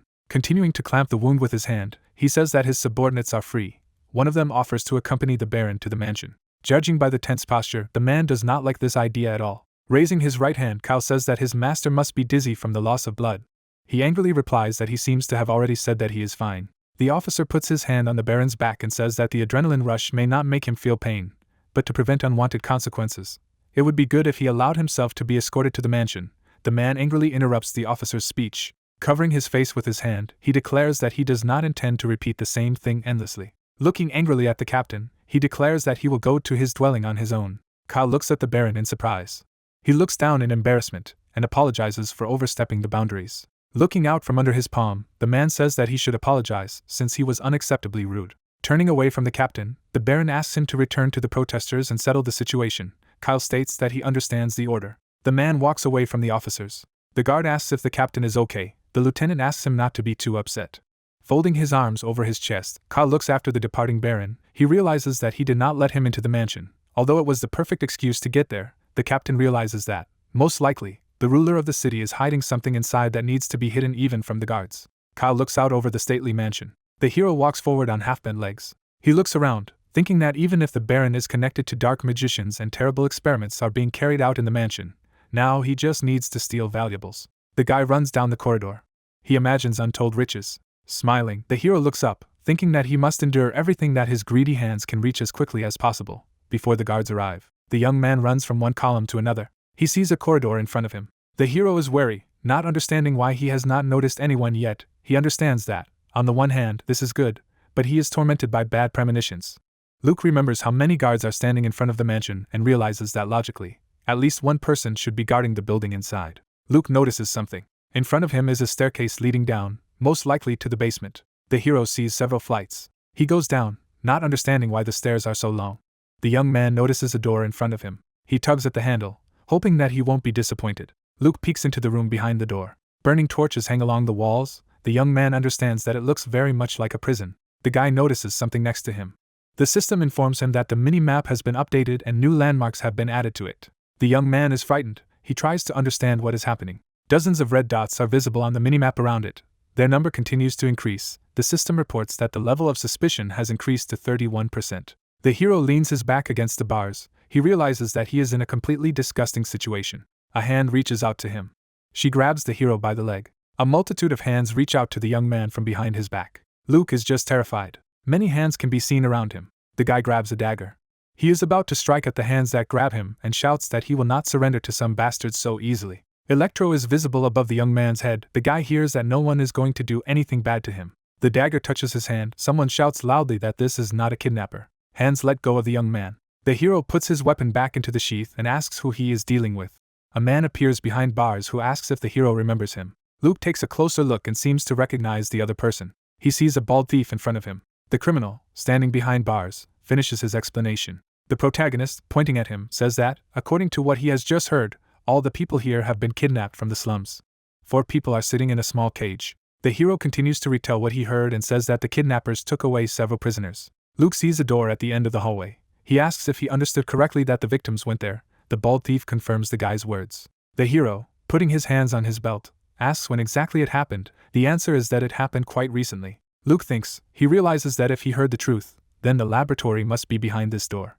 A smile appears on the guy's face. He imagines a huge prey around him and understands that from now on he will have many reasons to rejoice. The young man looks at the prisoners. He imagines people who have already been taken out of prison and thinks that if the dark magicians took them with them, then the experiment is in full swing, and there must be many different kinds of servants. Luke asks the thief if he knows how many jailers and other scoundrels there are. Throwing up his hands in surprise, the man says that he does not know anything. The hero grits his teeth in anger and mentally calls the thief a useless bastard. Standing next to the cameras, the hero thinks that, given the possibility that there are many opponents, he has only one safe way to loot everything here and not get caught. The bald thief, smiling, attracts the hero's attention. He points to the lock and asks if the guy can open it. The locking device is shown up close. Luke asks if it is the one we are talking about. The man reports that there is only one lock for his cell. The hero thinks that he has a master key, and he can easily unlock the lock. The thief looks hopefully at the young man, who says that he will probably be able to release the prisoners. They rejoice violently. The thief happily thanks the young man. A palm appears in front of his face. Smiling, Luke states that he wants to be paid for his work first. The prisoners look at the hero in amazement. The thief asks if he really wants to get some money now. The guy calls the interlocutor an idiot and declares that nothing is free in this world, and if he wants to get help, he must express his gratitude in some kind of monetary equivalent. Folding his hands in front of his face, the prisoner declares that they were not only kidnapped, but also robbed, so none of those present here have anything. Luke waves his hand. He states that in this case he should go. The guy wishes the prisoners all the best. The bald thief begs the young man not to leave and help him. He asks if there is not a drop of pity and compassion in the guy. The hero demands that the man shut up, and declares that he can ask someone else for help. Someone says loudly that the prisoners are making too much noise. Luke covers his mouth with his hand. Someone asks from behind the door why there are screams in the cells. The hero stands in the middle of the passage and curses mentally. It works with the inventory window. The guy touches one of the icons. A man in a dark robe enters the prison. As he walks past the cameras, he asks if the captives are really going to disrupt a great experiment that could lead to a real revolution. Under the hood, you can see the face of an elderly man. He looks at another dark-robed man and asks what he's doing here. The hero, raising his right hand, points at the bald thief. The old man asks in surprise if his colleague really wants to say that he is checking the condition of the objects to be tested. Waving his hand, the man says that the guy is doing a completely unnecessary job, and it would be good if he went to the laboratory immediately. The hero looks at the old man's back. We can't see his face under the hood. The guy looks at the prisoners. He puts his finger to his mouth, asks them not to make noise and promises to save them a little later. Two robed figures walk down the corridor. The hero looks at the old man walking in front of him. Smiling, he thinks that thanks to his ingenuity, he managed to prevent the crisis. The young man recalls one of his thefts. He could not even imagine that this robe, which he found in the safe opened with the help of a master key, would have the same color and style as those worn by scoundrels who kidnap people. Luke examines the robe found in the safe. The system tells the guy that the suspicion level is 48%. He understands that this figure is not increasing, and thanks himself for keeping the robe in his inventory. The old man asks the hero if he can ask him for a favor. Turning to face the guy, he declares that his back has been hurting lately, and asks the hero to carry something. Luke realizes that he has a chance to wander around the estate on his own. The old man points to the cage and states that it is about the animal that is inside. Luke sees a trembling raccoon in front of him. Raising his right hand, the old man says that this is just an amazing creature. The hero looks at his interlocutor, who declares that the raccoon can use magic. The guy, looking at the cute animal, realizes that in front of him is an enchanted creature with magical powers. Luke, grinning happily, imagines how much money he can make if he sells this animal. The raccoon shakes its head from side to side. The hero looks at him in bewilderment. It begins to seem to him that this creature understands human speech. The old man, patting the hero on the shoulder, declares that if he agrees, he will leave the raccoon in his care. Luke looks at the animal thoughtfully. He looks up, thinking that the old man is behaving completely irresponsibly, and now he will teach him a quality lesson. The guy raises his right hand. The system informs him that the NPC Rachef has 5 silver coins, after which a notification appears that the theft has been successfully committed. The young man stands behind the old man. He successively steals the lowest level magic scroll, fairy pollen, dark crystal, and mermaid tears from him. The guy thinks that all these items are worth at least 30 silver coins each, which means that he has a real treasure chest in front of him. Surprise appears on the young man's face.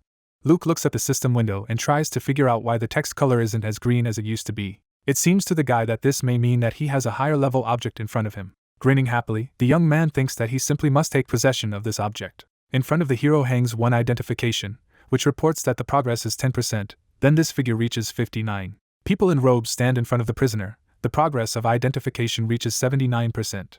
The hero is happy to notice that the identification was successful. The magician standing next to Rachef looks at the hero and asks why the guy has such a grin on his face. We see a mouth wide open. In front of the people in robes stands a mage with a staff in his hand. The hero is surprised. He cannot understand when they manage to get to the laboratory. The guy looks at the raccoon and mentally asks himself to calm down, realizing that no one has yet brought him to light. Rachef, raising his hands, tells the wizard that the guy is most likely just happy to help with the experiments. The wizard replies that perhaps this is indeed the case. Rachef, handing him a green sphere, says that this is the very item he was supposed to deliver. The mage thanks the old man for his excellent work. Luke simply does not believe in what is happening. The system tells him that this is some kind of mysterious source of a unique level. The guy mentally calls the magician a thief who stole his priceless item. The sphere glows brightly in the wizard's hands. The system informs him that, apparently, the hero will be able to find out exactly what it is only when he takes possession of the object. The raccoon trembles in the cage. The hero is incredibly annoyed by the fact that the missed object has a unique level. He tries to imagine how much something like this can cost. Luke looks in surprise at the system window, which informs him that the condition for exploring the inside of the mansion has been met, and he also learns that the script and content of the current quest have been changed. The system window dedicated to the hidden quest, the mystery surrounding pattern, reports that the guy has gone on the trail of the head of the Dark Wizards, whose name is Regal, who is conducting secret experiments. The game indicates to the hero that he cannot waste time and must bring justice to the vile evil wizards, as well as neutralize their leader, while Luke thinks that this is not important at all. Rachef, smiling, asks his master to continue the experiment. The latter, examining the green sphere, says that he will postpone the continuation of work until tomorrow. The old man asks again in surprise. Regal holds his face with his hand. He states that he is now dizzy and cannot continue working. The head of the wizards reports that everyone can go home. Rachef, smiling, asks if they can stay to analyze the results of today's research. Regal gives permission to do so. One of the wizards, raising his hands, offers to rest for a while, and then return to the laboratory. His friend declares that he likes this plan. The third villain says that he does not need to rest and will stay. People in dark robes pass by cells with prisoners. Luke, who is being looked at with displeasure by Rachef, says that in this case, he will also leave. The old man asks where the young man is going. The hero looks at him from under his hood. Rachef, smiling, states that the guy should take the raccoon to where he took it. Luke walks away from an old man talking to another wizard. The young man thinks he can deal with Regal a little later. He remembers the wizard leader holding his face and realizes that he must retrieve the green orb, which he believes is rightfully his. Grinning happily, Luke thinks it's time to wreak a little havoc. Wizards walk through the door. She closes behind them. One of the prisoners asks if all these bastards really left. The second assumes that the guy who could have saved them shamefully escaped. The prisoners remember the grinning hero. One of them says that he did not like this scoundrel from the very beginning. His comrade declares that this disgusting face still does not leave his head. The bald thief, raising his left hand, asks everyone to listen to him. Looking at his comrades in misfortune, he declares that they have no idea what kind of guy he is. He declares that he is the most disgusting scoundrel in this world. The thief, clenching his fists angrily, shouts that this moral freak threatens sleeping people with a knife, steals everything that belongs to them, and takes away their homes. Someone is standing next to the camera. Luke frowns at the bald thief, who claims to have suffered from a disgusting bastard, and does not expect him to keep his promise to someone. The hero asks the bald prisoner what he says. The thief throws up his hands in fright. Luke asks why the man was so surprised. Squatting, the guy asks if some of his words seemed offensive to the thief. He declares that the young man misunderstood everything. The hero, pointing his finger at himself, asks who in this case is the most disgusting person on earth. He declares that if the prisoner meant him, then with these words he discouraged any desire to free the slanderer. The captives look at the hero with pleading eyes. The bald thief apologizes and admits that he deserves to die. The others ask the young man not to leave them in trouble. A master key appears in the hero's hands. He declares that he was joking and will still release the prisoners to freedom. The guy picks the lock, fulfilling one of the conditions of the quest. The raccoon looks at the young man in fright. Luke, looking at the puzzled animal, states that he will let it go, despite the fact that he would surely get a good price for it. He explains that there was simply no place for the raccoon in the inventory. I smile. Luke declares that now it's the turn of the people to go free. The prisoners thank the young man. The lockpick rotates in the lock. The hero says that as a return favor, the kidnapped must do something for him. Luke smiles. Next to the people chained to the wall, there are scoundrels in dark robes. Someone approaches them. Rachef looks around in surprise. The freed captives approach their tormentors with a menacing look. The bald thief puts his hand forward and gives the order to attack. He shouts that the kidnappers must be beaten to a pulp. The slum dwellers rush forward. One of the wizards says that the objects for the experiments should be driven back into the cages. There is an objection that there are too many of them and the master should be summoned here immediately. The experimenters are very frightened. One of them shouts that they need to run away as soon as possible. The prisoners begin to beat their tormentors. Rachef, holding out his left hand, calls them a gang of scoundrels and shouts that he will destroy them all. Electro rushes through the air. The dagger hits the mage's hand. Rachef does not let go of the green sphere from his right hand. The hero jumps. He kicks the old man in the jaw and demands that the bastard give him his thing. The ball flies out of the magician's hand. Rachef is lying on the floor with a dagger in his hand. He looks up and begs not to touch him. Luke lifts his leg to lower it onto the bastard. Luke dusts off his clothes with a satisfied look. He looks at the green ball with greedy eyes and asks why this priceless object has not been given to him for so long. The hero picks up the balloon. The guy looks at his prey in admiration and is happy at how radiant the sphere he got. Luke says that the uniqueness of this artifact is noticeable even by its color. The system informs the puzzled hero that he has obtained the source, and he also learns that he stole someone's property, and that the value of this object is difficult to even measure. Luke sees several messages about leveling up. He realizes the true power of the unique object he received. The system informs the guy that the item has been identified. Amazement appears on the hero's face. In front of it is a system window that informs him that he has obtained a source of poison of a unique level. The object is described as a pearl containing an extremely dangerous poison, inside which there is a constant generation of new poison. Luke holds the orb in his hand. The system informs the hero that the source of the poison is connected to the user. Then the game asks if he wants to use the object, warning that the object will disappear after use. A window appears in front of the guy, offering to make a choice. Luke curses, realizing that he has received an attached artifact and cannot even get rid of it. The hero stretches out his hand to the dark rectangle, realizing that he has no choice. A crack appears on the brightly glowing sphere. The system informs the hero that he used the source of poison. The young man opens his mouth in surprise. Above his head, the head of a ghostly monster is visible. Luke puts his right hand forward. Systemic messages appear in front of him, thanks to which he learns that the poison has entered his body, and the essence of this poison takes place in the body, and it is also reported that the hero has acquired the hidden skill essence of poison. A brick wall is visible in front of the hero. The system informs him that the essence of poison absorbs all the poisons in the world, and as this happens, the user's resistance to all kinds of poisons increases, and he also gains the ability to use poisons. Luke, lifting his index finger, tries to comprehend what he will do with the absorption and use of poisons. Frightened prisoners run past him. One of them screams loudly, begging to be saved. Skeletons fall to the ground. Someone claims to have come here because the lab was too noisy. The hero sees a magician with a staff in his hand, who declares that some scoundrels have made a mess here. People in robes rejoice at the appearance of their master. It seems to them that they are saved. The slum dwellers look at the mage in fear. They realize that they are the boss, and this can be very dangerous. The wizard raises his staff above his head. Jets of energy spread from under his feet. The system reports that the NPC Regal has activated a dark aura. Violet waves fly in all directions. Luke is hiding behind a wall, watching the mage. He didn't expect this bastard to return. Regal, smiling, raises his right hand. He puts it forward, declaring that everyone is going to die now. Violet energy strikes people. They scream heartbreakingly. One of the magician's henchmen happily thanks his master. In the next second, a wave of energy hits him too. People run to the door. They shout that it's crazy and that you can't stay here. Regal asks if the vile rats really think that someone will be able to escape. Luke looks at the people flying past him and realizes that the madman does not distinguish between allies and enemies. The slum dwellers running up to the door, Luke thinking that as long as the mage's attention is drawn to the others, he should try to escape. The hero remembers the condition of the quest, according to which he must defeat the head of the dark magician's Regal. The young man thinks that the offered reward is very tempting, and it is incredibly difficult to refuse. The hero peeks out from behind his hiding place. Corpses lie on the floor. The young man pays attention to the mage's shoes. He lifts his index finger, trying to check something. The system searches. Luke happily looks into the system window, which reports the discovery of the Nightmare Boots object, which has a 5% chance of successfully stealing. The hero thinks that he is incredibly lucky. He then identifies the Nightmare Staff and Nightmare Ring outfits. Smiling, the guy thinks that he just can't give it up. Regal, looking at the corpses lying in front of him, says that he seems to have dealt with everyone. The hero calls out to him. The mage turns around in surprise. Behind his back you can see the leg of a young man. Raising his hand, Luke demands that the scoundrel hand over all his possessions. Regal asks who is in front of him. The hero, smiling, replies that he is just a thief. An eye is visible under the hood. Regal states that there really is a rat here. He asks who sent the guy here, and says that he could not have entered here without help, and that he would never believe that the villain entered such a place just to satisfy his pathetic desires. Luke closes his eyes and realizes that he really did come here to satisfy his desires. A purple vortex swirls under the mage's feet. Regal screams that he can't believe that everything has gone to pieces because of one young idiot. Raising his left hand, Regal states that the hero will not get out of this place alive. Sharp projectiles are visible in the air.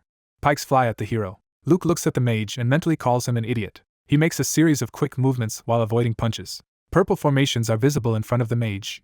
Regal cannot understand how the young man managed to remain safe and sound. Luke looks at the minimap and happily realizes that he sees everything he needs. Another shelf flies under the guy's feet. Luke does not know when the guards guarding the mansion will run into the laboratory, but he understands that he must end this fight as soon as possible. The guy rests his foot on the floor, realizing that he must move to the left. A bright flash is visible in front of his hand. The mage looks at his opponent in surprise, not understanding how they got to him so quickly. Regal curses in his mind as the loud noises get on his nerves. A bright mark from the blow is visible between the opponents. Electric discharges are visible next to the magician's hand. He understands that the guy is attacking only his weak points, and this seems very dangerous to him. Regal puts a barrier in front of him. The hero exclaims that this is a real bone wall. The magician puts his hands forward. He plans to block the hero's paths and save magical power as much as possible. The bones and skulls fall right in front of the young man. Luke, frowning at his opponent, realizes that he, unlike others, knows how to gain an advantage in battle. Black balls appear above his head. They rush down on the young man. Gritting his teeth from the tension, the guy looks up. He realizes that he needs to come up with something before he runs out of stamina. Looking at the bone wall, he realizes that he can use the parkour skill. Black balls fly up to the young man. He curses. The hero takes throwing darts from his inventory. Holding the projectiles between his fingers, he plans to overcome the wall of bones and deal a fatal blow to the enemy with this weapon, although he doubts the accuracy of the darts. Enemies are separated by a bone wall. The young man, dodging the black spheres, tries to figure out what can be done to increase his attacking power. He notices a broken bottle next to him. A bubbling liquid spreads across the floor. Luke realizes that this is the potion that was used to conduct experiments here. A smile appears on the young man's face. Black balls fly past the bone wall. Regal thinks that he will not allow the hero to get out of this scrape alive. The mage puts a wand in front of him. He realizes that the experiment for which he worked so hard went to waste because of just one person. Regal wants to kill the scoundrel and take away from him the source of the poison that he got with such great difficulty. The old man grits his teeth with rage. Looking at the bone wall, he thinks he'll finish off the bastard when he appears from behind the wall. Regal uses his staff to send another black ball flying. He crashes into the wall. The magician realizes that his opponent was not in the place where he expected to see him. Luke, throwing darts in hand, stands on a mountain of bone. He throws his weapon at the enemy. The blades pierce the mage's torso. Regal thinks it hurts a lot, but he realizes that the darts haven't been able to penetrate deep into his body. The magician, laughing happily, declares that his opponent used a rather clever trick, but, unfortunately, simply disgraced himself. Luke looks at his enemy. The old man, grinning, states that he did not expect this attack, but he will definitely not die from his wounds, and besides, this trick will not work on him twice. Looking at the guy in front of him, he suggests that he just admit defeat. Rigol states that if the guy gives up and asks for his life, he will do it. Luke, rising to his feet, informs his opponent that the darts have been smeared with a potion that mages have been experimenting with. Rigol stares in shock at the blades sticking out of his body. The hero, smiling, declares that the toxic poison obtained from the source of the poison should be fatal even for a dark magician. Rigol, which is surrounded by several bone walls, states that this simply cannot be. Above his head, a system window is visible, informing him that a level 47 Rigol black mage has been confused and poisoned. Before us are the faces of two opponents. The hero declares that his attack was perfectly effective. The old man calls the enemy a disgusting son of a bitch. The bone walls are crumbling. The young man is a little surprised, but he understands that, given the condition of the one who erected these barriers, all this, in principle, is logical. White smoke spreads in front of the mage. The villain says that he simply cannot die here. He is surrounded by clouds of thick smoke. He declares that no one will force him to abandon his plans. Luke, looking at the enemy, realizes that they are using the smokescreen escape technique. White footprints are visible next to the mage. He admits that the hero is very strong. Looking at the guy, he declares that, nevertheless, he could not kill him, and now he will definitely lose. Luke, showing a blue bottle, asks if the old fool is confident in his words. He throws the container at the mage. Smiling, the young man shows his dagger. The blade glows brightly. The guy says that this is just an incredible weapon. A powerful discharge hits the floor in front of the hero. The floor in front of the mage cracks. Opponents stand close to each other. Luke, looking into the old man's eyes, declares that he is about to die. A powerful explosion is heard in the laboratory, above which even a mushroom similar to a nuclear one rises. Rigol is on his knees. Luke, towering over him, declares that he makes a fuss for no reason at all and uses violence where it is absolutely unnecessary. The hero kicks the mage. The old man flies out of his boots, and the hero gets the opportunity to take nightmare boots. Luke happily leans towards his prey. Rigol is lying unconscious on the ground. The hero declares that he has 2 more items that he probably needs to familiarize himself with. The guy looks at the defeated old man in surprise. He remembers the head of the city, and realizes that the magician is very similar to that person. Looking at the mage lying at his feet, the young man understands that this is definitely Baron Valkens. Above the boy's head, a system message can be seen, which says that the head of the dark magicians who carried out secret experiments in the dungeon was Lord Rigol Valkens, the ruler of the city of Patron. Several more messages hang above the young man's head, from which he learns that he killed Rigol and stopped the atrocities of the dark magicians, and the whole world will soon know about the terrible experiments. They will show great interest, as well as in the unknown hero who dealt with the dark magicians. And finally, the game informs that soon a squad of investigators will be sent from the royal palace to Patron. The hero clutches his head. Messages pour in on him one after another. He learns that he killed an NPC who committed atrocities, due to which his notoriety did not increase, but on the contrary, decreased. The guy becomes aware that the loot will be added to his inventory, and he must get out of the mansion before he is captured by the guards. Luke hears footsteps not far from him. He looks at the mini-map, but does not notice anything on it. Clouds of white smoke are visible around the young man. The guy assumes that Thief Field turned off after the death of the named NPC, and it seems to him that this happened at the wrong time, since he still has to get out of the mansion. The hero runs to the door. He realizes that he can only get out through the back door that Rigol used. The guy runs down a long corridor. He looks at something in surprise. In front of him are 3 passages in the body of the cave. The young man looks anxiously at the possible ways of retreat, trying to understand which one he should choose. He realizes that if he makes a mistake with the choice, then he may come to an end. Someone pulls at the hero's robe. The guy turns around in fright, assuming that one of his opponents is still alive. He sees a raccoon in front of him. Smiling, the hero squats down and asks the animal why it didn't run away somewhere. Raccoon points the guy to one of the passages. Luke realizes that he must go through it. The young man looks at the funny creature, wondering if it wants to ambush him. The raccoon runs in front of the hero. He sits down in front of one of the passages. Luke trying to figure out if he needs to trust this creature this time. The hero runs out of the cave. He stands on the bank of the river and realizes that this is the same waterway that flows along the edge of the city. The guy did not expect that a secret passage would be made from the mansion here. Trees are visible on the bank. Luke realizes that this is the part of the river that is often visited by the townspeople. The young man looks around, trying to understand where the raccoon has gone. He does not see anyone and understands that the animal has disappeared.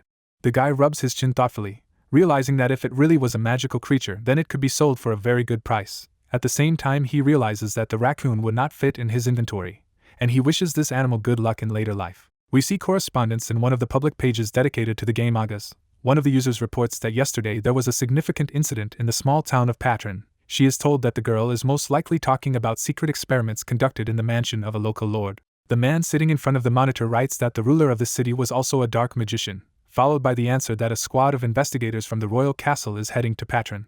A long procession passes through the city street. One of the users writes that investigators will have to check what really happened in the mansion, and the developers of the game broadcast this event live. The knights lead the bound prisoners. One of the commentators reports that all the remaining dark magicians were apprehended. The townspeople point fingers at the intruders. One of them declares that these scoundrels used the inhabitants of the slums for experiments. The answer follows that the scum deceived the entire population of the city. A girl is seen behind the backs of the young people. Someone says that, according to the slum dwellers, they were freed by an unknown young man who single-handedly defeated the entire gang of dark magicians. The question is who really put an end to the inhuman experiments. Wu stares at her phone screen in amazement. It shows nightmare boots, which belong to the category of rare items. Wu thinks that these shoes can only be used by warlocks, so they can easily be sold for at least $500. The guy looks at something in surprise. Dark mages are seen on the screen. Wu realizes that he is watching a broadcast dedicated to the events in Patron. He realizes that his identity has not been revealed, but the incident is riveted by the public. The hero thinks that he still planned to bring everyone to Patron to the surface. The young man receives a message from Hanul, who calls him brother and asks if he can see him in the game again, along with Mira, of course. Wu thinks that the girl looks very modest in real life, but in correspondence she is quite determined. He tells her that perhaps they will soon be able to play together. Hanul asks if in this case it is possible to add him as a friend, which she failed to do last time. The guy agrees to this. The girl sends him a cute picture of an embarrassed bear. Wu gets up from his seat. He thinks that Hanul is his sister's friend, so such a request can be granted. The guy notices a girl sleeping on the table and asks her what she is doing. The sleepy brunette tells the guy that she is glad to see him. He replies that she looks like a zombie and wonders where she could have exhausted herself so much. Wu holds a bottle in his hands. He asks the girl not to worry and offers her a drink. She says that she is just very thirsty. The hero asks to quickly accept the payment, as he needs to enter the game as soon as possible. The brunette, smiling, picks up the terminal. Wu hands the drink to the girl, who thanks him. Two young men are passing next to the hero, one of them saying that, as far as he heard, there will be a duel between Damien Domain and Calm Domain soon. Wu looks after the guys in surprise. The information he hears from them seems interesting to him. We see a bright flash and a blue window. Subscribers are greeted by the Aga's community. The players are shown to the audience. The author of the channel states that he begins his review dedicated to the best heroes of the game. The title reports that now viewers will see the top 10 players of this week. The broadcast is shown on the big screen. It is reported that the most promising newcomers will be presented before meeting the best players. In front of us is a young man with two katanas in his hands. It is reported that this is a newcomer Kotaro and, according to his profile, this is a representative of Japan, who uses two swords at once in battle. A pagoda can be seen behind Kotaro. The host of the broadcast reports that during the recent war between Damien Domain and Calm Domain, Kotaro acted as a representative of the first of these sides. In front of us is a long-haired blonde. He stands next to Kotaro. The host states that, to everyone's surprise, the partner of the presented fighter was another newcomer, the Poison Master Kenny. We see correspondence in the public dedicated to the game Agas. One of the users asks if Kenny has a hidden profession. He is told that this player is a master of poisons. The third commentator admits that he is new to the game and asks who has the highest score according to the Ability Assessment Simulator. The fourth user reports that even the best players are far from this result, and it was 97 points. When asked who this player was, the answer is that it was Luke. The hero looks at the system window, wondering if this war began at the right time for him. A horse-drawn cart passes in front of the guy. Luke thinks that this event will not end in a day or two, and tries to figure out if he should participate in it. The guy hears one of the porters declare that the rewards offered by both lords are no joke at all. The information heard makes the guy think. Frowning at the loaders, he listens to their conversation. One of the hard workers says that if the participant gets into the top 10, he is guaranteed an excellent item. His interlocutor reports that the 3 best participants will receive rare items. The answer is that it will be very difficult to get into the top 3. Luke, rubbing his chin thoughtfully, remembers that before such events begin, the game always announces a list of possible rewards. The hero imagines mountains of treasure and tries to understand whether he can steal all these awards with the help of his profession as a thief. While he understands that even if the theft fails, it will not be so difficult for him to get into the top 10. Sparkles appear in the guy's eyes. He understands that by participating in the war, he can increase his level and earn a decent amount of money by stealing from other participants. The guy climbs into the cart, having decided to participate in the war after all. Behind the trees you can see someone's eyes. A lot of people gathered in front of the white screen. Luke, who is standing in the middle of the crowd, realizes that it is too crowded around him, even though it is the procedure for announcing rewards from the Damien territory. Rubbing his chin thoughtfully, Luke thinks that Calm territory doesn't have that many supporters. One of those present says that the guy on the left is Kotaro and wonders who is standing next to him, followed by the answer that the second guy appeared on TV some time ago as the owner of a secret profession, and as they said, he is a master of poisons, who is personally very close to Kotaro. Luke, looking at the two fighters, digests the information in his head about the owner of the profession of a master of poisons. Luke recalls the description of the essence of poison active skill, and realizes that he can use his ability to absorb the poison used by the poison masters. The warrior holding the scroll loudly declares that he will announce the rewards for participating in the war. Blue system windows appear next to him. The hero understands that all the rewards are very worthy. It seems to him that it will be safer to join the Damien Territory team, which will surely win, and calmly receive a couple of these prizes, while he realizes that, judging by the excellent security that is located around the commander of the knights, it will be almost impossible to steal these awards. Luke walks out of the crowd. It is very clear to him that Calm Territory is in a much worse situation, but he decides to check out what this side of the upcoming conflict offers just in case. A young man who sees desperate people begins to think that he is in a semi-deserted art gallery. A knight with a scroll in his hand announces the rewards offered for participating in the war on the side of Calm Territory. Above the hero's head, you can see system windows with images of prizes. The guy understands that for the most part these are items that are sold at high prices in auction houses. Amazement appears on the young man's face. He draws attention to one of the objects that he has never seen before. It turns out that gloves are offered for the first place, and next to them you can see the image of a mask. Luke takes a closer look at the familiar symbol and realizes that it is one of the items that belong to the Shadow King. The guy cannot understand why this object is offered as a reward for participating in the war. The situation ceases to please the young man. Kenny and Kotaro look at the crowd gathered below. The brunette, smiling, declares that they managed to recruit a sufficient number of people. The blonde states that the two of them can gain quite a lot by participating in a small territorial war, and besides, they do not risk dying here, since there is no death sentence in the event. Kotaro states that it will be a rather boring war. His comrade replies that nothing else should have been expected from such a backwater. He says that nevertheless they have to do the work they have been assigned, as they would not even have been here if the boss had not offered them decent compensation. Outside the settlement, high mountains are visible. Kotaro states that he fully agrees with his comrade. Standing on the top floor of the pagoda, Kenny suggests just getting your job done as quickly as possible and getting out of here. Looking down, the blonde says that he did not notice anything interesting for himself in this town. The door of the game pod opens. Wu is looking at the phone screen. He's going to check out the community of the game mangas, and more specifically, the videos uploaded this week. The guy finds a video dedicated to Kotaro and Kenny. These players are presented as newcomers worthy of attention. Wu looks closely at the phone screen. He realizes that this war is the official debut of two players, although their position in the ranking is quite high, and they come close to the best Aga's users. Kenny is surrounded by jets of green energy. Wu thinks that this guy has only 70 points, but the profession of a master of poisons makes up for all his shortcomings. The hero is sitting on a chair with his legs apart. It seems to him that everything will be more difficult than he thought, and he does not understand at all why an item belonging to Shadow King is put up as a reward for participating in the war on the side of Calm Territory. The guy decides to concentrate on watching videos dedicated to newcomers. Wu listens to what the author of the video says, who describes how Kenny, using an AoE poison attack, deals with 5 opponents.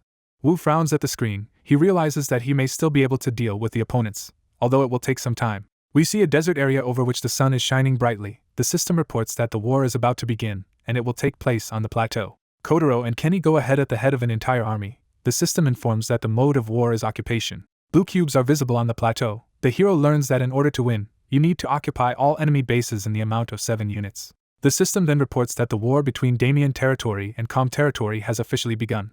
Clouds float over the plateau. A large crowd comes out on it. The hero, standing behind the backs of his squad members, thinks that he must do everything stealthily. It seems to him that his team now has a better chance, as the power of high-level players will be reduced to reduce the gap between users. His personal card appears in front of the guy, which indicates that he is level 32, and he is considered the worst criminal in the world. The hero is holding a black sphere and electro in his hands. He thinks that the current roster of his team has some chance of success, especially since he himself has been preparing for this event for 6 days.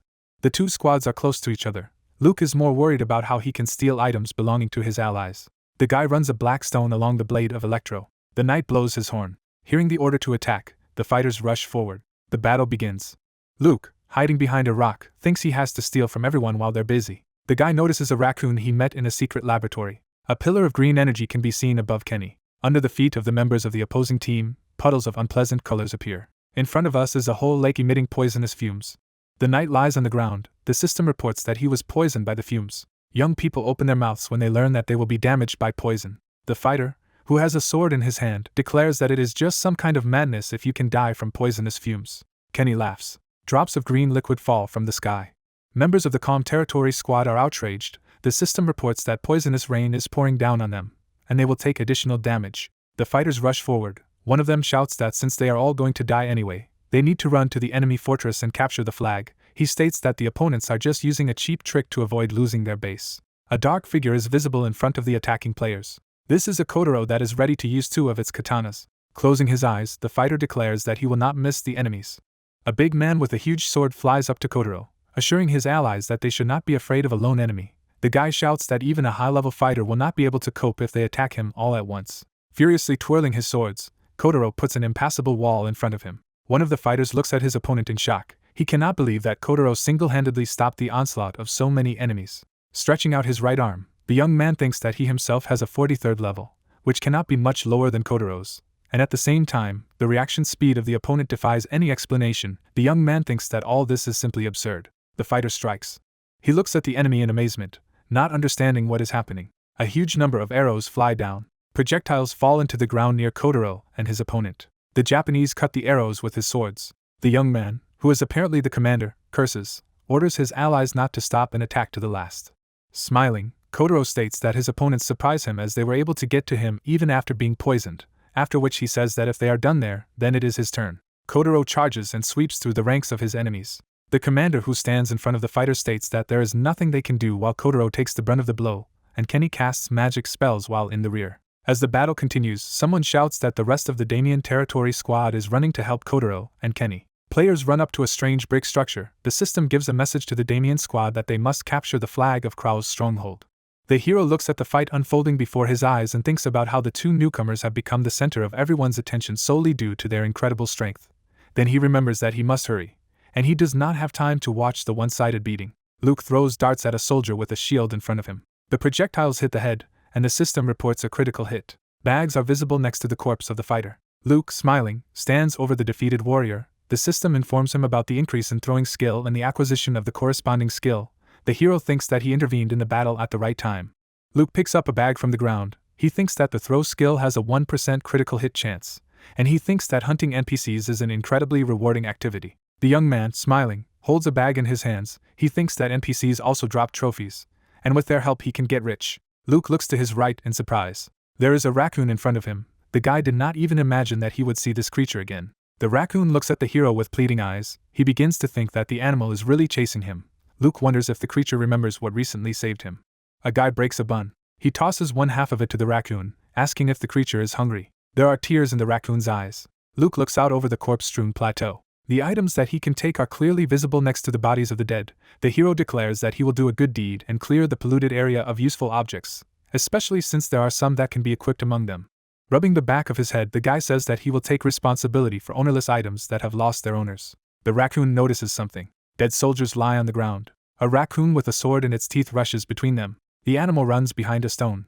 There are many valuable items in front of the raccoon. He places the sword on the rest of the objects. The cute creature sighs heavily. The squad goes forward. The system shows the profession and names of several fighters.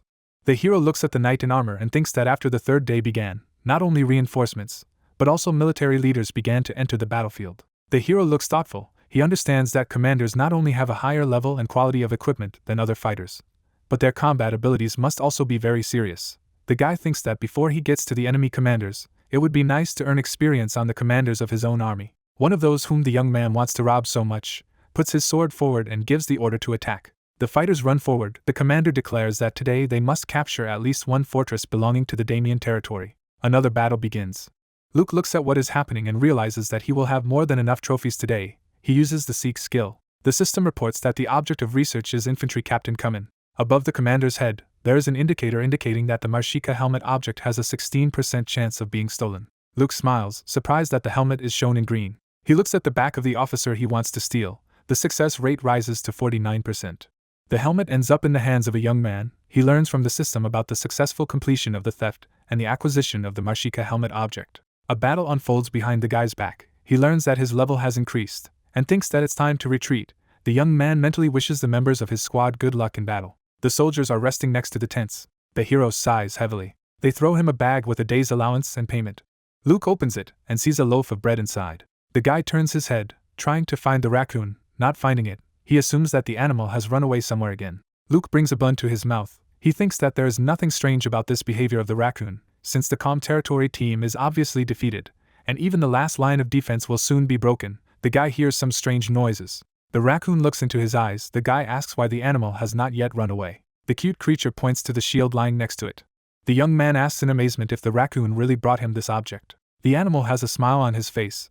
The hero cannot believe that the raccoon has just become his sponsor. Luke stands in front of the prey that the animal has collected on the battlefield. He curses in shock. The hero points his finger behind his back and asks if the raccoon collected all this wealth there. To a young man, all this seems simply unbelievable. He examines the objects to which the raccoon led him. The animal stands at the boy's feet, its paws wide apart. Luke realizes that he is facing high-level equipment belonging to warlords. The raccoon greedily eats a bun. The young man calls him his lucky talisman. Apparently, the animal was very hungry. Luke shows him a bag full of rolls and tells him that the raccoon can eat as much as he wants, especially since there is plenty of food.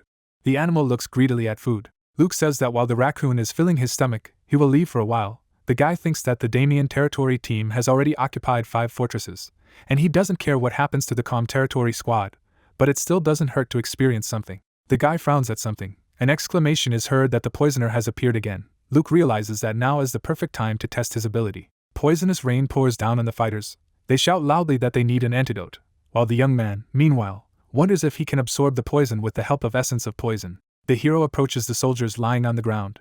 He seems not to pay attention to the poisonous rain. The system informs the boyfriend that the essence of poison has been activated, and the user is absorbing the poison contained in the rain. A green sphere emits jets of energy. The game informs the hero that the effect of the poison is neutralized and the user's resistance to poisons increases. An indicator of the absorbed poison appears. A small ball glows at the level of the young man's abdomen. The system reports that the guy has absorbed 200 units of poison out of 200 possible, and therefore the process stopped. Luke runs away. He thinks he has achieved what he wanted, and now it's time to return. Above the plateau, you can see the personal card of the worst criminal in history, which is now level 40. The hero examines the dark rectangle. He thinks that essence of poison has allowed him to increase his resistance to poisons, and this should be more than enough to deal with the current opponents. Luke smiles. A mask appears in his hand. The guy thinks that hiding his identity only with a hood is a little rash in the presence of so many users, and that by wearing an iron mask on his face, he does not have to worry about being recognized. Luke puts the mask on his face. He thinks it's time to teach a lesson to the cheeky newcomers. We see the leg of a man standing above the squad. Smiling, the young man greets the ladies and gentlemen and expresses the hope that they are looking forward to the report, since Timothy is one of the few who covers all the interesting things related to the game mangas, and he has arrived at the scene of the exciting action. The guy promises to start his live report with a loud sensation. A young man stretches out his hand to the system window. He thinks that he has only 58 spectators, and this is very little. Timothy looks down, smiling. He thinks his audience is usually in the double digits, but reporting from the battlefield should definitely add to his subscribers. The young man looks at the screen. The audience joins the broadcast one by one. The guy realizes that everyone wants to see the famous newcomers in action, and that's just great. Comments are visible under the guy's hand. Someone is surprised that the Calm Territory squad still hasn't lost. He is told that today is the 6th day of the war, and only the Damien Territory squad has captured fortresses so far. The audience asks the guy to show them the newcomers. He understands that the chat is slowly coming to life. Raising his hands, the young man declares that if his audience wants to see newcomers in action, he will head to them right now. The young man says that he once played Agas as a knight and made a pretty good name for himself, and today he is going to show his viewers promising young people in action without dying. Jets of white smoke are visible above the fighters. Timothy drops to the ground. He thinks he'll try to be as inconspicuous as possible so as not to get caught up in the thick of the battle. He tries to figure out where the rookies are now. He sees Kotaro and Kenny in front of him. Timothy, crouching to the ground, watches them. One of the viewers writes that it seems that these two went for a walk. The blogger really likes the incoming reactions. Timothy looks at the screen hanging in front of him. He sees that Roxy has appeared among the spectators. The guy cries out in bewilderment. Viewers recognize a very popular streamer. One of them writes that it seems that Timothy works for this girl. The second asks her if she will arrange a stream today. The third invites the girl for a cup of coffee. Timothy realizes that he is losing an exclusive. The guy reaches out to the screen. He realizes that the girl is using the personal broadcast option. The guy thinks it will cost her a lot of money. One of the viewers asks Roxy if she is also going to look at the newcomers. The girl responds with emoticons. The audience exchanges meaningless comments. Timothy looks at the screen excitedly. He thinks that despite the fact that everything was going well before, Roxy's sudden visit will still benefit him, as people will hear that she has come to his broadcast and will subscribe to him more actively, while the guy understands that he must not be careful on the battlefield, otherwise he will be killed. Kenny states that he thinks they are almost done with their task. Kotaro suggests that he complete it to the end. Timothy is lying on the ground. One of the spectators asks Roxy who will win if she fights Kotaro. Timothy thinks that this is a very stupid question, since undoubtedly the victory will remain with the girl. Roxy, in turn, replies that she will lose. Kotaro fights an opponent. The viewer asks the current #1 newcomer, which is Roxy, if she really thinks so. He assumes that she is pretending, Roxy replies that she is quite serious, and in case anyone has forgotten, Kotaro has 81 ability points, and during this mission he has already reached 88 points, and this is more than herself. The enemy Kotaro is fighting puts his sword forward. The promising rookie calmly blocks the blow with his katanas. Roxy writes that it is also very important that the guy uses blood parrying. Kotaro knocks the sword out of his opponent's hands. Roxy reports that blood parrying is a difficult skill that causes a lot of damage when repelling an attack. Kotaro hits the enemy with 2 hits. The girl is typing on the keyboard. She reports that blood parrying is impossible to avoid if you make even the slightest mistake in battle, and Kotaro performs the most difficult parrying blows almost non-stop, which requires incredible skill. The young man in question holds his katana with his eyes closed. Roxy writes that she will surely lose, and other newcomers can hardly compete with this fighter either. In her opinion, there is no one in their generation more skilled than this young man. The girl sits in front of the screen. One of the viewers suggests that she overpraises the fighter. The second writes that she does not seem to have any self-respect. Roxy, whose lower face we can see, replies that she is just stating facts. Someone asks if there is a possibility of avoiding retaliation from Kotaro. The girl replies that there is such a possibility. Timothy reads everything that the viewers of his broadcast write. Kotaro fights with another opponent. Roxy replies that in order to avoid a retaliatory blow, you need to predict the direction of the blow and its moment, and then perform the appropriate movements. One of the viewers writes that this is probably a joke, and even artificial intelligence cannot cope with such a task. Roxy sits in front of a screen. She admits that whoever can do this can be considered a real monster. Timothy looks happily at the screen. Roxy writes that this is why she can't win. The girl admits that the ability meter is not just some meaningless number. It raises the question of whether other high-level players who have even more ability points, such as Luke, can avoid the retaliatory attack that Kotaro conducts. The girl rubs her chin thoughtfully. She replies to the viewer that Luke, in her opinion, is quite capable of this. The hero with a dagger in his hand runs forward. He runs up to Kotaro, Timothy trying to figure out what the kamikaze is. The young man holds a dagger in front of his face. One of the viewers calls him a sacrificial lamb. The second user writes that he is already tired of Kotaro killing his opponents one by one. Kotaro looks at the hero in surprise, and a comment appears that the desperate madman is about to find his death. A bright flash occurs between the opponents. We see the faces of 2 opponents. Roxy gets up from his chair to take a closer look at the screen. Raising her right hand, she asks what the hell it is. One of the viewers writes that it seems that this guy managed to avoid retaliation. Someone suggests that Kotaro simply did not answer. A third admits that he became scared. Kotaro crosses katanas in front of him. Roxy asks what he is doing. Luke flies up to the side of the enemy. Kotaro looks at the guy. He doesn't understand how he managed to handle his skill and then instantly attacked. The guy strikes with both swords. Electro flies up to his head. The hero throws forward a hand holding a dagger. The system reports that he managed to cancel the opponent's parry skill and perform a counterattacking blow. The next window informs that the target is temporarily stunned and the user's skill increases. Luke thinks he's doing great. Roxy looks at the screen. It seems to her that this is just some kind of absurdity. White footprints are visible on the ground. Kotaro holds a katana in each hand. He thinks the hero not only mirrors his movements, which is incredibly difficult, but also completely neutralizes them. The young man deflects the dagger blow that the hero inflicts. He misses a blow to the arm. The system immediately reports that the fighter's wrist is wounded by the opponent's blade, and the attack speed of the left hand has decreased. Luke uses AoE attacks, and Kotaro learns that his heel has been damaged, causing his left leg to be temporarily numb. Swirling white jets are visible around the hero. Kotaro protects your face with your hand. He opens one eye, trying to find his opponent. The system reports that the sand raised into the air has penetrated his eyes and his vision is blurred for a while. Kotaro, judging by the expression on his face, is confused. He realizes that he needs to retreat. Luke puts his left hand forward. He runs past his opponent, who cannot understand where the hero is. Kotaro misses a punch to the nose. Luke stabs Electro into the opponent's body. His dagger pierces the enemy's left thigh. Kotaro screams heartbreakingly, his mouth wide open. A bright white circle is visible around the Japanese. The guy curses loudly. The system reports the activation of morale and the disappearance of the paralysis effect. Kotaro looks confident again. He rushes into the attack. The system reports that he has used the skills of haste and dragon rampage. Opponents exchange blows. With white marks visible around Kotaro's face, he speculates that judging by the way Luke uses the dagger, he is a rogue by profession, and if this is indeed the case, he needs to build up his punch power and invest it in one decisive attack. Luke flies back. The system reports that it has begun to rain poisonously. Green drops fall on the hero. Kenny, with a poisonous mist behind him, apologizes and reveals that he was too late as he was regaining his magical powers. Green puddles are visible behind the backs of the fighters. Kenny stands on a cliff above the melee opponents, shouting that the team attack is complete. The blonde, raising his hands, declares that he could not have imagined that the Calm Territory team would have such a strong monster. The guy reaches out to the system window, trying to figure out the name of his opponent, but the game says that it is unknown. Kenny is surprised to say that, Judging by the absence of the name of this fighter in the ranking of newcomers, no one knows about his existence yet. The guy is going to fix this situation, while he does not understand why the hero made himself known only on the 6th day of the war. Luke is surrounded by punch marks. Kenny says that if a guy is wearing a mask, then he is trying to play the hero.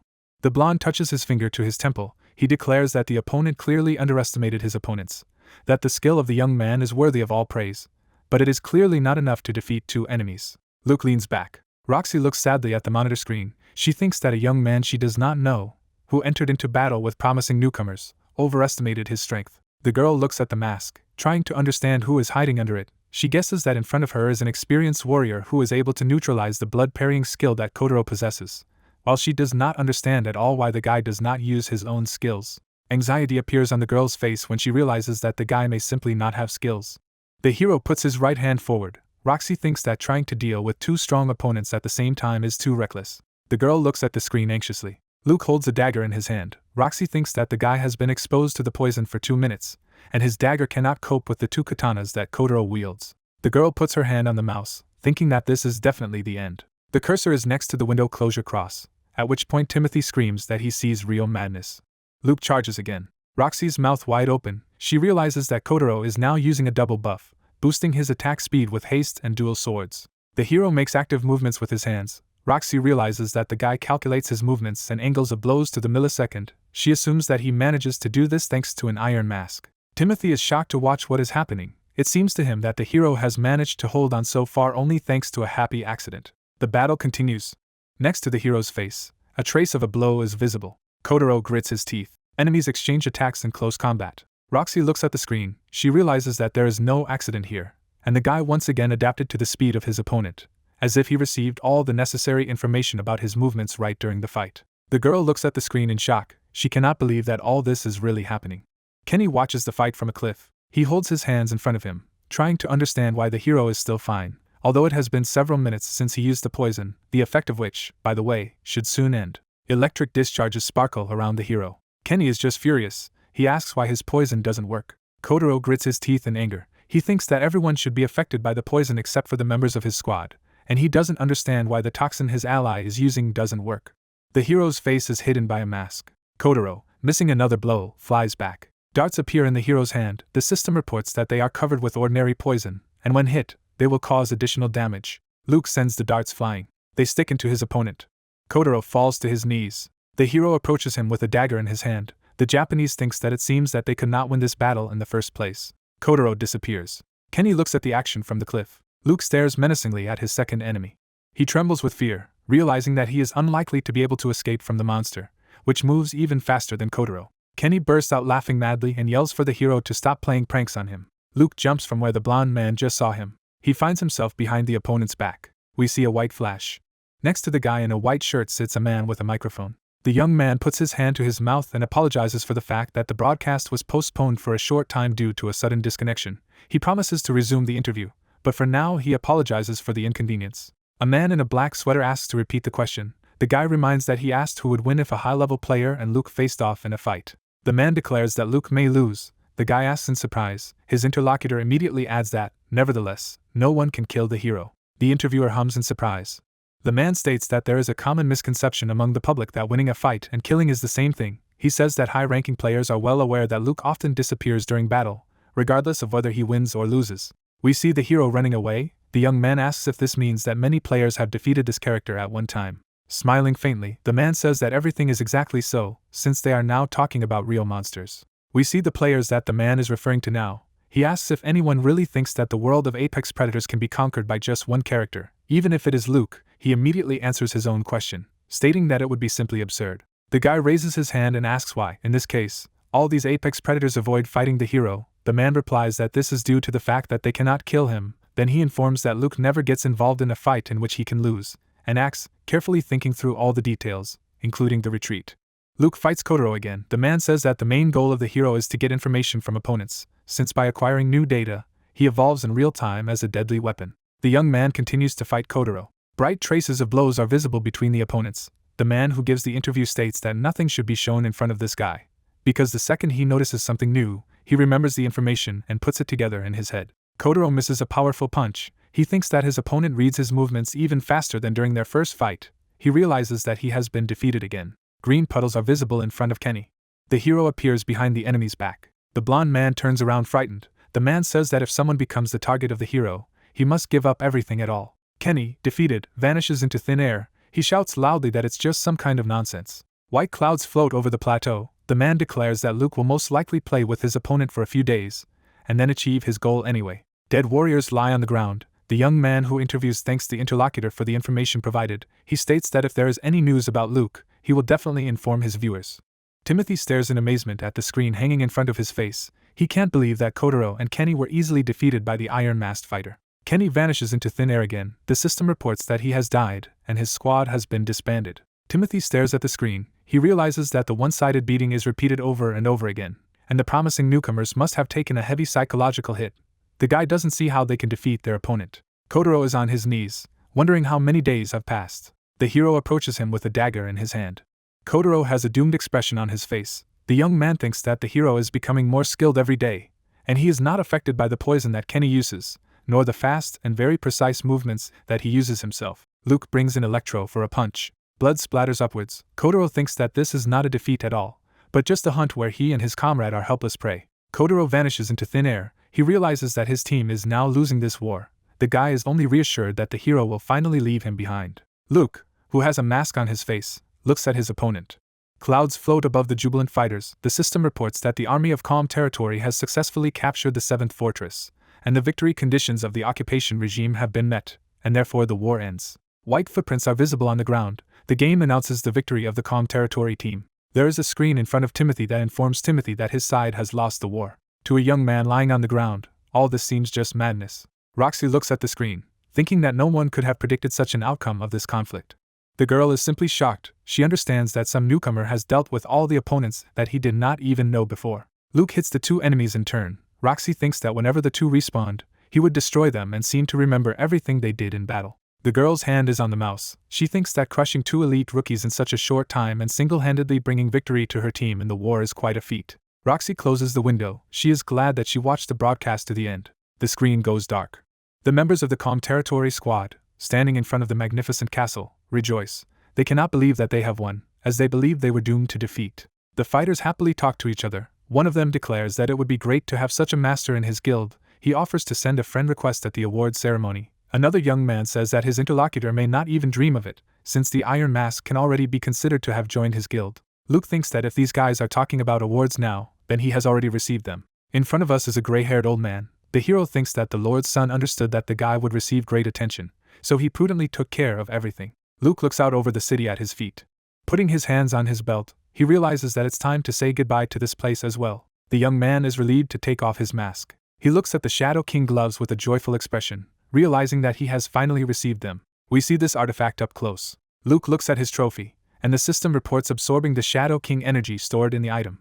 The guy closes his eyes. The game evokes memories in the gloves. One day, a shadow came to giants who wanted to take away the treasures stolen from them by humans. The giants asked the shadow to bring their possessions back, and in exchange promised her a lifetime reward. A purple glow can be seen around the dark figure. The shadow happily agreed to the proposal that the giants should protect her and her descendants. The shadow is rapidly moving down the street. It ventured into the human world and, of course, everything did not go quite smoothly, and it took years to overcome many obstacles. A tiny shadow stands in front of the giants. She was able to return the treasure to them. Her body was torn to shreds after the arduous journey. However, she rejoiced as she believed that the giants would protect her and her offspring would be safe. The giants turn away from the shadow, telling her that they never made any promise to her. The shadow looks gloomy. It seems to it that it has been betrayed, and it does not understand why it went through the most severe trials. The shadows turned out to be weak, and in the end, their world was invaded by people who destroyed everyone who was close to the heroine of the story. She arrived in her homeland when it was all over, and could only mourn the dead. Then she came across the surviving shadow, distraught and wandering in the desert. Two dark figures are talking. The shadow learned that the giants betrayed when they decided to unite with humans, and her patience ended there. She stood up to the giants who had come to finish what humans had failed to do, and one of them said that their clan could only survive if they destroyed all the remaining shadows. It became clear that the giants lied from the very beginning. The shadow realized that in this world you can either use someone or be used yourself. A shadow smiled in the abyss. She laughed wildly as she watched the fire consume the world, illuminating everything around her with an unbearable light. A purple glow can be seen around the shadow again. She realized at that moment that where there is light, there is always darkness, so it cannot disappear anywhere and will exist forever. A dark stream pierces the giants. The shadow realized that it was not helpless at all. As the heroine wanders through the desert, Luke learns that the black waves of darkness that have always been part of the universe have become subject to shadows. Lightning flashes over the horizon. The hero is informed that this is how the primordial darkness was born. The guy stands with his eyes closed. The system reports that the memory retrieval is complete, and he has received the Shadow's grudge item. A system window hangs in front of the young man, which informs him that the gloves are endowed with the Shadow's grudge property, as a result of which the user has a chance to perform 2 consecutive attacks. Luke, looking at the description, realizes that the number of his attacks could actually double. Rubbing his chin thoughtfully, he thinks that the description says about some kind of probability, but he will be able to understand what it really is only if he tries a new skill in action. We see the gloves that the young man received again. He holds them in his hands, not understanding why his new skill does not make itself felt in the same way as, for example, the parkour skill he received last time. Luke stands with his mouth open. The system informs him that he has enough energy to absorb an item belonging to Shadow King. He learns that the hidden ability has been unlocked, and he gains an initial awakening. Luke is surprised, and the game prompts him to complete the initial awakening of the listed organs and body parts. The young man repeats the information he has just received in shock. In the desert area, sharp rocks stick out. It is reported that they are located somewhere on the continent of the game Agas, and the action takes place at the same time.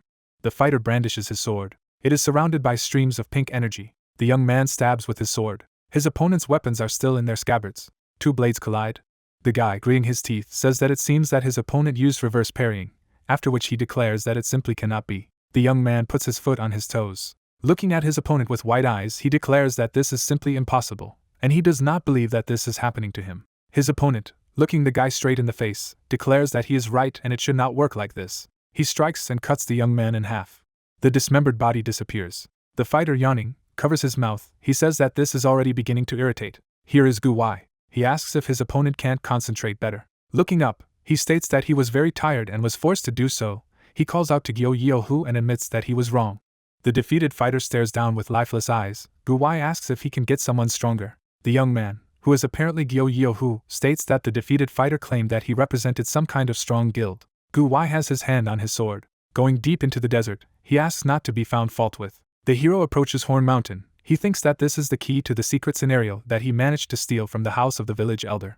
The hero looks up thoughtfully. In front of him is a system window with a picture of a map, which informs him that he is completing the quest Traces of a Great Legend.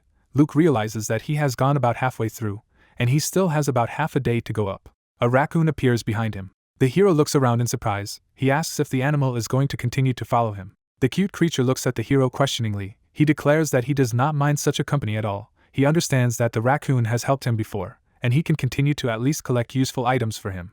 Luke looks down in bewilderment. Its legs are surrounded by a white glow. The hero smiles. He thinks that the awakening skill was even better than he expected. The system window informs about the passive skill Shadow Step, which hides the presence and sounds of footsteps, allowing him to move like a shadow, and this skill also improves his sense of balance. The young man looks at his hands. The system reports the active skill Silent Kill, which allows him to quickly approach the designated target and hit it with a dagger, while the prepared skills of the enemy can be leveled. Luke thought that he would be able to use Awakening only on his hands, but he managed to do it with his legs as well. The guy smiles happily.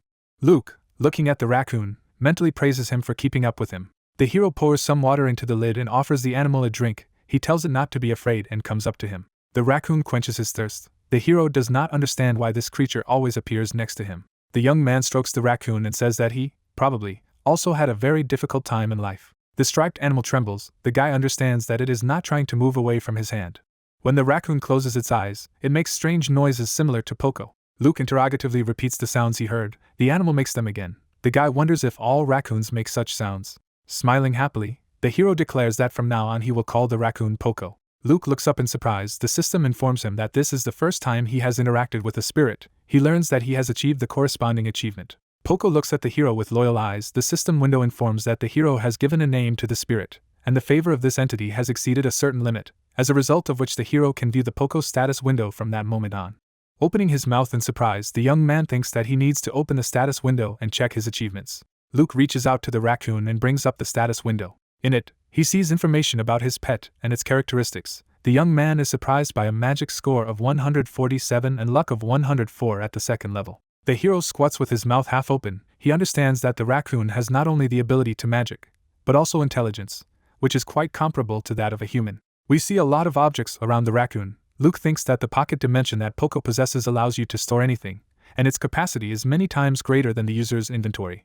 The raccoon looks at his new owner with loyal eyes. He thinks that Poco will be incredibly useful to him. The guy pats the cute creature on the head. He realizes that he, despite his excellent parameters, does not have very many skills, but they will begin to appear as the level increases. Luke opens the system window, wanting to check the achievement he has earned. The guy smiles broadly when he sees the information that his luck has increased by 5 points at once. A sharp mountain peak is visible behind the trees. Luke asks Poco if he is hungry. At first he wants to give him some bread, but then decides to give all the food he brought with him.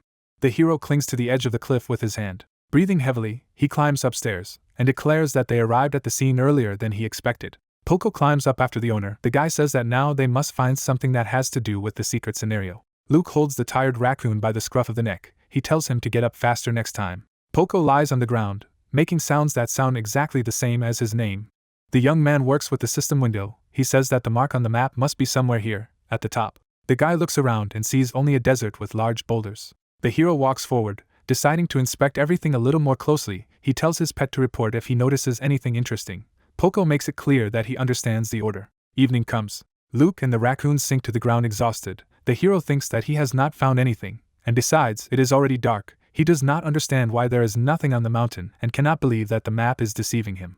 Not going to give up easily, he looks into his inventory. His attention is drawn to a compass that, as far as he knows, if it hadn't been broken, would have pointed in the direction the user most needed. Luke stares at the object in his hand in amazement. It seems to him that the needle has barely noticeably moved. The guy understands that perhaps the compass is still working. He brings up the system window with the traces of a Great Legend Quest map. The system immediately informs him that Eternal Compass is reacting to the map.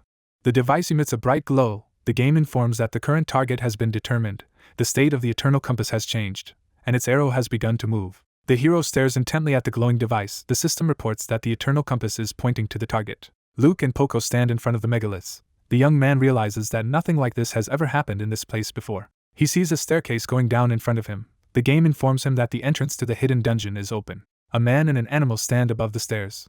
The young man, smiling, thinks that for the first time in his life he has found a hidden dungeon. The system reports that traces of a great legend is guiding the hero. In front of us is a fountain from which water does not pour. Shag stands with his eyes narrowed. The young man thinks that he is in this place again. The fighter is holding a bow in his hand. It seems to him that life would be uninteresting without such plot twists, and it's time to do everything right. Starting from here, the system invites him to prove his worth on the land where it all began. It is reported that the heir of the clan will personally check the qualifications of the young man. He thinks that this is all an echo of the events that happened in the ruins, where he got first Hunter's bow. A brightly glowing system window hangs in front of Shag. The young man thinks that if his guesses are correct, then the clan's heir must be a comma somewhere in this village, and he must find this NPC to access the hidden scenario. The young man clicks on the helmet icon. He assumes that the top 10 guilds are already chasing him, trying to intercept the hidden scenario, so it would be wise to cover his face to hide his appearance. Luke and Poco stand in front of ghostly megaliths. The young man realizes that he has found a hidden dungeon. Jets of white energy swirl around his legs. The guy thinks that he changed his profession to great thief at the right time, and that if he hadn't cleaned out the safe of the village elder, he would never have been able to get this card. A system window that appears informs the young man that he has discovered a hidden dungeon. It offers to make this information available to the public. Luke clicks on the no option with anxiety on his face. He states that he is not going to do anyone a favor. The system informs that the publication of the achievement has been rejected and the discoverer of the dungeon will remain anonymous. The hero goes down the stairs. He asks Poco to follow him and not get lost anywhere. The raccoon makes the only sound available to him, indicating everything, including receiving an order. Luke is standing in front of a dark passage. The system informs that it is recommended to complete the quest The First Tomb of the Forgotten to be level 70. And it also informs that there may be many other similar burials on the continent, and that the condition for completing the quest is unknown. Luke rubs his chin thoughtfully, realizing that this is most likely not the first object of this type that he will encounter on his way. He thinks that this is a hidden scenario, and he would be very disappointed if it ended up with only one dungeon being completed. A young man walks along a narrow passage. He holds a dagger in his hand. The system reports that he feels an eerie aura emanating from somewhere, and a cold shiver runs through his body. There are tombstones along the walls of the cave. Luke realizes that he is dealing with the undead, who most likely awaken when someone comes within a certain distance of the tombstones. The young man wonders what he will encounter in this dungeon. The guy goes forward very carefully. He understands that the distance is already minimal, but no one has appeared in front of him yet. Luke guesses that this is due to the shadow step skill he currently has. A smile appears on his face. He realizes that he may be able to pass unnoticed. Poco looks attentively at its owner, who gestures to the raccoon not to make noise. The hero walks past the tombstones. Stepping out of the dark passage, he notices something in front of him. Underneath it are scary monsters, which the system identifies as level 70 vampire zombies.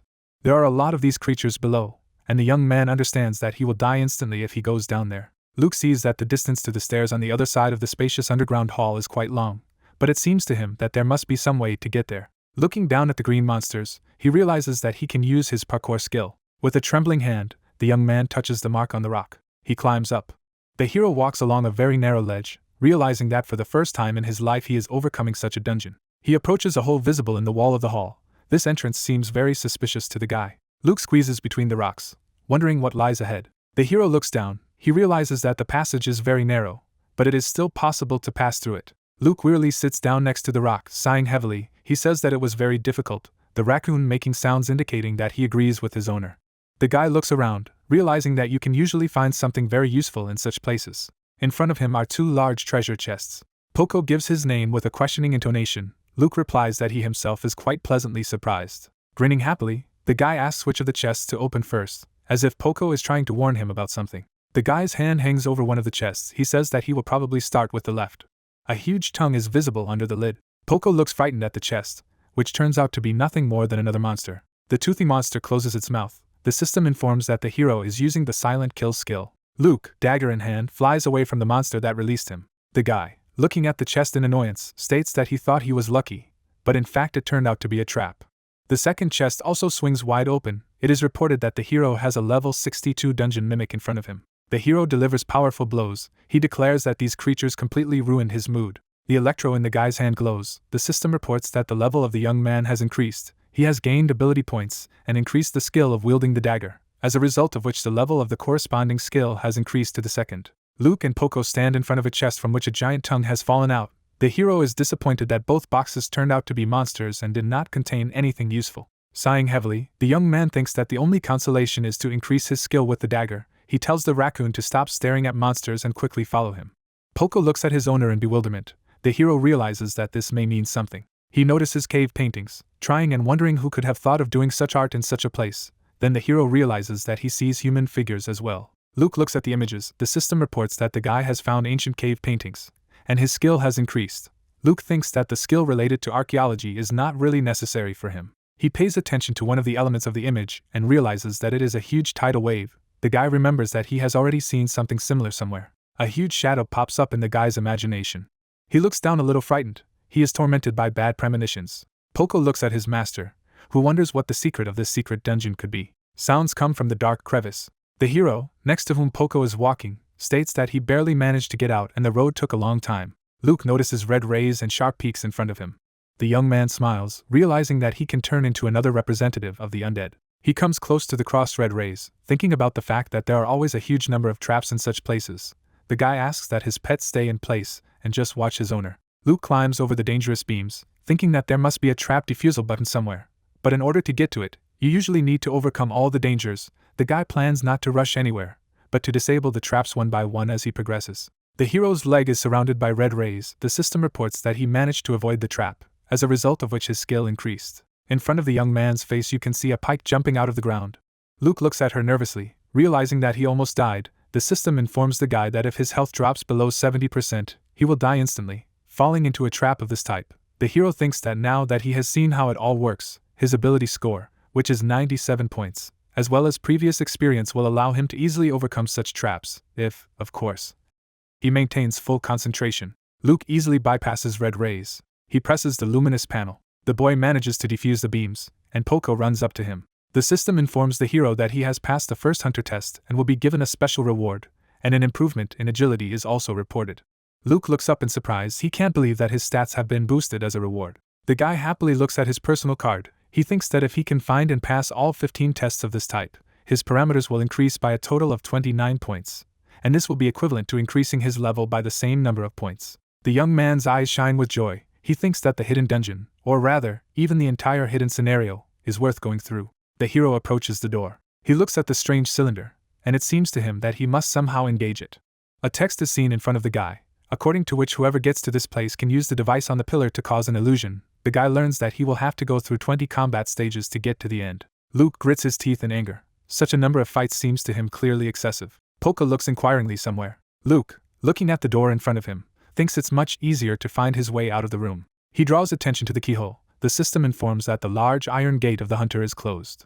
The young man tries to unlock the lock with a lockpick. The game immediately notifies him that the level of this door is too high compared to the user's skill level, and the chances of success are 0%. Luke continues to work with the thief's tool, thinking that if he is given the opportunity to make an attempt, no matter how much skill it takes to open the lock, he sees the numbers that the game tells him and realizes that the chance of success has increased, but only by 0.1%. The young man happily looks at the lockpick. The system reports that the infinite lockpick has been restored, and its durability is 100% again. Attempts to open the lock do not stop. Poco wearily closes his eyes. Luke looks surprised at the system messages stating that after a series of failed attempts to open the lock, the user managed to figure out the correct method, causing the lockpicking skill to reach a certain point and increase to level 2. Luke continues to spin the lockpick. He thinks the infinite lockpick lives up to its name, as he broke this tool 116 times and still managed to unlock one of the 2 locks. The door opens. The system reports that Luke has opened the door, and his skill in unlocking the locks has increased again. The young man states that this is just wonderful. The hero looks at something in bewilderment. The game informs him that he has defeated the illusions and passed all 20 combat levels, in connection with which he receives rewards. Luke sees a system error message in front of him that caused the wrong route to be taken.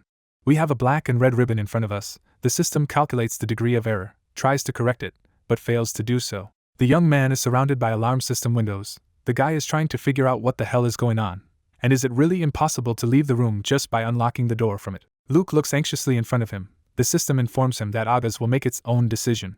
Poco looks at the young man with large round eyes. The game informs the hero that the analysis of the method of completing the task and the existing condition does not allow for a verdict of error, and therefore the system settings change.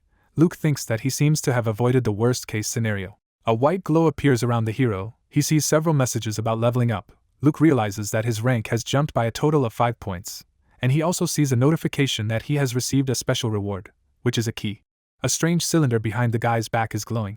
A scroll and a key hang above it. The system gives a description of the scroll of enlightenment object, which increases the value of skills of the 3rd level and below. Luke looks at the scroll he is holding in his hand. He realizes that he hit the jackpot, and such an item will cost a lot of money on the market, so he will not have to worry about his budget for a while. The hero is surprised by something. He looks over his shoulder, wondering why the doors open on their own. The guy realizes that he is as if he is invited in. He thinks that just in case, he must be ready for anything. Luke takes the key. He sees a splash of white energy. Poco's eyes light up. The hero looks at something in shock. A ring hangs in the air in front of him. The guy assumes that this is the main reward of this dungeon. The jewelry glows brightly. Luke understands that by taking it, he will be able to increase the progress of the hidden scenario, and even if he does not need the ring, he can sell it for decent money. The system reports that the hero has reached the last room of the dungeon, in connection with which the conditions for passing the last stage became known. It turns out that this condition is proof of his eligibility. Luke reaches for the ring. The guy thinks that he needs to fulfill the last condition and complete the passage of the hidden dungeon. A bright light flashes in front of him. Behind the ring, a mask already familiar to the young man appears. The system reports that he has discovered an object belonging to King Ya, and now he will see the memories contained in this object. We see a burning city. An old man lies on the ground, pierced by many thorns. Fighters are standing around him, one of whom says that this should be enough to keep the old man in place. The second offers to take possession of the treasure. The third states that he will choose first. The ring is removed from the old man's hand. The fighter, who is wearing a lion's skin, declares that he will take this jewelry. His comrade irritably says that the royal armor should be divided equally. An old man lying on the ground asks to wait, and asks if the fighters really think that they can cope with his property. Smiling happily, he declares that they will regret it. A pink glow appears around the warrior who took the ring. He tries to kill an old man lying on the ground. One of his comrades asks him what happened. The old man has a crazy smile on his face. Giggling, he asks the soldier if he is afraid. The looter, his eyes ready to pop out of their sockets, shouts for the old man to shut up. He declares that this warrior is doing everything right and must allow fear to consume him. He promises that the villain will experience this horror for eternity. Luke stands with his right hand outstretched. The system informs him that the memory playback is complete. The hero realizes that the 13th protector has just been in front of him. The young man is surprised to see the ground cracking in front of him. The system calls him the heir of the great hunter and asks if he is ready to confirm this title. It informs him that if the user agrees, he must prove his eligibility by passing the test that the 13th protector has prepared. Under the skin of a lion, a human skull opens its mouth wide. Trees are visible next to the 2-story house. Shag, who has a weapon in his hand, asks if it is indeed a bow that belonged to a hunter of the 8th or 9th order. Hamilton, resting his head on his hands, declares that the order was the 10th. Shag asks if it is a great hero who once saved an entire continent. The old man replies that it is about him. The young man says that one of the heroes, namely the first hunter, as far as he knows, was an ancestor of the old man. He confirms this information. Shag rubs his chin thoughtfully. He thinks he played Agas for 2 years and has never heard of the 10th Order. The interlocutors are sitting at the table. The old man declares that the guy must have heard about the great deeds of this man. He asks in surprise. Hamilton says that it was the first hunter who started their lineage, and his name was Gehrman. Here is a warrior with a lion's head instead of a helmet. Hamilton claims that this man united the hunters of the Great Forest and was a skilled archer, capable of striking enemies at a distance of hundreds of meters, and in addition, he was excellent with a dagger. Shag sits with his mouth wide open. He realizes that this exceeds all his expectations. Shag remembers the hero giving a thumbs up. He recalls that he doubted when he had such a great opportunity, and thinks he was a real fool then. Hamilton, placing his hands on the table, reveals that Gehrman ultimately defeated the Shadow King, who is also known as the Demon King, at the head of a squad of other heroes. Shag asks in surprise. A lot of red eyes are visible in front of Gehrman. The old man reports that some also call the defeated enemy of their ancestor the Night King. He states that this character can indeed be considered the source of all evil on Earth. Hamilton says that the 10th Order could not tolerate the abomination that was happening on the continent and decided to strike. Shag asks what happened to the Night King. The answer is that this man has spent the rest of his life in prison and thus it can be considered that justice has been served. Gehrman holds a sword in his hand. Shag clenches his fist. He gets up from the table and asks the village elder to teach him. The young man asks if it is possible to remove the seal from this bow and inherit the will of its creator. Shag falls to his knees. The old man giggles. Hamilton, smiling, states that he will be very interested to see if the guy can inherit the will as he wants. The elder informs that as the heir of the ancient hunters, he will personally check if Shag is worthy of this honor. He begs the old man to do so. Hamilton praises the guy for his unwavering spirit and states that in this case he will give him the first task. Shag throws up his hands. He thinks it's just the starting village, so the quest he'll get shouldn't be difficult anyway. Hamilton informs him that the guy has to catch 1,000 squirrels. The creatures in question sit on tree branches. Shag asks in amazement. Streams of pink energy flow from the eyes of Gehrman, the first hunter. The system reports that the ancient hero has awakened to test the user who has overcome all obstacles. Luke learns that this is a spirit who was once considered the hero of the entire continent, and is now just an ordinary skeleton, as a result of which his fighting qualities are greatly reduced. The game advises the guy not to relax, since during his lifetime, Gehrman was a hero of heroes and defeated the Demon King. Luke looks at the grinning opponent and realizes that he is approximately level 85. In the hand of the hero Electro, he cannot believe that the secret script is related to the 10th Order. Someone praises the guy for his calmness. Skeleton states that the young man is like a hunter who came to inherit his will. He says that he hates those who do not have skill, and asks not to disappoint him. Luke stares at his opponent, trying to see if he knows that he is the heir to the Shadow King. A ring glows on the cylinder behind the skeleton's back. The young man thinks that he should just grab it and run away. A glow spreads around the ring. Gehrman asks the hero not to be surprised and says that this is just a preparation for the test. The hero asks in surprise. The ring dangles on the skeleton's finger. He declares that in order to inherit his will, the guy must understand him well, so he will give him a chance to experience everything on his own skin and feel the power of the first hunter. The skeleton opens its mouth wide. It shouts that the ordeal is beginning. Gehrman stands with an arrow in his hand. He angrily asks where his bow went. The skeleton has a surprised expression on his face. He once again asks where his bow is, which he immured in the ruins of Ariandel and reported to his descendants. Luke stands with his head bowed. Gehrman asks if the guy has met his descendants, if he came here to remove the seal, and if he knows where the bow is. Luke, smirking mockingly, asks what kind of bow we are talking about. The guy understands that without the main weapon, the strength of his opponent will decrease by more than 50%. The skeleton stands with its mouth wide open. Luke, beaming with joy, states that he really likes the ring. He jumps into the air. Opponents converge in close combat. The guy jumps far back and lands on his feet. He thinks that the skeleton behaves like a typical ranged warrior. The guy realizes that he must close the distance to use his dagger. Luke and Gehrman exchange blows. Electric discharges sparkle around the hero's head. He realizes that the real problem is that the enemy can also use Shadow's grudge. Luke deflects electric shocks flying at him with a dagger. The system reports the use of the Thunderfang skill and the activation of the Shadow's grudge skill. Discharges of energy are approaching the hero. Gehrman asks where the guy got this ability from. Enemies are facing each other. Luke states that Gehrman is muttering something incomprehensible. He demands an answer. The hero states that the skeleton is standing still and takes damage, despite the fact that he has the skill activated. The guy looks at his opponent appraisingly. He realizes that he is not using Vengeance of Shadows, and this is completely incomprehensible to him, since everything else seems to be already involved. The skeleton says that he senses the ability of the Shadow, which can only be used by representatives of the Night Clan. Luke, smiling, thinks that Gehrman has seen through the ability of his gloves after all. The hero, grinning, says that it is a sin not to use what is at hand. Gehrman, whose back we see, states that this is simply impossible, since he destroyed all shadows a long time ago.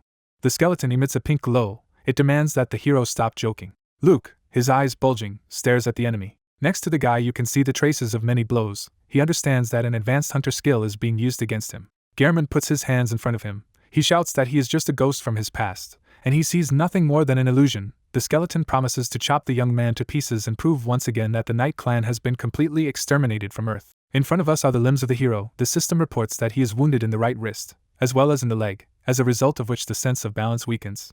Gritting his teeth in anger, he learns that his health has dropped to 50%.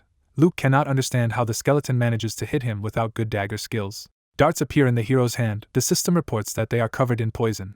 Luke throws projectiles at his opponent, who declares that this is a very insidious trick. The hero carefully looks at the enemy. He understands that the speed of the skeleton's reaction is comparable to that demonstrated by Kotaro, and if Gehrman had a bow, everything would have ended long ago. Enemies repeatedly converge in close combat. The hero understands that he needs to somehow change the course of the battle. The hero's hand glows. He uses the silent kill skill. Gehrman hits him in the left side with a dagger. He shouts that the fake creature must disappear. Blood gushing out of the young man's mouth. He thinks that even if Gehrman was a member of the 10th Order, 100 attacks in such a short period of time is something unrealistic. The system informs the guy about bleeding and a temporary slowdown in movement. Luke uses the blink skill. Hunters are seen in the trees. It is reported that blink is a short-distance teleportation that allows you to disappear almost instantly. We learn that this skill is not used by hunters, as their fundamental physical abilities are not the same as everyone else's, and they can move through forests, mountains, and battlefields without using blink. Here is a ring. Luke thinks that the hunter can use blink in one single way. The guy crouches with his arms wide apart. He thinks that this skill gives the skeleton a ring, which probably has many other properties. Luke thinks that the legendary hunter from the 10th Order using blink is something truly disgusting. We see the skeleton's mouth wide open. He says that his opponent is very pushy, but he will not let him go. Luke is on one knee, knowing that he will have to resort to an extreme method. A blue object appears in the boy's hand. Luke calls the opponent a cowardly scoundrel and accuses him of trying to win with the luck that the item has. The skeleton looks at the guy in bewilderment. Luke lowers the staff of the white flag to the ground. He states that it was the skeleton that started all this. The system reports that the guy is using the banner of the brawler, in connection with which brawler's territory begins, inside which all effects are blocked for a certain period of time.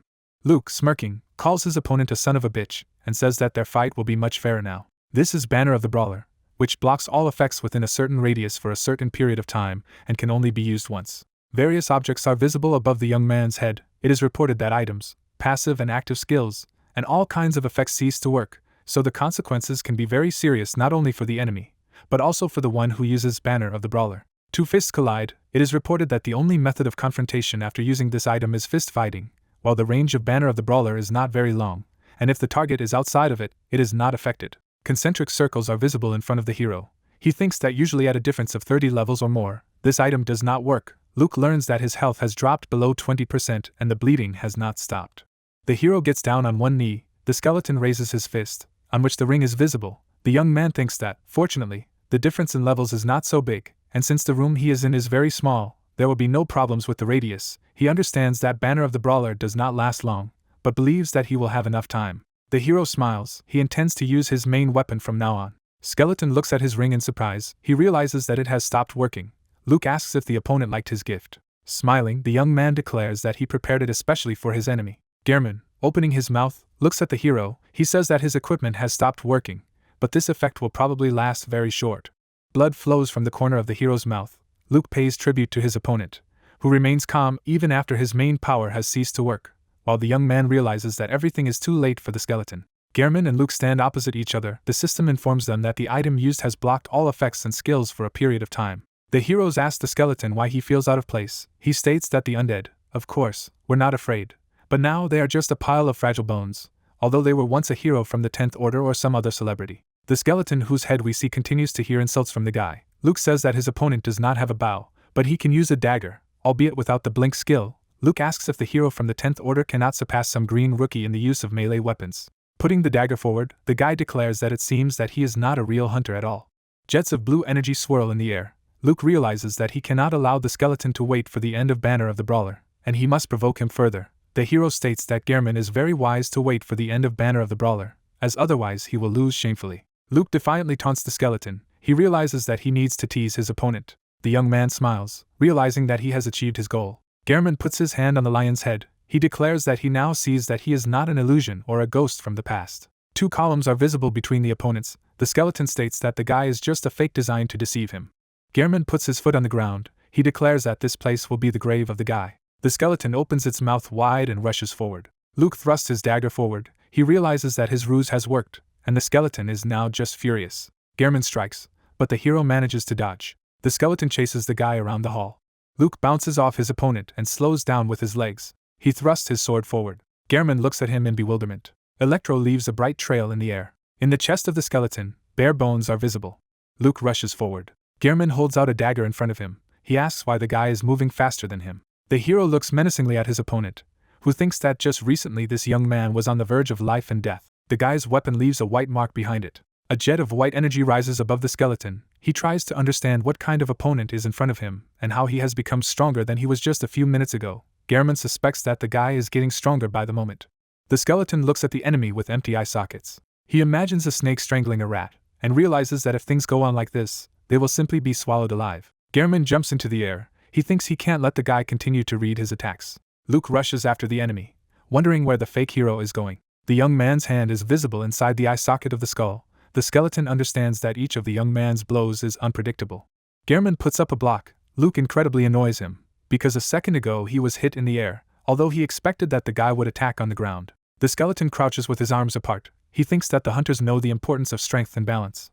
But what is happening to him now is just some kind of nonsense. Gehrman desperately swings his dagger, trying to parry all the hero's blows. He realizes that the guy does not give him the slightest chance to break the distance, while the skeleton realizes that the young man must also be nervous, as the effect of the flag will soon come to an end. Luke rushes towards him with his left arm outstretched, Gehrman realizing that his opponent will soon be finished. Next to the skeleton's head, a mark from a blow is visible. The hero tells him that he forgot to say something. A cloak flutters behind the young man's back. He asks the skeleton if he is sure that he can do it. Gehrman, his mouth wide open, recognizes a phrase he has heard before. He remembers himself still alive. There is a grate in front of him, and someone asks if he is sure he can do it. Gehrman demands to stop talking nonsense. Mocking laughter sounds in response. We see a smiling prisoner who says that his enemy will regret it. In front of us is the lower part of the skull. Luke, smiling, holds a dagger in front of him. The skeleton thinks that this simply cannot be, and this is some kind of trick designed to confuse him. The hero reminds that he warned Gehrman that he would regret it. It looks like the skeleton is very frightened. It seems to know who is in front of it. The left side of the hero's face turns black. His legs are shaking. A purple crystal is visible in the eye socket of the skull. There is a flash of light. Luke stabs the daggers and the skeleton's head flies upwards. The young man lands behind the decapitated enemy.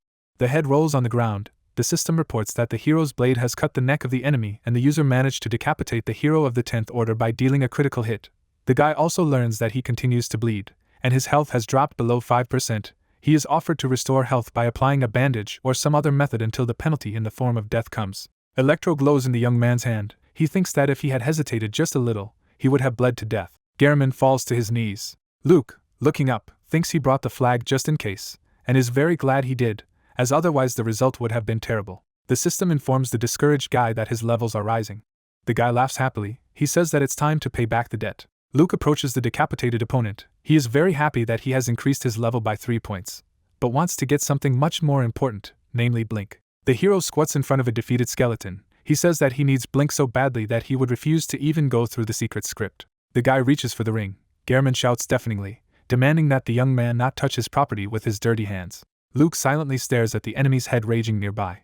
The skeleton has eyeballs that are ready to pop out of their sockets. Gehrman yells that scoundrels like the hero shouldn't touch this ring. He complains that it was incredibly difficult for him to cleanse even half of his body of Shadow King's energy. Bright white marks are visible next to the skull. The Poco makes a characteristic sound. The raccoon looks at the skull with greedy eyes. The animal jumps up. Gehrman screams in horror for Poco to stop. He complains about not being able to move and calls the raccoon a real demon. Luke, sitting in front of the enemy's torso, declares that he is completely incapable of begging for mercy. There is loot in front of the guy. He says that in addition to Blink, there should be some other very good trophies. The hero sees a systematic description of a secret scenario, which reports that the legendary hero has performed incredible feats, and forcing him to submit to someone else's will is a huge achievement. The card informs the conditions for passing the test and informs about the reward, which is the recognition of an ancient hero. Luke thinks that if he fails to fulfill the condition, he will not complete the hidden scenario, and the 10th order will continue to pursue him. The guy clutches his head. He says that because of this damned bag of bones, everything went to waste and asks Poco to continue to play with him, preferably as hard as possible. Luke picks up the ring, and Gehrman shouts indignantly that it is the conduit that allows his soul to exist in this world. A bright glow can be seen around the hero's right hand. The system informs that the enemy is reacting to the cleansing of the ring. The named object hangs above the hand of the young man. The game informs him that thousands of years ago the Shadow King ring was stolen by the heroes of the Order, and now it has returned to its rightful owner in the person of the heir of the original owner. The young man is asked to answer the question if he wants to combine the ring with the aura of the Shadow King. Poco continues to roll the skull across the floor. Luke, smirking, says that Gehrman seems to have just mentioned that he can only exist in this world thanks to the ring. The heroes sit on the skull. He asks what will happen if the owner of the ring is changed to the state in which Gehrman is now. The skeleton declares that he will not be afraid of such threats. The guy, laughing, says that he is just joking. He says that if the ring is an intermediary for the transfer of the soul, then he has already made a decision. Gehrman, cursing loudly, asks who is in front of him and says that the king he had known a long time ago was not like that at all. Luke holds the ring in his hands with a thoughtful look. Gehrman states that he finds it hard to believe that the terrifying creature that is the Shadow King is still alive, so he assumes that his opponent is someone from the Night Clan. He states that he thought that he destroyed all these bastards with his own hands. However, someone, apparently, still managed to survive. The hero states that the skeleton is too talkative and asks what he proposes to do with him. Luke gets up from the skull. He says that since the ring should belong to the heir, he takes it, and now it remains only to figure out what to do with the skull. The guy raises Electro over his head. He declares that a few good blows should put an end to the existence of this worthless skeleton. The guy thinks that the dungeons, which are created by the game in the most thoughtful way, serve only one purpose, namely to find heirs, since the creators of August strive to make sure that monsters, when they die, leave behind at least something. Luke unleashes a powerful blow. The tip of the dagger is visible next to the skeleton's eye. The hero says that he is not interested in conflicts between NPCs, and even more so he is not going to avenge any of them. Putting his hands on his belt, the guy states that he only came here to take the ring and other trophies. Then he says that while Gehrman called this place the first tomb, which means that there must be others, Gehrman indignantly states that he will never reveal this information to the servant of Shadow King. The hero, putting out his index finger, declares that he can talk to even the most stubborn characters. The monster asks what the guy needs from him. A mad smile appears on the young man's face. He shouts that Gehrman will greatly regret his silence. He asks in horror if the guy wants to know about the location of the other tombs, what happened to the 10 heroes.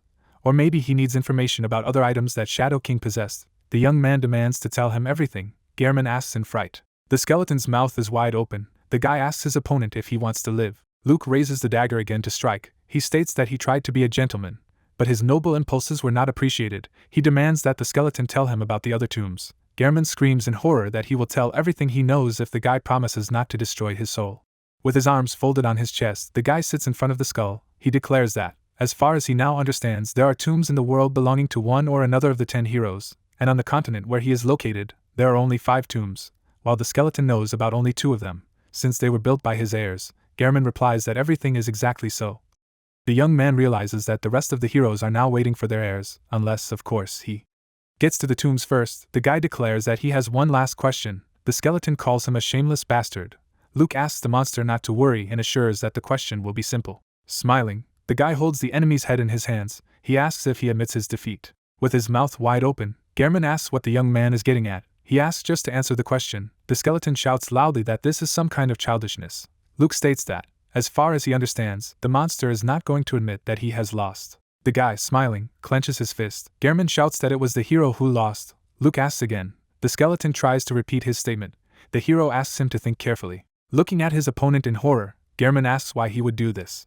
As far as can be understood, the hero slams his skull on the walls. Gehrman shouts that he recognizes the great skill of the young man and that he defeated him. The system reports that the hero of the 10th Order has recognized the skill of the user, and the condition of the trial of the first hunter is met. The hero learns about the increase in his level by a few more points. Smiling, the guy states that if his opponent doesn't appreciate him, he can make him do it. Gehrman states that now the servant of the Shadow King must keep his promise.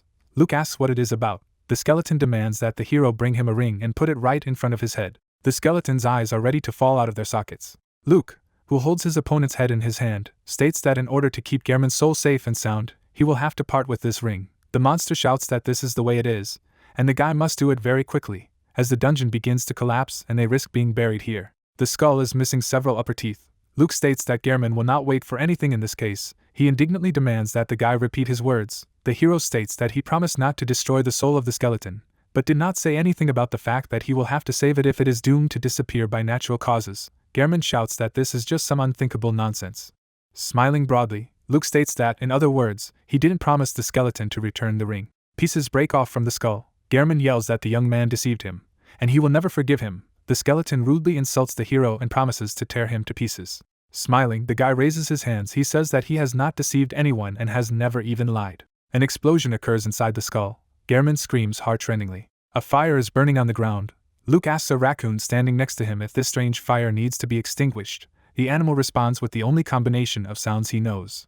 The fire goes out. The hero invites Poco to see if there is a treasure box here. Pink energy rises above the animal. Poco looks in front of him. The system reports that the remaining power of the ancient hero seeps into the raccoon, and the pet becomes stronger. The game informs about the increase in Poco's level, after which the hero learns about the appearance of a new scenario. A mustachioed man is seen on the screen. He states that the company celebrates 2 years of successful operation of the game August, and he wants to thank all the players who have provided invaluable help. He says that a new map has been prepared as a thank you. The man, putting out 2 fingers forward, invites everyone to the new territory of August. The audience in the comments rejoices at the appearance of a new event. The man points his hand at the open gate. One of the users writes that the director Yong-ho Sib personally worked on the creation of this event. Someone notices that this time there were fewer developers of the game than usual. A screen hangs in front of Luke's face. The hero could not even imagine that he would see such a video dedicated to the game event. The hero looks out the window. He thinks that this time even beginners will be able to enjoy the gameplay, although previously only experienced players were invited to participate. The hero remembers his sister. Mira asks if her brother remembers his promise. The girl says that she will wait for the guy, so he must hurry. Luke, smiling, drops his hands. He says that promises must be kept. Poco, sighing heavily, lies next to the guy, who wonders where the animal was hiding before. The young man thinks that he made some kind of contract with him. However, even on Mount Horn, this small creature survived perfectly alone. The young man also mentally notes that Poco is quickly gaining strength. Above the raccoon's head, his personal card is visible. Luke examines the ring. He thinks that the rapid development of his pet is very good. However, the problem is that the raccoon cannot use the power of the Shadow King that he absorbed from the first hunter. The guy is a little offended that he has forever lost some amount of power that could have been transferred to him.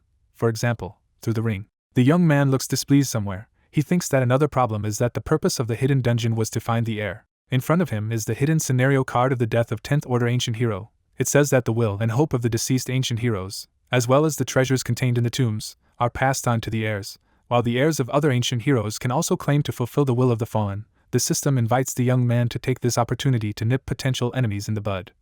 At the end, the condition is announced, according to which the hero must discover several graves of ancient heroes and remove treasures from there. Luke now has little doubt that the information he received earlier is true.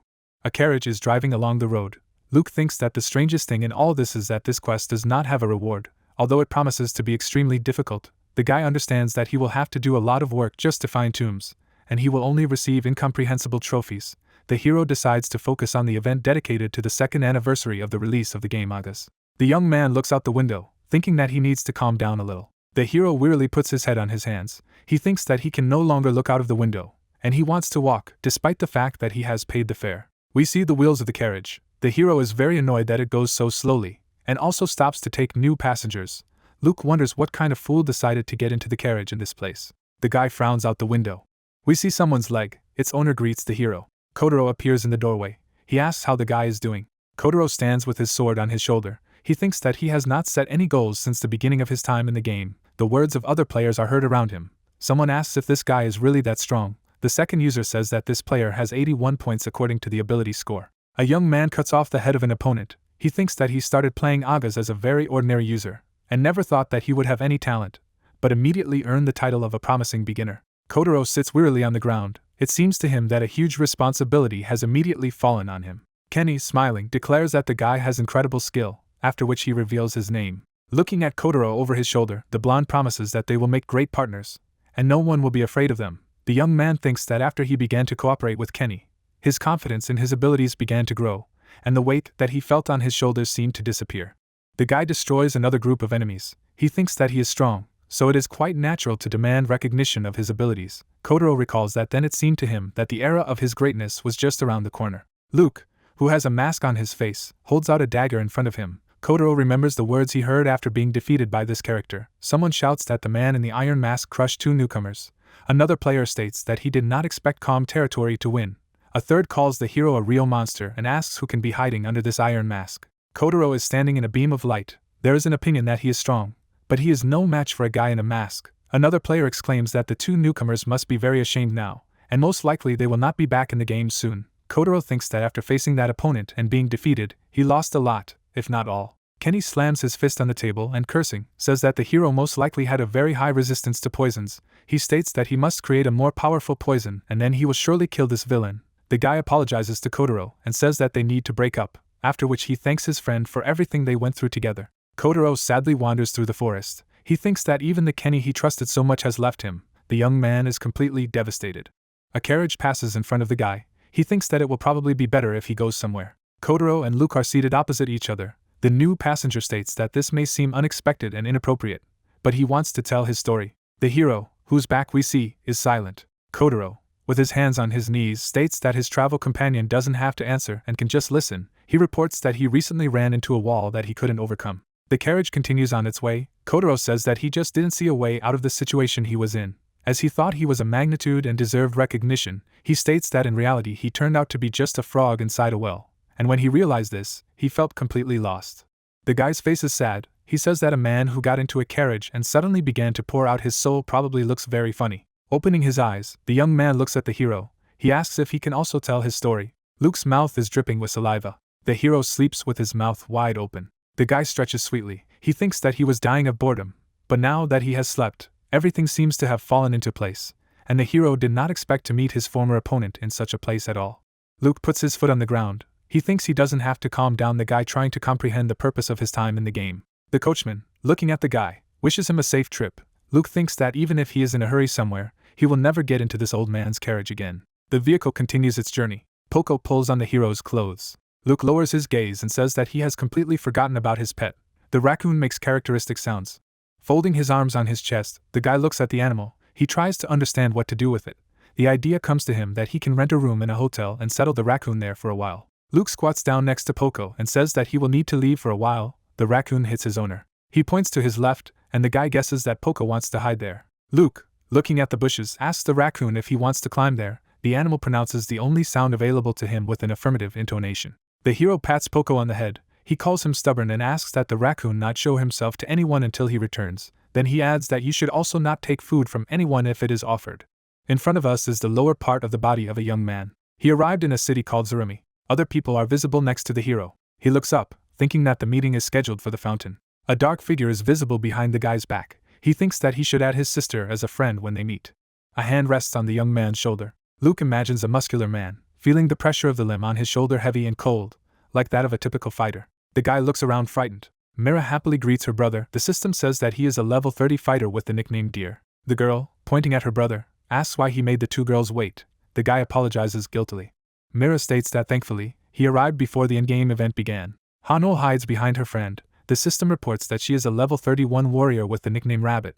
The girl greets the hero. Luke rubs the back of his head guiltily. He says that he hasn't seen the girl for a long time and apologizes for the fact that she had to wait for a long time. Hano embarrassedly declares that the young man should not apologize for anything. Mira tells her friend not to hide, but to come forward and speak more boldly. She replies that she is not ready for this yet. The hero's sister says that her brother is already familiar with Hano, and she continues to act like a shy stranger. Luke sighs, smiling. The young people go forward. Mira tells her brother that they should add him as a friend. The guy states that he completely forgot about this procedure. A system window hangs in front of the young man. He takes a closer look at it, and sees a message according to which the event dedicated to the second anniversary of August is about to begin, so the participants must immediately move to a safe place. The system informs that squads can also participate in the event, so if someone wants to form one of them, they must do it now. Invitations begin to sound around. Mira reaches out in her brother's direction and states that they should join forces. Luke agrees to do so. Young people see a system window in front of them asking if they will be participating in the second anniversary event. All three give a positive answer. Players with the tower behind them clutch their heads. One of them asks what this stupid song is. He states that it looks more like an amusement park than a territory for a game event. Mira looks up admiringly. She says that she hasn't been to the children's park for a long time. Hanul sighs happily. Luke, folding his arms on his chest, looks at what is happening. He thinks that the event seems large-scale. However, in his opinion, there are quite a few users. The guy assumes that the developers of the game divided the event into many small sections. The young man turns his head. He understands that in this case, there must be hundreds of identical districts in the game. A clown jumps in front of the guy, who invites everyone to the lands of Agas. Luke thinks that, judging by the different levels of the participants, their professions and equipment, the selection of participants in each section was carried out randomly. The hero does not yet know what the essence of the event will be, but it seems to him that his squad can show a good result. The clown, with his index finger thrust forward, reveals that his name is Pierrot, and he will be an assistant in the event dedicated to the second anniversary of the game.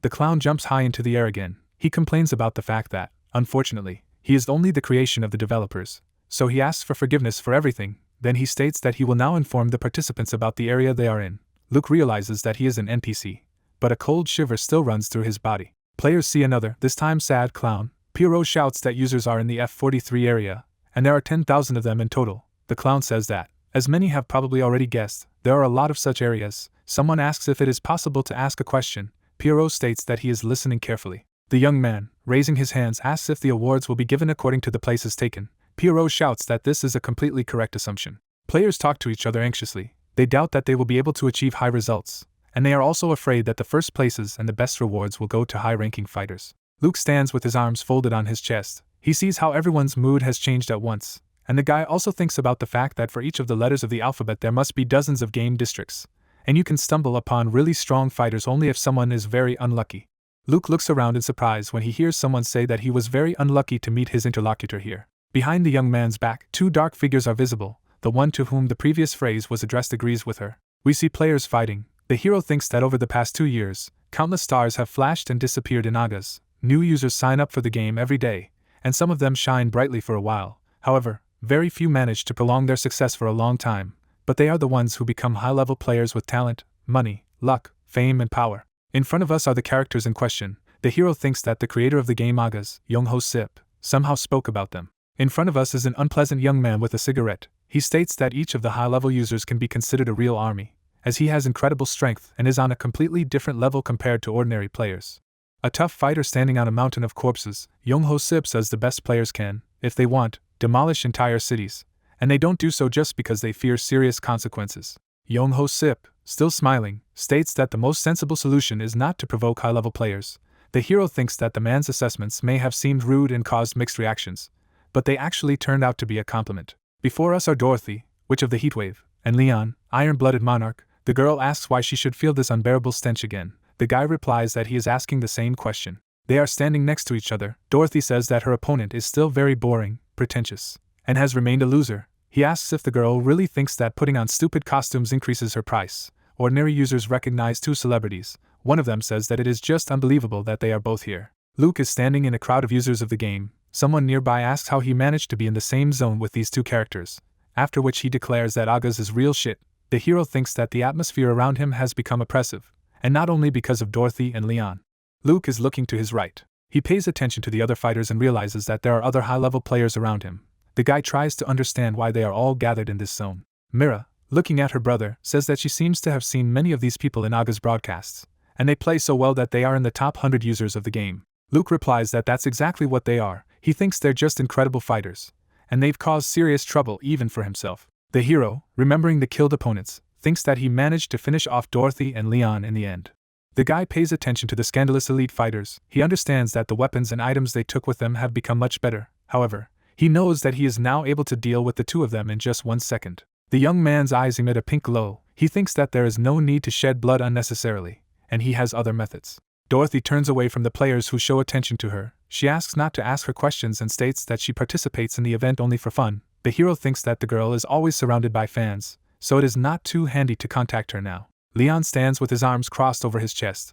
Luke thinks this guy is considered a loser, so I should probably choose him. A sinister grin appears on the guy's face. The system reports that a user with the nickname Leon has been scanned and an unidentified object has been detected.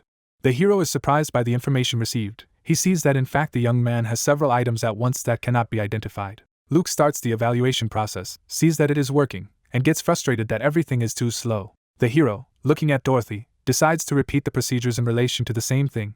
The system searches and finds many unidentified objects. The beauty stands with her magic wand in her arm. Luke imagines Dorothy and Leon in battle. He thinks that the search does not yield specific results, most likely due to the difference in abilities, levels, and quality of equipment, which is not surprising at all, since the players are elite. The guy sighs heavily. He wanted to steal a couple of expensive items from these guys, but now he realizes that his hopes, apparently, are not destined to come true. The system reports the end of the search. Luke notices something to his right. Dorothy stands in front of a crowd of his fans. She waves her hand away from them and declares that she is not going to give autographs to anyone now. The clown hanging in the air declares that the audience seems to have finally calmed down and can listen to the continuation of the explanation. He informs that battles between players are not allowed, and even if someone accidentally falls under the influence of someone else's skill working on the area, they will not be harmed. Clown snaps his fingers and states that, as everyone probably already knows, members of the same team can cooperate with each other, but rating points are awarded individually. The hero has a surprised expression on his face. In front of it is a description of the Finding the Wrong Pierrot event, according to which players must find a special clown among the many pierrots. The location of these characters changes every 10 minutes, due to which users must constantly look for special clowns among the newly appeared, and it is also reported that players need to find a number of pierrots' decorations. The hanging clown states that pierrots' decorations only spawn after defeating the special pierrot, and the fact that the clowns change their location every 10 minutes means that the targets are randomly scattered throughout the zone. A lot of gestures appear in front of the players. One of the users asks where this laughter comes from and declares that he is terrified by this laughter. Pierrot raises his index finger and reveals that players have 3 hours to collect as many Pierrot's decorations as possible. The enthusiastic young man declares that in this case it is necessary to use skills that work on a large area. He slams his hand on the ground, spreading a wave of blue energy around him. The guy shouts that with his skill he cannot distinguish between regular clowns and those who bring Pierrot's decorations. The guy has blades sticking out in his chest. The system reports that the young man hit the wrong target, and therefore loses 10% of his health. The same text is repeated many times until the player's health drops to 0. The system reports that, unfortunately, the user has lost the ability to participate in the event. The player, panting, kneels. The mysterious Pierrots of the first level smirk ominously. One of the players, looking back, shouts that none of the clowns were destroyed. The girl standing next to him states that the deceased user seemed to be an elite player, but was unable to cause any damage to the targets. The clown hanging in the air states that the attack was carried out before the end of the explanation, so the intruder's health was reduced by 10% when attacking the infidel Pierrot. He states that indiscriminate use of skills results in the imposition of a penalty. A bald guy tries to kill a smiling clown, who states that, as he said, health decreases by 10% with each illegitimate attack. The Iron Helmet soldier asks if the damage level is really limited to just 1 point, regardless of skill. His comrade states that this is most likely to close the gap between normal and elite players. The hanging clown states that players should try to collect as many Pierrot's decorations as possible in a limited time and try to get the most points, as the rewards will be distributed based on the result. Mira and Hanul happily run forward. The girl calls on her brother to join them. The guy replies that he will soon catch up with his sister and her friend. Luke thinks intensely. It seems to him that, apart from some clowns, all the others are ordinary NPCs. He is going to test one of his theories. The young man uses the search skill on the clown in front of him. The result surprises him. The guy thinks that the difference between elite and ordinary players is greatly reduced, so the latter can fully enjoy the events, and also in the game a variety of scenarios are now possible. The player holding the pike shouts loudly that it seems that the clothes of the clowns standing in front of him are not the same color as the rest of the circus workers. The system reports that 10 minutes have passed and the Pierrots have changed their location. The guy curses, realizing that the prey is slipping away from him. The young man angrily shouts to the competitor who appears in front of him not to touch the clown, who replies that the reward goes to the one who struck the last blow. A winged creature hangs over the houses. Someone calls to watch everything carefully from the sky and let them know as soon as a special Pierrot is seen. This player promises to immediately finish off the target and take the reward. We see an old man with his hand outstretched. He shouts that he must stop competitors, the guys who are not allowed to pass by the barrier state that some bastard has blocked their way. A clown is visible behind the backs of the young people. It is reported that, of course, sanctions were applied against violators of the rules. A player in a red cloak deals with several clowns at once. It is reported that the goal of the operators of the second anniversary event was only halfway achieved, and the reason why they failed to achieve it fully was because of elite players with superior items and the highest skills. Pierrot tries to stop the player, but he seems to be unable to do so, reportedly seeing the highest concentration of elite users in the F-43 sector. 2 fighters are happily fighting clowns. One of them shouts that they will soon kill them all. Pierrot, whom they were trying to finish off, falls, hit by a lot of arrows. One of the guys states that it's just madness, then he asks where those projectiles came from. On the roof of the building, an archer is visible, who fired exactly 17 shots. The system says that we have an elite shooter Minerva in front of us. The guy states that it was all very easy. The players, who are hoping to deal with Pierrot, are angry. One of them shouts that he failed to land the finishing blow. The second calls the clown a bastard and shouts that obstacles should not be used. The magician Noah appears in front of the guys. She explains that, as far as she understands, it is forbidden to restrain the players, not the clowns. One of the players says that it seems to be the mud sorceress Noah in front of them. The girl asks to stop calling her by this obsolete title. She, smiling, looks around and declares that Minerva is also here. The guy greets his sister, who asks him to look somewhere. A grinning guy throws his energy at one of the clowns. Someone asks what happened just now. The young man slams his fist on the ground. He is asked why he throws clowns into the air. Noah puts his hand to his forehead. His sister says that the guy seems to be trying to find the skills that are doing the most damage. He says in surprise that it's some kind of nightmare. He doesn't understand why all the elite players had to be gathered in such a confined space.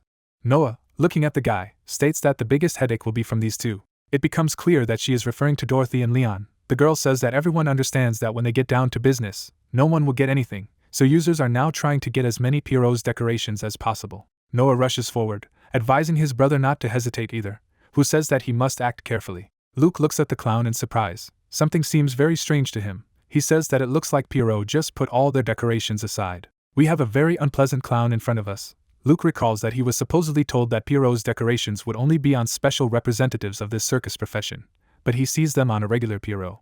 The young man's gaze is thoughtful. He notices several clowns standing in front of him and realizes that they are all wearing the same clothes. Rubbing his chin thoughtfully, the hero looks at the enemy. He cannot believe that this is only a first-level NPC.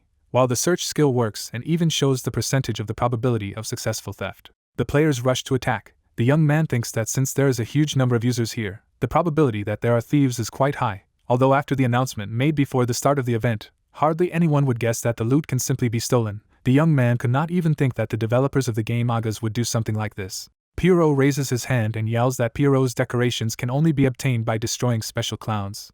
The player defeats the opponent. The young man thinks that, as the host of this event said, Pierrot's decorations fall from special clowns.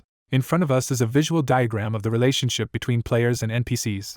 Luke recalls that Pierrot's decorations are not dropped by regular jesters that players kill randomly, with users who continue to attack these characters lose health and die. We have two clowns in front of us. The young man thinks that the purpose of this event is ultimately to get Pierrot's decorations. Therefore, instead of reviving dying special clowns, the developers decided to dress up all the NPCs, from which the next special clown is then chosen. Luke stands with his arms folded thoughtfully, thinking that from the developer's point of view, this method must be more convenient, but that's not the main issue.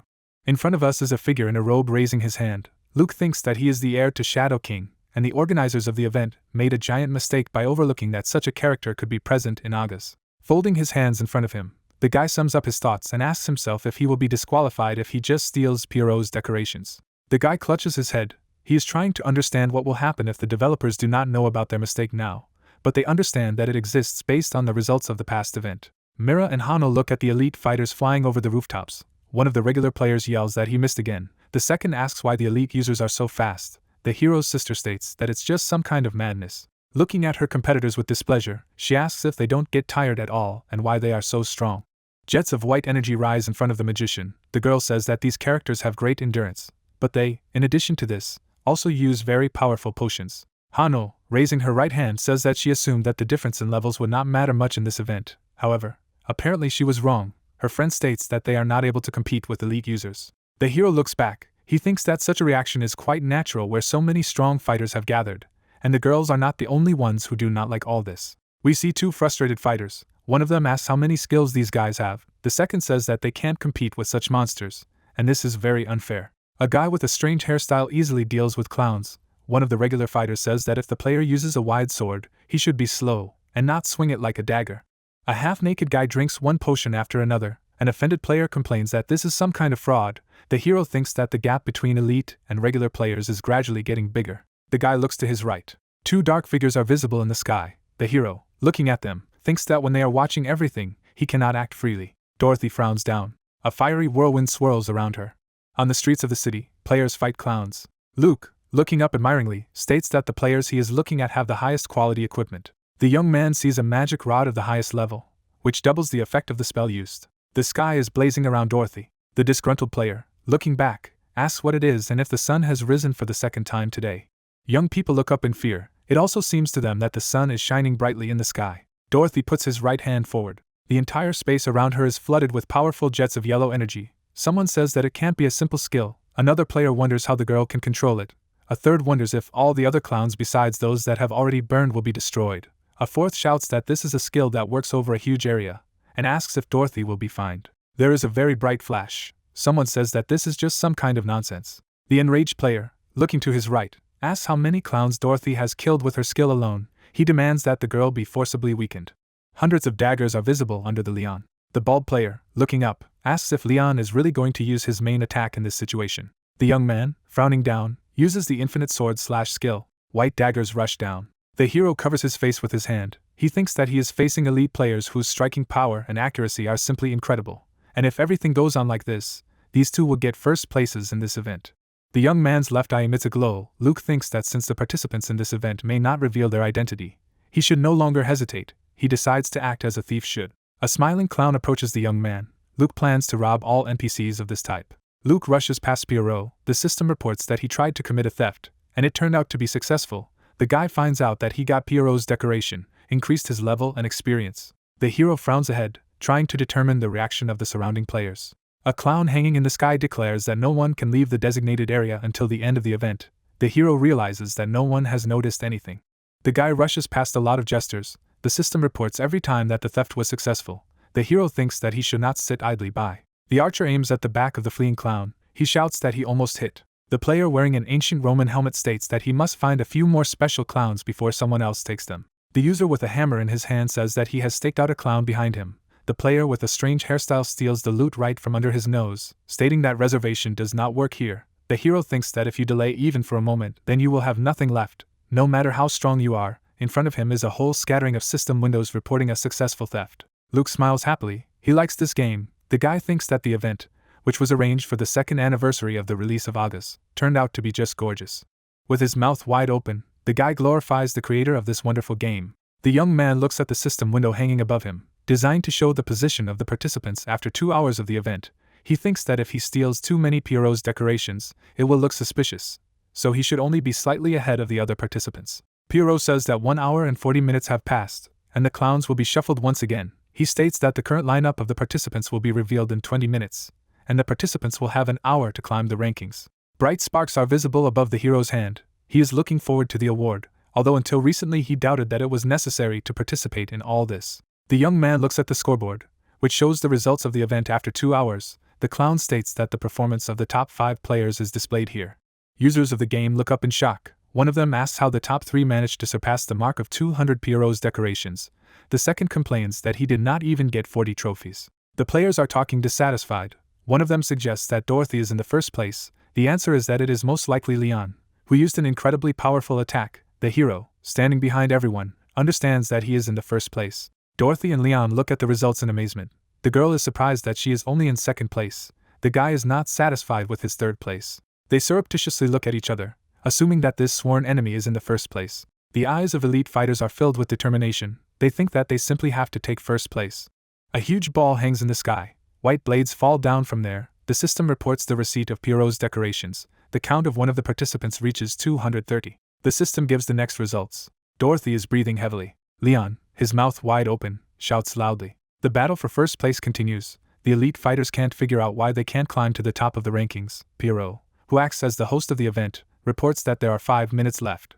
A source of bright light is visible above Dorothy's head, and she thinks she should be ahead in 5 minutes. Leon looks incredibly strange. Pierrot raises his hand and shouts that the event is over, after which he thanks everyone involved for participating in it. Dorothy sighs heavily. The system informs her that the event is over and she has successfully completed the quest. The girl learns that she has won one of the prizes, after which she is asked to inform the audience about her position. Leon and Dorothy frown at each other. The guy agrees to show his result to the public.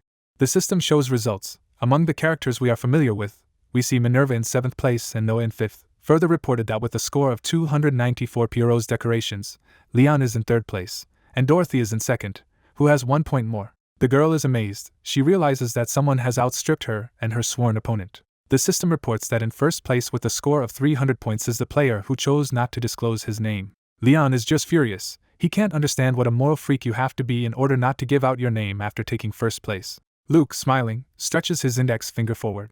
Pierrot, who is hanging in the air, expresses his sincere gratitude to everyone involved. He informs them that the game map used for the event will remain available for another week, and expresses his hope that players will enjoy it to the fullest. We see blue buildings.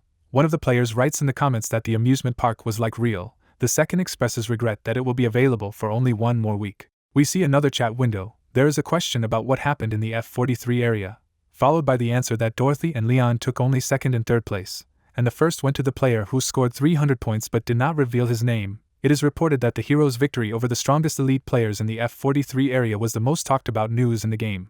We have Dorothy and Leon in front of us.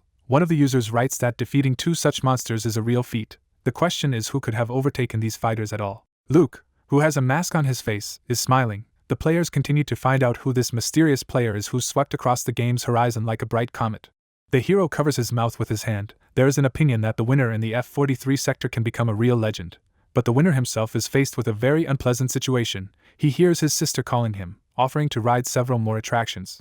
Hano, smiling, tells her friend that it's a lot of fun here. She replies that she hasn't been to the park in a long time and is really happy. The girl happily clenches her fists. Her friend asks if she wants to ride the ride they just got off again. She says that one roller coaster ride is never enough. Luke, meanwhile, feels very bad after visiting 2 attractions. Mira, laughing happily, asks if her friend, since Leon is with them, would like to look into the dungeons. Hano asks in surprise. We see houses and people walking in front of them. Mira states that the very name of this location translates as the City of Dungeons, and there are quite a few of them here. Hano, blushing, folds her hands in front of her face and asks if Luke will go with them.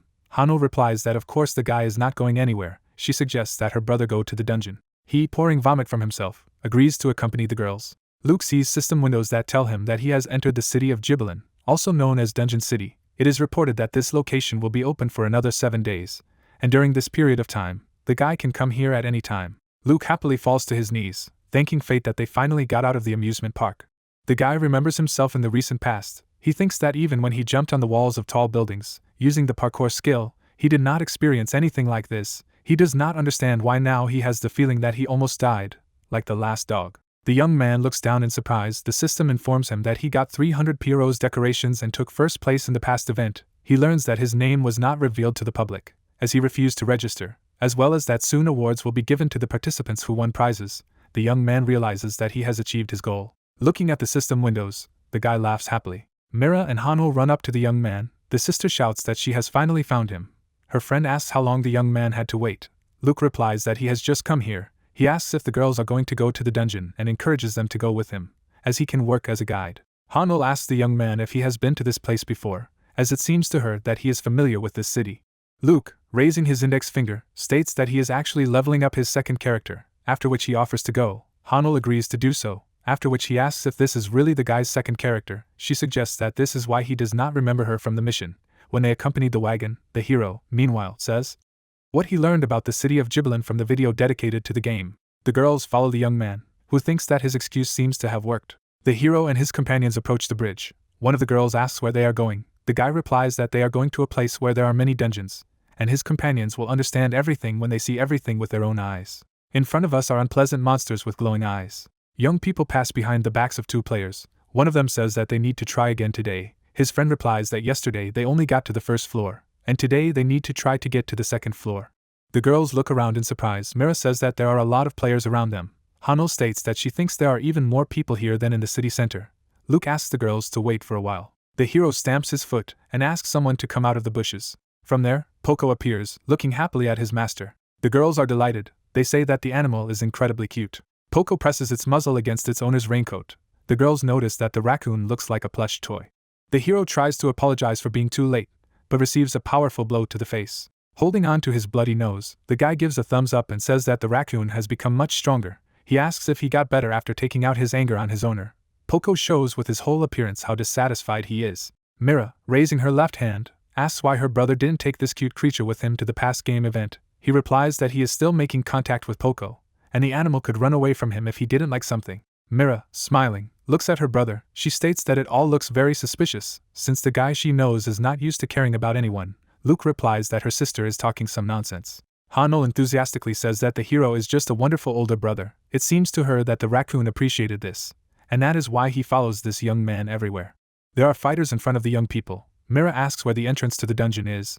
The hero replies that it is not just some entrance, and the girl will see everything herself. The hero's foot is on the edge of the abyss. The rock he pushed down bounces off the wall of a bottomless pit. Luke says that it is because of this object that Gibbelin got its name. Hano states that it really does not look like an ordinary entrance.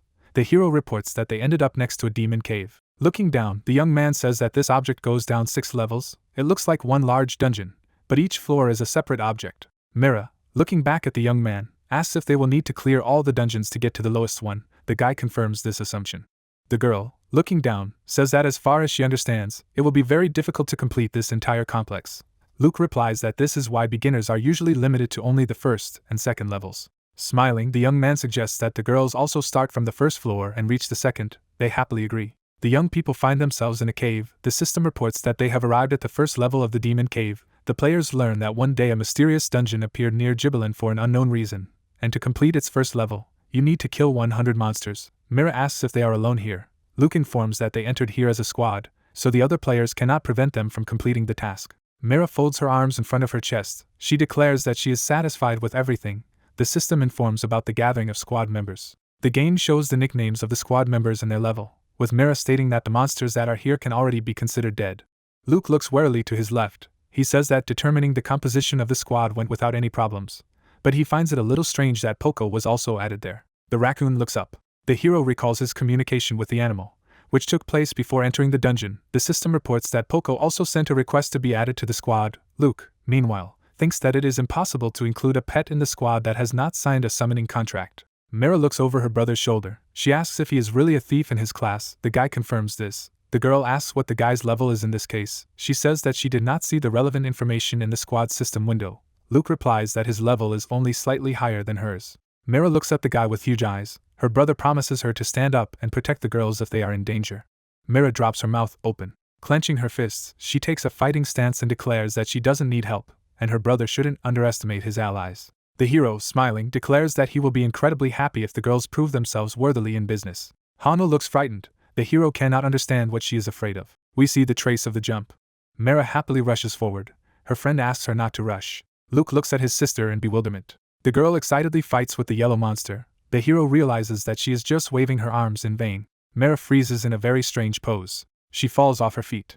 A yellow orb, pushing off the ground, flies in her direction. Hano warns her friend to be careful. The girl cuts the monster into 2 parts. About a dozen other similar enemies appear around her. Hano is confident in dealing with them. The system repeatedly reports that one of the squad members has killed yellow slime.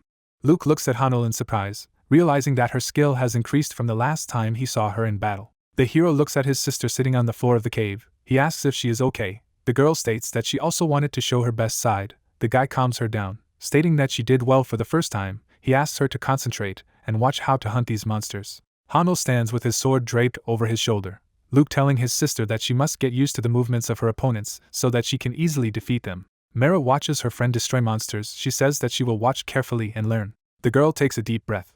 Clenching her fists, she declares that she will try again. A fog rises in the cave. Someone says that monsters are coming. Goblins appear from the darkness. The question is asked if the sister is ready. She replies that yes. The hero informs that it is time to attack. Mira lunges at enemies. We see her clenched fist. The girl strikes a powerful blow. Blood spray is visible in front of the goblin's face. The young man thinks that it has been a few days since they entered the dungeon, and now they are on the 3rd floor, which is intended for players above level 50. The monsters look very worried. Luke thinks that the place where they ended up is mostly filled with goblins. Mira punches and sends opponents flying, reportedly using the iron shell skill. 2 enemies fly up to her at once.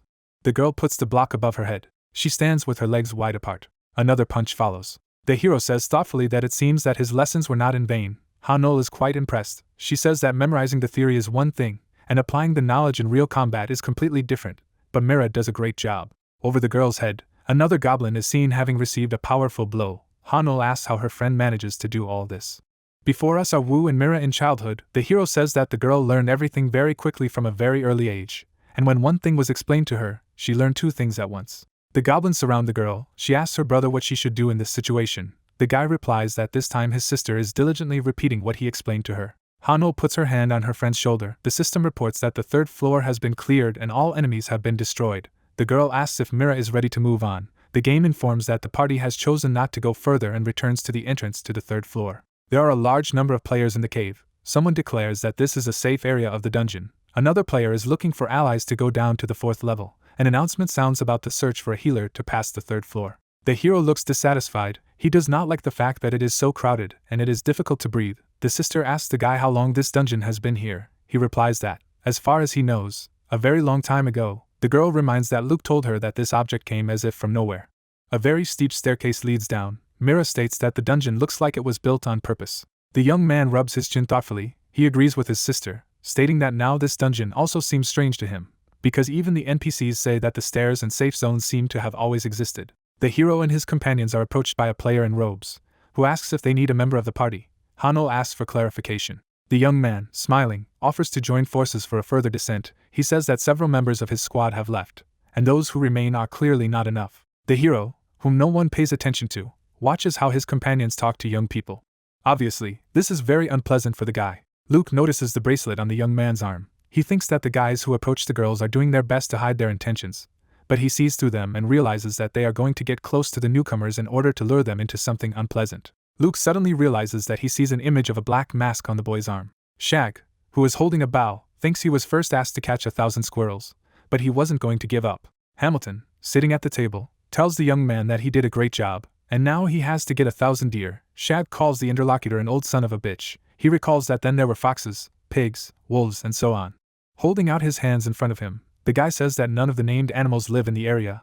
Hamilton replies that he is well aware of this, and demands that the guy find them somewhere else. Shag walks through the forest, cursing the elder. He thinks he sent him to catch animals that don't even exist in the village. In front of the guy is his personal card, where it is seen that he is level 19. Shag states that he is sorely lacking in health points, and remembers that he was almost caught by the hand when he seemed to look like a normal hunter. The young man remembers the elder, who asks not to worry and assures that if Shag completes all the tasks, then a special reward awaits him. The guy thinks that all this is very similar to some kind of fraud. The young man is desperately waving his hands.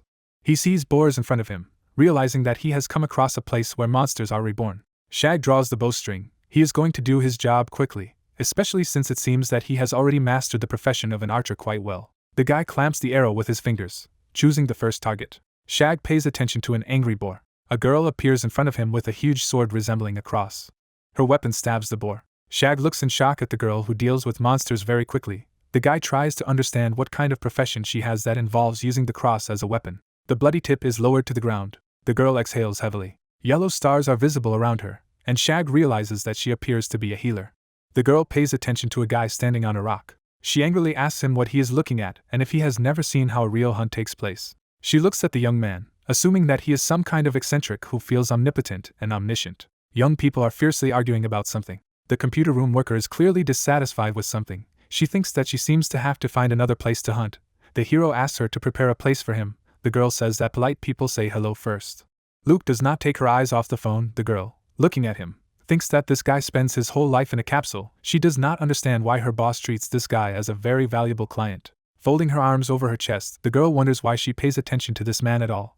Then she remembers that the young man is sometimes very kind to her. The girl understands that the guy asked her to turn on the capsule. She really does not want to do this. Sighing heavily, Luke says that he goes to eat in one of the neighboring establishments. The girl, seething with indignation, thinks that she has nowhere to go, so she just needs to turn on a capsule for this guy. The hero on the phone screen is looking at new messages in the community. A guy with a plastic cup in his teeth appears next to him. He complains angrily about someone.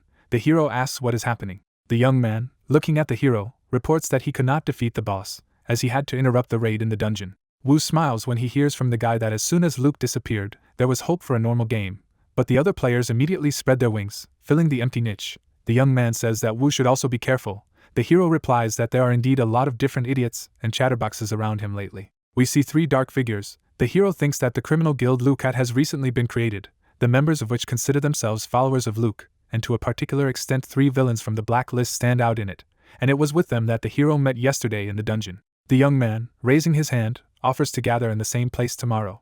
Luke remembers this guy's smile, thinking about the fact that this character has an item that belonged to Shadow King. The hero, grinning happily, looks up from his phone. Luke looks at the system windows in surprise, one of them informing him that he has connected to the game Mangas, and the other informing him that the rewards for the events will be distributed today. The young man smiles. He is glad that he will finally receive the prizes he has earned honestly, from his point of view. We see the young man's finger. Luke says that today is quite an interesting day, as the reward for the first place should be the Shadow King item.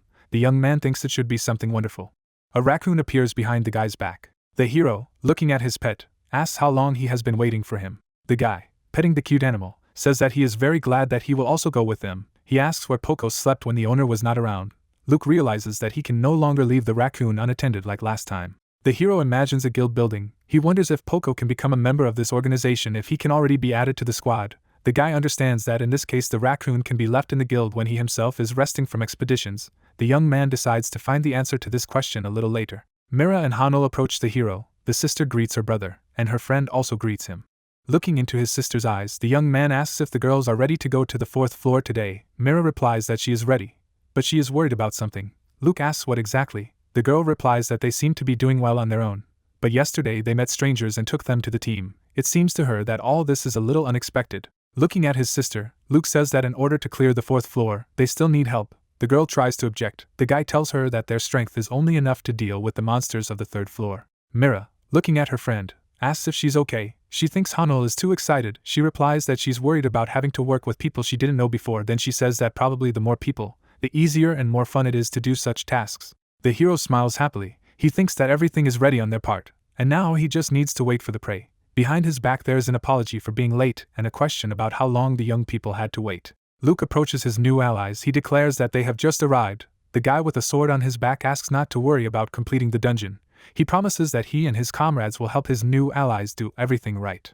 System messages appear, the first of which says that the squad has entered the 4th floor. The second informs that in order to complete this level you need to defeat the boss of the 4th floor. The third lists the members of the squad, among which new characters have appeared. The assassin of level 62 Leekin, the wizard of level 60 Beth, and the warrior of level 61 Howler. We see these characters.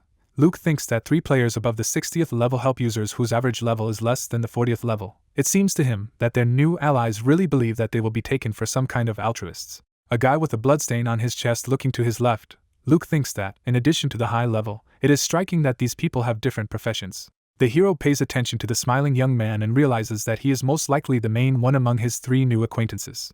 As the young people confidently deal with the goblins, Luke realizes that they work well together, and he also realizes that judging by the presence of Shadow King items, they teamed up long before the game's 2nd anniversary event.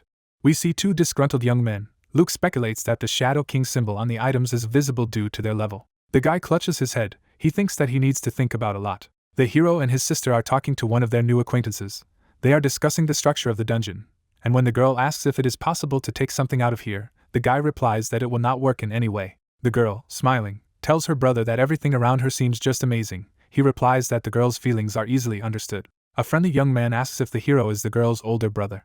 Looking at the young man, he wonders if he accidentally took the nickname after the infamous user of the game. Luke thinks that this guy is starting to annoy him. The hero replies that this is just a coincidence, and he cannot admire the vile criminal. He asks the young man if he liked this answer. Smiling, the guy declares that everything is fine, after which he asks why the hero does not disclose information about his character. He replies that he is used to hiding this data, since he is a thief. Then he reports that his level is around 50th. The scoundrel, smiling, says that everything is clear to him. Luke looks after the young man leaving. He thinks that these 3 have made information about themselves public to avoid suspicion, but they apparently don't like that they can't find out his personal details.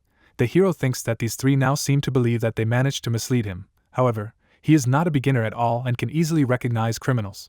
Red lines are visible on the guy's body. The hero thinks that one of the sure signs of a criminal, which many beginners do not pay attention to, is red tattoos that appear at the moment when notoriety exceeds a certain level. The guy looks warily at his new acquaintance. He is sure that soon everything will fall into place. One of the guys kills a goblin. Mira throws up her hands in admiration. The young man thanks everyone for the great work. The girl says that Leekin and his colleagues have done the hardest part. He replies that all this is only thanks to good support from the back rows. He suggests that they rest for a while before moving on. Beth and Howler look visibly displeased. One of them asks what happened. The other replies that the number of potions has decreased slightly. His comrade states that there may have been an error in the counting.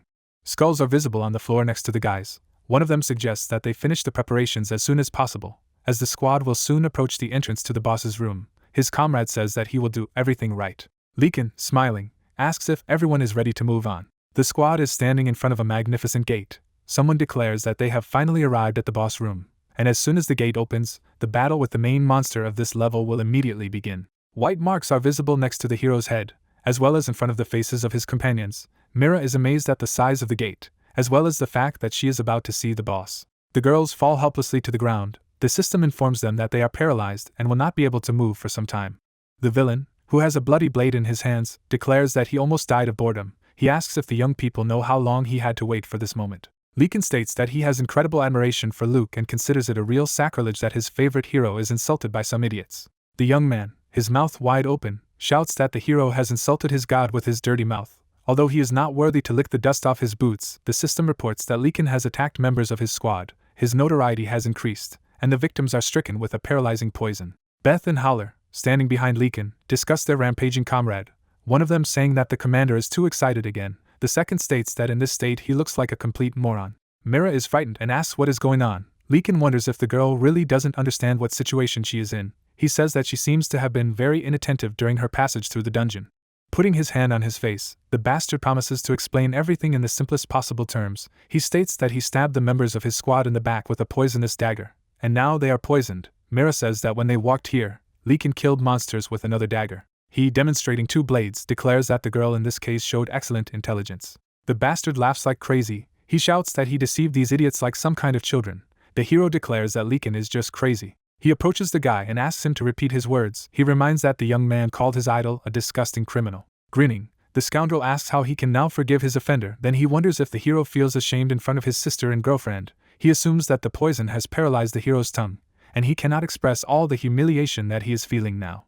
Hanno calls the scoundrel trash, who asks in amazement. He looks into the girl's eyes. She tells him to go to hell. Leekin states that he thought the girl was a brainless dumbass, and now her behavior seems surprising to him. The girl's hand trembles. The bastard says that she chose a very wrong time to start snapping. Leekin again stabs the young people in the backs with a dagger. He asks madly if they really thought that he would forget how long the poison lasts. Hanno angrily asks if the bastard really enjoys torturing people like that. She yells that if he is going to kill them, he should do it immediately. Leekin states that the girl does not seem to understand what is happening. He asks if she really thinks he needs some items. Looking wide-eyed at Hanno, he yells that he will naturally take everything his victims have, but the process is supposed to be as fun as possible. The bastard asks why scoundrels are considered scoundrels, and he himself responds by stating that they like to do bad things, knowing that they are disgusting. Leekin, wielding daggers, asks what his 2 allies are doing. Looking over his shoulder, he remembers that he instructed them to prepare the escape scroll in advance. Beth and Howler discuss some kind of loss. Leekin, looking at them angrily, asks what is missing. The answer is that it is a scroll of escape. In front of us is the item in question. One of the guys says that he prepared it for the safe zone, and now he can't find it. He states that he definitely had this item, and the others also saw it before entering the dungeon. A black shadow creeps over the scumbag's face. He angrily states that the scroll has really disappeared. The villain wonders where this wall of fire came from, and tries to remember if the wizard was among their 3 victims. Surrounded by a wall of fire, Leekin realizes that in order to use magic, you need to cast a spell. Then he remembers that it is also possible to use a spell book. The fire gets to the feet of the villain. He sees a dark figure in front of him, and realizes that it seems to be the wizard who created the wall of fire. Luke is surrounded by electrical discharges. Leekin realizes that he is not a wizard, but a hunter who has found his prey. The hero says that the god of the scoundrel will not save him. Leekin thinks that villains always end up being losers, and heroes are constantly winning predictable victories, though sometimes finding themselves in difficult situations. A smiling young man punches his opponent in the face. Leekin thinks it's very unfair.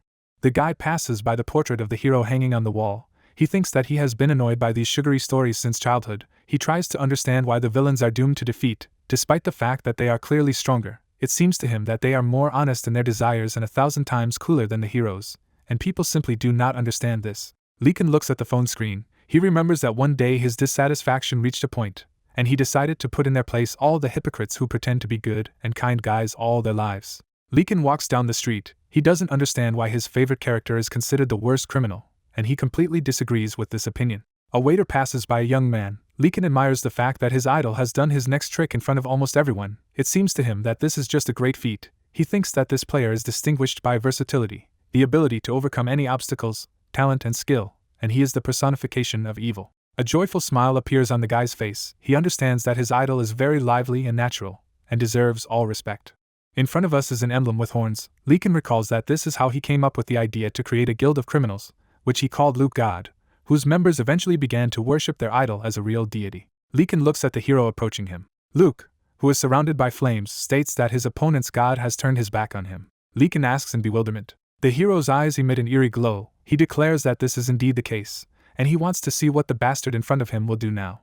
Leekin stands with a dagger in each hand. A black shadow creeps over his face. He promises to tear the enemy apart. One of his allies calls him and warns him to act carefully. Leekin demands that the guy shut up. Between the two opponents, the body of a huge snake is visible. The villain uses the snake's ambush skill. Luke looks at the enemy from under the hood. As he expected, in front of him is a not very experienced fighter who allows his emotions to take over. The hero thinks that he needs to be teased a little more. Next to the hero you can see a bright mark from the blow.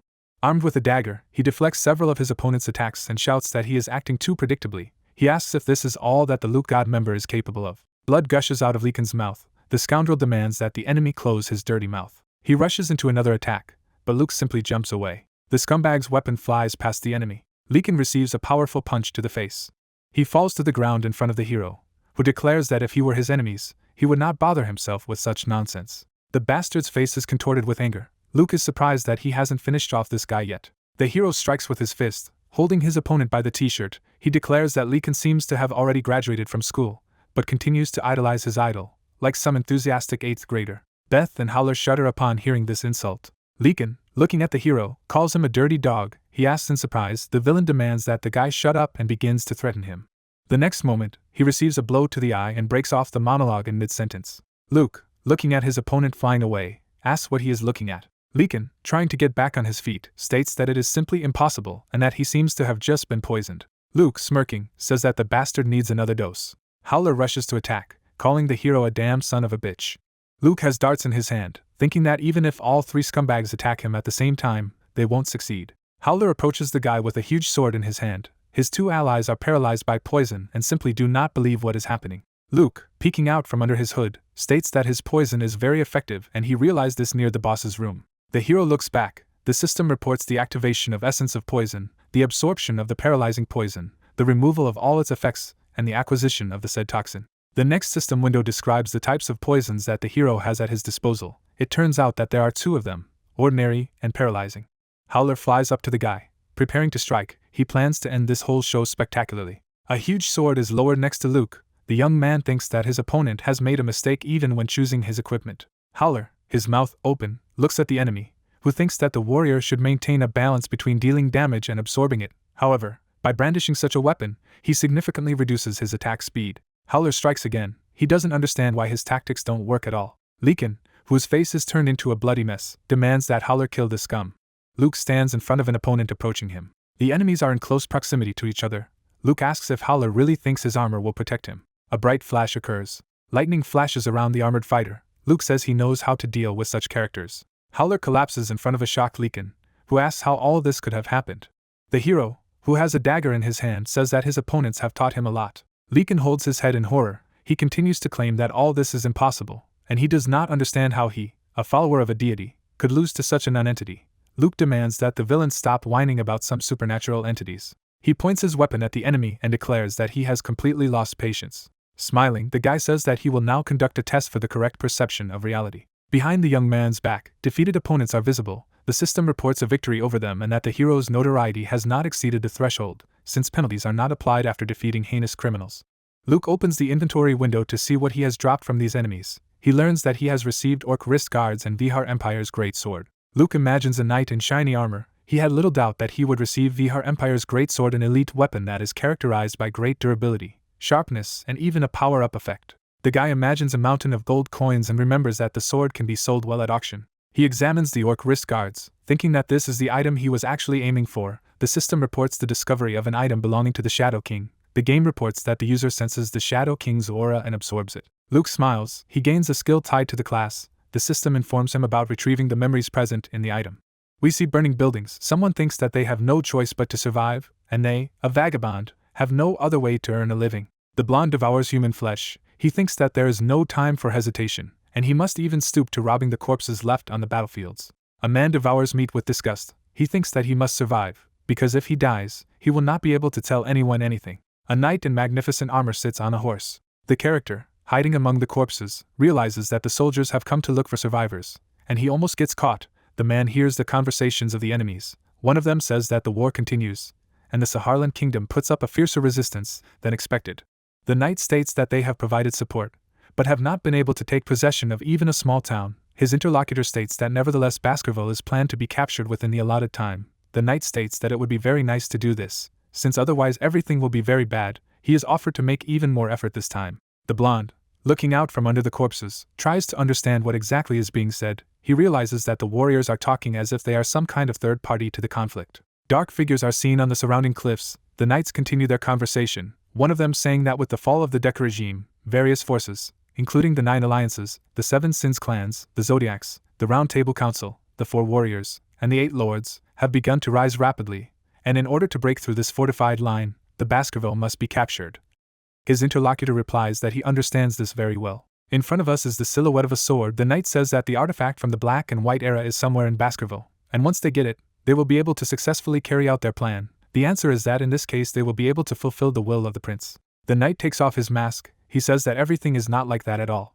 It is revealed that this character has more eyes than a normal human, stating that this is all done in order to fulfill the will of the great ruin empire. The blonde man sits among the corpses, his hand over his mouth. He tries to comprehend what he has just heard. The words about the relic from the Black and White era and the prince are spinning in his head. He remembers that there were only 6 princes in the great ruin empire. Horsemen pass by the alley. The adjutant calls the rider who rides in front of him His Highness. The hiding man thinks that he seems to have heard something unnecessary. His eyes become round with horror. One of the riders points his finger at the pile of corpses. He is asked what happened. He replies that they must be just rats hiding among the dead. Blood flows out of the alley. The hidden man thinks that he is finished. He desperately tries to stay conscious.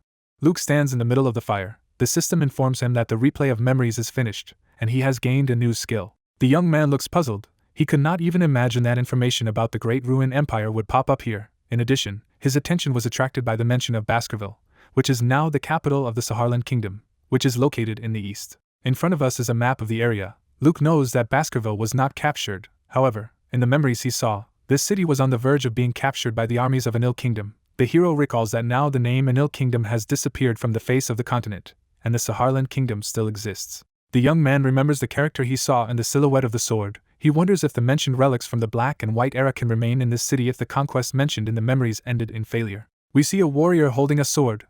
Luke also recalls the names of the groups that were rapidly gaining strength at that time in history, some of which he had not even heard, but others had gained the most notoriety.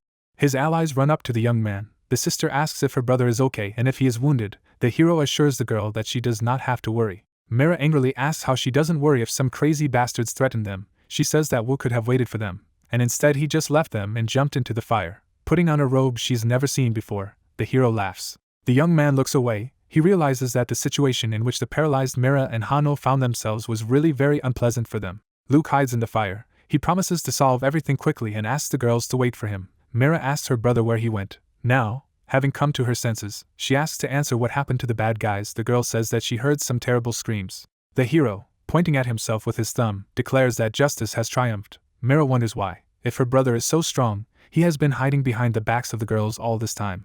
Hano opens his mouth. Shedding tears, she declares that she was very worried about the hero. Wu, closing her eyes, smiles. He tries to understand why the girl is crying. The guy looks at his companions with his hands up. Hano says that all this only happened because she made the guy angry when she started to be cocky with the villains, and in the end she couldn't even help. Wu shouts that this is not the case at all. Mira calms her friend. Her brother says that he is actually very grateful to the girls for not getting hurt. Forcing a smile on his face, the guy declares that this is really so, and he is not lying. Hano makes it clear that she is satisfied with this explanation. Mira asks her brother how he realized that these 3 scoundrels were criminals. Raising her index finger, Wu says that the red tattoos on their bodies indicated that they have a very bad reputation. Mira asks in amazement, before stating that she thought they were just drawings that could be made when creating a character in the game settings. She says that as far as she now understands, Wu immediately realized who was in front of him, and then just waited for an opportunity to deal with the scoundrels. The hero, smiling, recalls recent events. He apologizes for not warning the allies in advance. The guy explains this by the fact that he had to make sure that the bastards did not hide anything in their sleeves except for a paralyzing poison, while he himself thinks that he knew about everything after a carefully conducted search. Mira rubs her chin thoughtfully. She states that there is nothing more they can do in this case. Then she asks her brother what his level is at the moment. He replies that he is 74. The girls open their mouths in amazement. Mira points her finger in the face of the young man. She asks why this value is so high and reminds that during the escort of the cart, Wu had about the same level as her friend. Hano states that her score is somewhat overestimated, since she got many levels thanks to luck. The hero suggests not to be distracted by all sorts of trifles and continue on her way.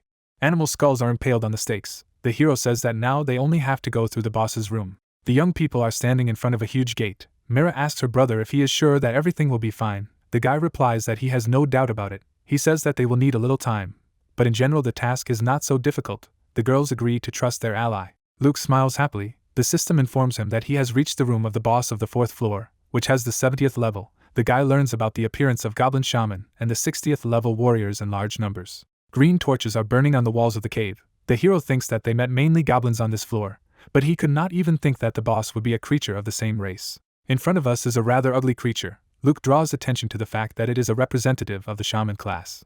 Ordinary goblins, grinning merrily, look at their opponents. The young man picks up a dagger. He says that he will have to fight anyway, so the monsters must get ready to receive a couple of hits with magical weapons. A whole army of goblins is visible in front of the hero. The green monsters rush to attack. Luke thinks that the shaman is using low-level magic with 4 main attributes, and he can undo it with the Shadow Disrupt skill, but this will be ineffective as there are a large number of normal goblins around. Mira, Hanol and Poco are ready to fight. The sister yells at her brother that they will help him too. Her friend declares that they will distract attention. The hero, smiling, declares that they should not worry, as he can handle everything alone. The guy is holding an electro in his left hand. He thinks that the 30 levels earned in the secret dungeon are still very serious. Poco lands on the shoulder of his master. The hero tries to get rid of him, but the raccoon is not going to leave his place. The young man warns the animal that it may get hurt, so he must return to the girls. The raccoon jumps off the young man's shoulder, while his tail touches his master's chin. Luke loudly indignant. The raccoon rests its paws on the ground and opens its mouth wide. A powerful jet of energy flies towards the goblins. The hero and shaman open their mouths in horror. The system reports that Poco has used the skill of absorbing magic and cleared the space in a certain radius from it. The young man learns about the increase in health, as well as that the absorbed magic will be transferred to the subspace storage in a certain amount. The hero remembers some pink creature and realizes that the ability he just saw is very similar to the one that this strange character has. Goblin Shaman stands with a staff in his hand. Luke realizes that even this monster is confused because all of his magical power has suddenly disappeared somewhere. The guy pays attention to ordinary goblins. He understands that the same thing is happening to them. Luke throws a lot of punches, the marks of which are visible in the air. He thinks that a shaman who does not have magical power is just an empty space, and for this bastard, everything is basically over. Goblin Shaman opens his mouth wide. Luke hits several opponents. The system reports that the boss of the level has been destroyed, and the hero will receive a reward for this feat. Luke sighs tiredly. He thinks that he managed to deal with these opponents easily thanks to Poco. The young man looks at the girls who caress the raccoon. Mira says that this is just an amazing creature and asks how he managed to do what she saw. The hero realizes that his pet can store not only various objects, but also mana. The guy looks at the system window that tells him that he has received the reward. Luke thinks that he needs to stop mining items and get some rest since he is already tired. The hero has a gift box in his hands. He thinks that he has been waiting for this reward the most. The system asks if the player wants to go down to the 5th floor. Luke refuses the offered opportunity. The hero looks back in surprise, where the gargoyle is visible. The statue glows brightly. Luke realizes that it only became visible after cleaning the 4th floor, and judging by the message from the system, those who have been here before have not been able to understand why it is there at all. The system windows report that in front of the hero is an altar of unknown purpose, which is locked with a 7th level lock. The young man learns that a special tool is required here, and among his items there is none that could be used to open this lock. The young man realizes that he has not seen messages of this type before. He seems to understand what this can mean. A young man in a white shirt performs on the popular World of Experts YouTube channel dedicated to the game Mangas. He greets the audience and introduces himself as Baejong Jae. The guy points his hand at the experts present in the studio and states that 3 special guests will take part in the conversation today. He invites them to greet the dear viewers, and they readily do so. Baejong Jae states that today they will talk about the master, whose popularity has increased incredibly recently. We see a young man with a sword. The host states that we are talking about an elite player whose name is Gu Wai. On the screen behind Baejong Jae, Gu Wai is visible. The host offers to start by analyzing some materials related to the elite hunter. The guy confidently deals with a lot of fighters. One of those present in the studio says that this seems to be some kind of bug in the game, since high-level users are supposed not to die after one hit. Jae admits that the episode in which so many very strong players die after one hit may seem very shocking. The guest of the studio states that he looked at what was happening again and noticed that the blows that Gu Wai throws are terrible, and apparently that's why he thought it was some kind of mistake. The man in the black tank top states that he has already analyzed this episode before and paid attention to what cheap equipment the hero of today's issue uses. In front of us is the studio in which the discussion takes place. The previous speaker, continuing his monologue, states that Gu Wai also does not use anything but a sword, and thirdly, he did not see fights against an opponent of suitable strength, where any specific rules would be used. Raising his left hand, the man states that he also noticed that Gu Wai never uses the same moves more than 3 times on the same opponent, but only because the elite fighters he fought rarely dealt with opponents of equal strength and died after one blow. Jay asks if this means that elite fighters may not die after one hit by Gu Wai, followed by the answer that about 70% of them will be defeated, and 30% have a chance to stay alive. The host understands what the announced value of 30% can mean. Clouds are floating in the sky. It is reported that the fighters who are in the top 30 in the game Agas receive the achievement The Extreme Heaven, and it is believed that they are much stronger than all other elite players. The guest of the studio, hearing the words of the host, states that he did not name the owners of the achievement The Extreme Heaven only because it seems to be implied. The man, looking at Jay, asks if he remembers the worst criminal in Agas, whose name is Luke. The guy states that he naturally does, and during the previous broadcast, his guest explained why this player is so strong. In front of us is a muscular fighter with a huge axe on his shoulder. The expert states that Luke, although everyone is well aware of his strength, never made it to the top 30. The man says that he only has a general idea of the true strength of this user, as he had to retreat every time he met him in order not to die, so he was never able to collect enough data. One of the guests, smirking, states that last time the expert said that if he somehow manages to collect enough data, then it will be possible to defeat Luke or any other member of the top 30. The man replies that it is possible, but it will take too long to get enough data. He asks what the host thinks is the biggest drawback of Luke. Looking thoughtfully to his left, the young man states that perhaps it is equipment or items. The guest of the studio states that the guess is half true. He says that the hero has great talent, however, he lacks quality equipment, good items, class skills and even luck. The expert states that Luke has chosen an occupation that involves killing other users for loot, and if he does not have enough luck, then you cannot count on special success. Dark figures are visible against the background of the clouds. The host asks if this means that the players of the sky level have all the listed parameters. The guest of the studio says that everything is exactly so, and Luke does not have any special qualities, but compensates for all his shortcomings with a gigantic talent. Jay clenches his fist. He thinks it all means that in the end it doesn't matter at all. The outcome of the fight is not determined by what items the player has and how much luck he has. His guest says that the strategy that Gu Wai applies is unlikely to work on elite players from the top 30. We see a hero armed with darts and an expert in glasses who, after apologizing, asks what would happen if Luke had everything that the expert thinks he lacks. The man is confused. He states that this is hardly possible at all. The hero rubs his chin thoughtfully. Mira and Hano, smiling, look at their ally. It is reported that the case happened 2 hours ago. The sister thanks her brother for the time spent together. Her friend does the same. The hero praises the girls for their efforts and says goodbye to them until the next meeting. He thinks that now he will have to do a little research. He rushes forward. Luke sees a gargoyle on the 4th floor in front of him. The system repeats to him the information that the castle of the 7th level is closed, and in order to open it, you need a special tool, which the player does not have with him at the moment. On the 5th floor, the guy sees a statue of a Buddha, which is also locked. On the 6th floor, he meets a statue of a horse. The guy looks thoughtfully to his left, thinking that all these objects are locked. He tries to understand what will happen if these altars are opened. Infinite lockpick is visible above the hero's hand. Luke thinks that there was no keyhole in the statues, so it seems to him that there is no point in worrying about the level of skill. He believes that at least it is good that he found out that something is hiding under these altars. The hero is standing next to huge columns. He understands that he cannot do anything right now, so, after thinking everything over, he will return here later. The guy realizes that he would not have received the information that he now has if he had not changed his profession to the heir of Shadow King. Underneath the grinning young man, there are unpleasant-looking characters. Luke thinks he can use this information to gain even more benefit. The protagonist clenches his fist, wondering if he should be satisfied with the skills he currently has, and realizes that for some reason, memories from the time when he was the worst criminal pops up in his head. The young man sees a system window in front of him with a description of the active skill of the first-level corpse loot. It is reported that its owner can loot corpses, obtaining random items, and the same corpse cannot be searched twice.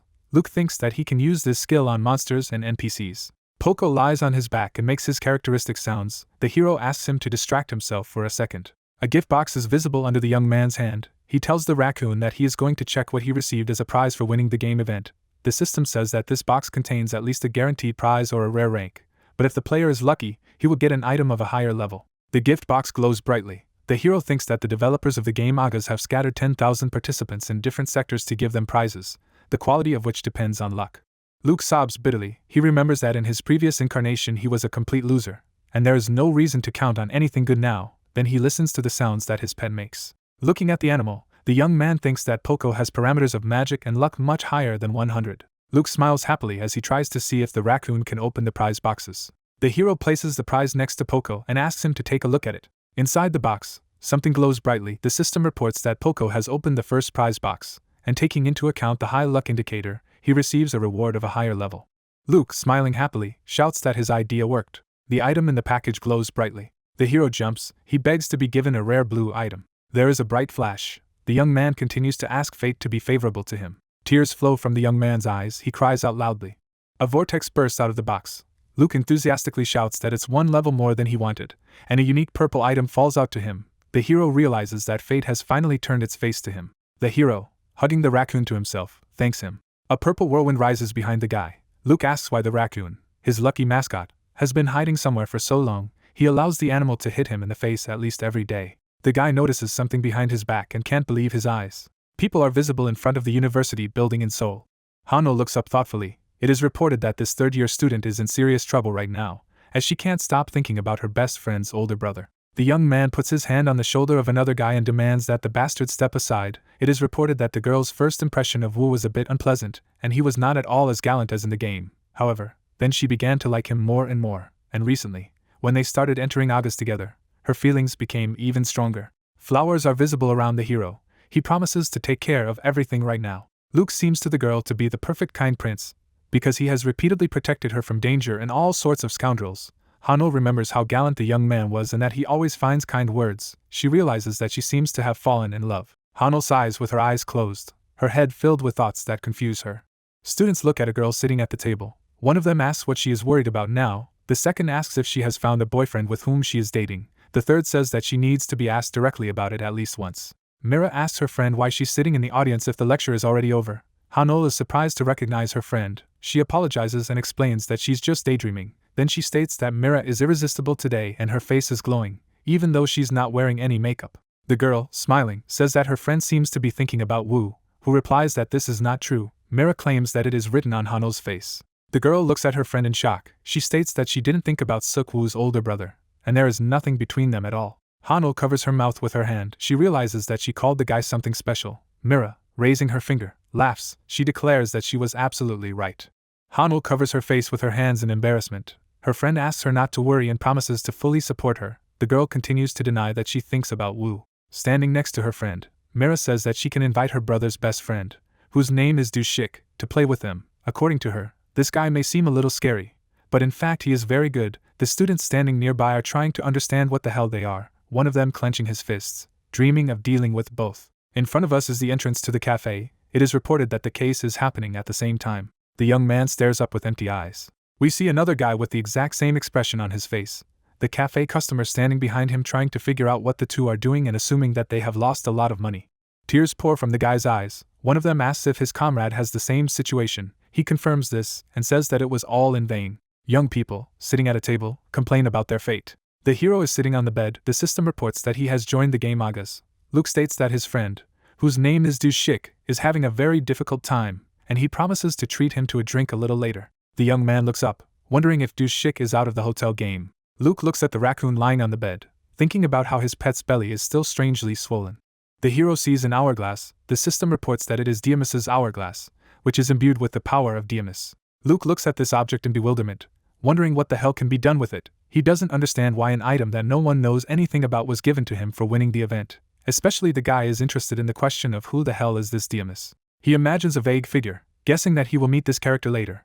But he is confused by the fact that he has not seen either a normal description of the object or its properties. Luke looks back. He realizes that there is nothing he can do about it anyway, so he decides to put the skills he has learned to the test. Poco lies on the bed and suffers.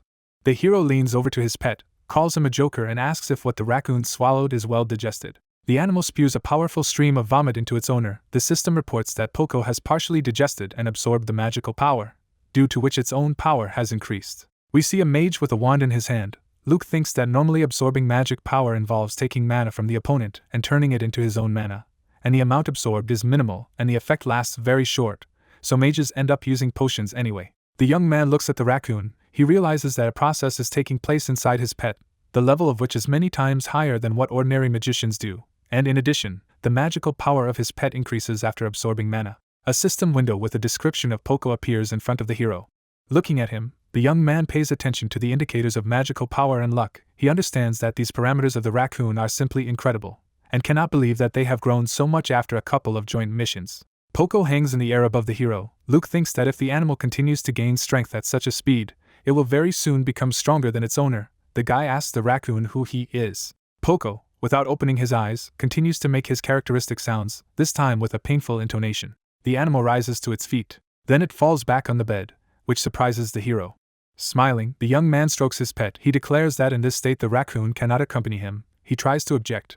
Luke offers the animal to stay in the hotel until the stomach pains stop. Tree leaves are visible outside the windows of the hotel room. Luke asks Poco not to answer, and states that no one asked him to absorb magical energy so recklessly. Luke says that he simply can't imagine how his stubborn pet can accompany him in such a disassembled state. The hero looks at the backpack in the corner. As the raccoon does not stop talking, he says that if Poco insists that they go together, he will have to climb into this bag. There are tears in the raccoon's eyes. The guy understands that Poco agrees even to this. Grinning, he declares that in this case, the pet should not complain about its owner. Luke walks through the forest.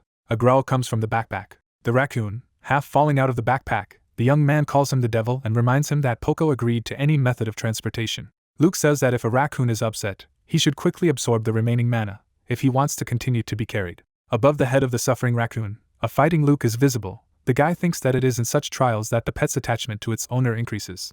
The backpack is in front of a 2-story house. The hero understands that after the raccoon gets used to the hotel and the backpack, he himself will be able to leave the game more calmly. We see the foot of a young man. In front of the hero lies a skull in the water. Luke declares that they have arrived at the black swamp. Red-eyed lizards look around. The hero thinks that this zone is inhabited by upright lizards with an average level of about 70s, and they are commonly called lizardmen. In front of us is a map of the area. It is reported that there are only 2 locations for hunting nearby. A dagger appears in the hero's hand. Luke thinks that there are few players here because of the unpleasant environment and disgusting monsters. He understands that he will not find a better place to loot. The system reports that the young man's weapon is the cursed dagger, a rare item that causes the target to bleed until the wound is treated. The dagger impales a bald fighter. Luke thinks that a normal weapon of this type does not cause profuse bleeding. However, the cursed dagger can be considered a cheating item, as the wounds it inflicts do not heal on their own. The young man rewinds the handle with white tape. He thinks that he has come to the perfect place to experience the cursed dagger. The hero looks up. Smiling, he states that these monsters are asking to be killed. Luke steps with his foot in the water. The system reports that he has entered the black marsh, and his feet are stuck in deep mud. A backpack is visible on the boyfriend's back. The game informs that his speed has slowed down. Luke thinks he has a wind bracelet, and this is not a problem at all. A young man jumps into the air. He shouts that he is ready to have fun. The guy cuts off the heads of several lizards. One of the reptiles looks to his right in horror. The enemy appears behind the hero. Luke easily deals with this threat. The system reports that the hero has chopped off his arm, causing bleeding that will continue until the wound is treated. The lizard coughs up blood. The hero declares that he made sure that the bleeding does not stop. A dead lizard can be seen behind the young man. Luke thinks that this dagger will work perfectly with the Shadow's grudge skill. The hero has a bloody dagger in his hand. The guy thinks that this is a wonderful weapon that fully justifies its price. Monsters sitting in the trees look at the hero underneath, who thinks he's convinced of the effectiveness of his new weapon. Luke, looking back, states that it is time to experiment and mine something that has a good price. Luke sits on the corpse of a lizard. He says that he has killed enough monsters and is going to use all the loot at once, since this is what he came here for. The system informs about the robbery of the corpse of the lizard warrior, as well as the receipt of magic powder. The hero has a glowing beaker in his hand. He says that all this reminds him of what he did in his previous incarnation. Luke looks thoughtfully at a corpse floating in the water. He wonders if it is possible to loot the corpses of monsters killed by other players. The guy sees a message in front of him that the corpse of a lizard can be robbed. Monsters cut into pieces are seen next to the young man. He understands that he can rob them. Luke looks brooding. He realizes that he can engage in double farming, and if you take into account the possibility of theft, then triple farming, it seems to him that this is like outright cheating. A part of the human body is visible next to the guy's leg. A dead soldier swims past him, whom the system identifies as a patrolman. Luke realizes that his skill works in this case. The system only confirms his guess. The hero learns that he got lingering Monsieur Bao. The guy is holding a gun in his hands, thinking that this is real madness, and he hit the real jackpot period.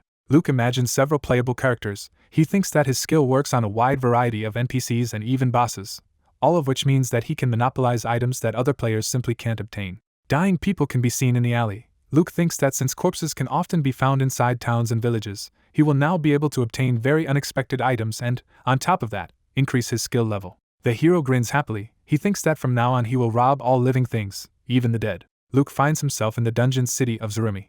Standing on the roof of the building, the guy thinks that this village is always in full swing. He sees characters of different levels and professions, with a variety of equipment, and all this is very different from the quiet and calm patron. There are serious fighters walking the streets.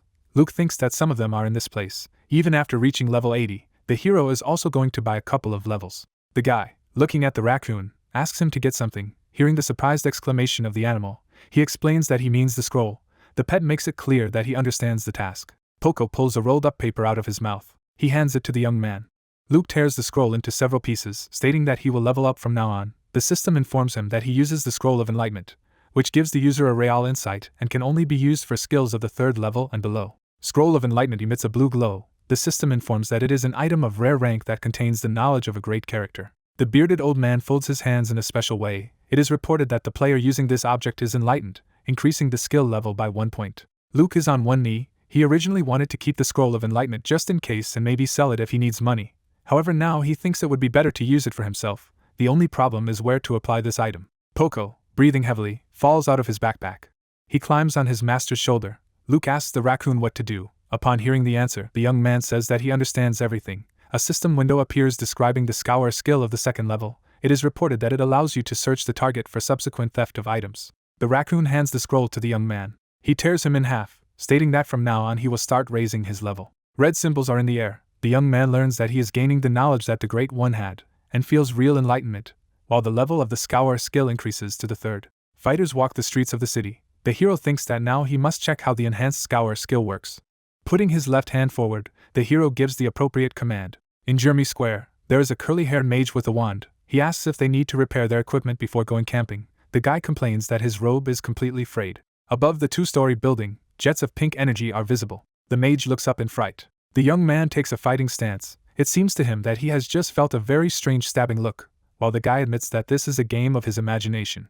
Luke is sitting on the roof. He realizes that his new skill works at a decent distance after his level has risen to level 3. The curly-haired mage looks around anxiously. The system reports that the starting user is being searched, and objects such as worms, pumpkin sweets, and potatoes have been found in his possession. Luke, smiling happily, thinks that there are flaws in his skill, of course, since stealing is generally a dangerous activity, and the longer the skill works, the higher the likelihood that he will be caught by the hand. The hero thinks that he can go to the zone where he can commit crimes right now. The raccoon nods his head with concern, Luke telling his pet that it's too early to worry. The hero's eyes emit a glow. He declares that he needs to steal first, and then think. The system reports that he has begun to use the scour skill. Sitting on the roof, the guy looks at the city. He learns that he got magic stone powder, iron ore and Argoni's spear. The guy thinks that things become much easier if you carefully control the distance and the object you want to steal. The young man looks at his hand. He says that it hurts differently than before. The system reports another use of the scour skill. The hero shudders with fright when he hears an exclamation next to him that a murder has been committed. Someone demands to call the guards. Luke, using the parkour skill, jumps off the roof. The raccoon tries to shout to the owner who abandoned him. The guy realizes that something has happened, and he cannot ignore such an incident. People standing in the street discuss what happened. One of them says that a man was killed in a nearby alley. Another states that it seems to have been Mr. Cotton, who worked on a construction site. A third complains that the city has recently become very dangerous. The hero on the roof hears the remarks of the people standing below. The guards who come up say that their squad will investigate, and ask if there are any witnesses. The onlookers point to one of those present. 2 guards are talking near the wall. Luke realizes that they are assessing the situation based on the testimony of witnesses, and their comrades are interrogating those present, which means that the guards are not paying attention to everything else. The hero jumps down. He lands at some distance from the crowd. The system reports that the shadow step skill hides the user's presence and muffles his steps, and he can rob the corpse of a dead citizen. After a while, a message comes that the corpse has been robbed and the hero received 5 silver coins. Luke, smiling, looks at the bag of money. It seems to him that the loot is quite worthy, and he has discovered a new source of income for himself. Luke jumps behind the guards, who look around warily, trying to figure out what is happening. The hero is sitting on the fortress wall next to a raccoon. He hears someone say that the atmosphere in the city has recently become oppressive, and this is not the first murder. The speaker does not understand why the mayor does not pay attention to what is happening. 2 guards walk along the wall. One of them tells Yeki to speak quietly as he can be heard. He replies that he seems to be saying what is really there. Luke frowns up, his arms folded over his chest. He thinks that, according to the villagers' stories, such incidents have been happening very often lately. The guy assumes that some bandits could have set up their base somewhere nearby. Poco hits his owner several times in the face. He asks why the raccoon hits him all the time. The guy states that he has already apologized for leaving his pet on the wall. The young man notices something to his right, and tells the raccoon that he will have to leave again for only a couple of minutes. The next moment, he receives a powerful blow to the face. A corpse is floating on the river. Luke asks the raccoon to wait on the wall for a short time, as he must check who this person is. The young man realizes that 2 almost simultaneous murders in the same place look very strange, because this is a safe zone where nothing like this should happen. Luke lands next to the corpse of a local resident in the water. Standing in the middle of the river, the hero tries to understand how the body ended up in the water. He realizes that he can find out a lot if he searches the deceased with the help of the appropriate skill. The guy brings his hand to the corpse. It emits a bright glow. The system reports that Luke has received Delmart's secret map. A system window appears, which informs that this is a map torn in half, and if you find the second part of it, then perhaps it will lead to treasure. The hero holds half of the card in his hand. Wu taps on the keyboard. We see a search page for the keyword Delmart. The browser reports that 541 pages with 3rd-level information were found. Wu, who has a piece of bread in his teeth, recalls that he seems to have heard such a name, but he did not expect that the data layer would be of such high importance. The young man understands that Delmart is an important NPC of the game Mangas. In front of us is an old man with his eyes closed. It is reported that Delmart had many nicknames, including millionaire, merchant, and rebel of the kingdom. City buildings are ablaze. The elderly people stand with their backs to each other. Wu learns that Delmart started out as a merchant, but eventually rose to the post of Minister of Finance of the kingdom, and would have gone down in history as one of the best holders of this post if he had not been executed as a traitor on charges of preparing a rebellion. Chains are visible around the bookmark notebook, and it is reported that information regarding Delmart is still banned within the kingdom. Luke walks down the street. The system reports that the hero has re-entered the game Mangas. The guy thinks that if Delmart was one of the richest people in the kingdom, then his legacy must be colossal. He assumes that the map, half of which is in his hands, points to the place where the man's treasure is. The young man realizes that in order to find them, he should get the other half. The hero stands on the wall above the guards. He understands that he must first find out who the deceased citizen was. People gathered on the ramparts discuss what is happening. One of them recognizes Mr. Relic from the Western Complex. The second states that he is the owner of a bakery from the mall, who lives with his wife and 3 daughters. Luke realizes that he seems to have found out who the victim of the murder was. Before us are 2 townspeople. One of them says that Mrs. Min does not seem to know yet that she has suffered a terrible loss. Luke rushes through the area. He thinks that the West facility, where the murdered man worked, is right behind this small forest. Small houses are visible under the hero. The guy understands that he got where he needs to go. A young man approaches the house. It seems to him that this is exactly what he is looking for, and the guards have not yet reached here. Luke stands in the doorway, trying to figure out if the family members of the deceased are in the house now. He notices that the door is open. The guy goes inside and sees scattered objects in front of him. He walks right over them, trying to understand what it all means. The young man realizes that someone has been here and was looking for something. Luke looks up. He thinks he doesn't have much time, so he just needs to look around quickly and leave. The system says that the guy is using the search and detect skills.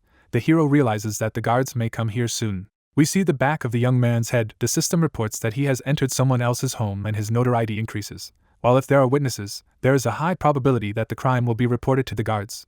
Luke curses mentally. Trees grow in front of the house. The hero thinks that no one has yet reported his entry into the house, since he does not hear footsteps and does not feel someone's presence nearby. The hero examines the objects lying in front of him. He thinks that, judging by the state of the house, it is unlikely that a murder took place here. Blood is visible on the walls, however. Luke thinks there was a kidnapping. The hero looks out the window. It seems to him that he has just got involved in something very unpleasant. He sees footprints going deep into the forest, and for some reason it seems to him that all this is somehow connected with the second half of the map. Poco inspects the house behind the guy's back. Luke says that first you need to find out where the attackers went. He turns to his pet and demands that he stop running around the house and quickly climb into his backpack. As they are on their way, the raccoon shows the guy some object. The hero is holding a hair clip in his hands. The system reports that it is an accessory that is usually used by a girl. Luke states that he has found something that cannot be sold again. Poco makes the only sound available to him with a questioning intonation. The hero replies that they are taking the hairpin. He demands that the raccoon immediately climb into the backpack, after which he quickly jumps out of the window. The young man sees a forest in front of him. He understands that he will have to go through it. Luke runs forward. The system reports that he has found someone's footprints. The guy realizes that his detection skill is much more useful than he previously thought. The game informs that the level of the corresponding skill has increased. Circles can be seen next to the young man. He recalls that in the past, hunters often came on his trail, who used the skill of detection, but life is completely unpredictable, and now it is he who uses this skill. Luke smiles happily. He thinks that if things continue like this, he will find the other half of the map very soon.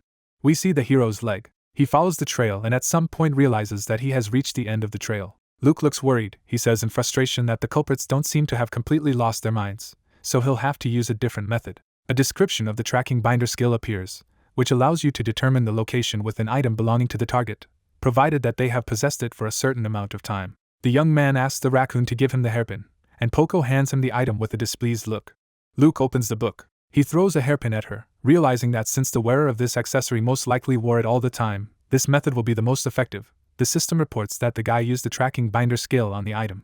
A white daisy is visible on the hairpin. The system informs that the tracking was successful, and the hero managed to get on the trail of the owner of the item. Luke is very happy that his idea worked. He makes a series of long jumps. A young man can be seen above the head of an old man in a hat.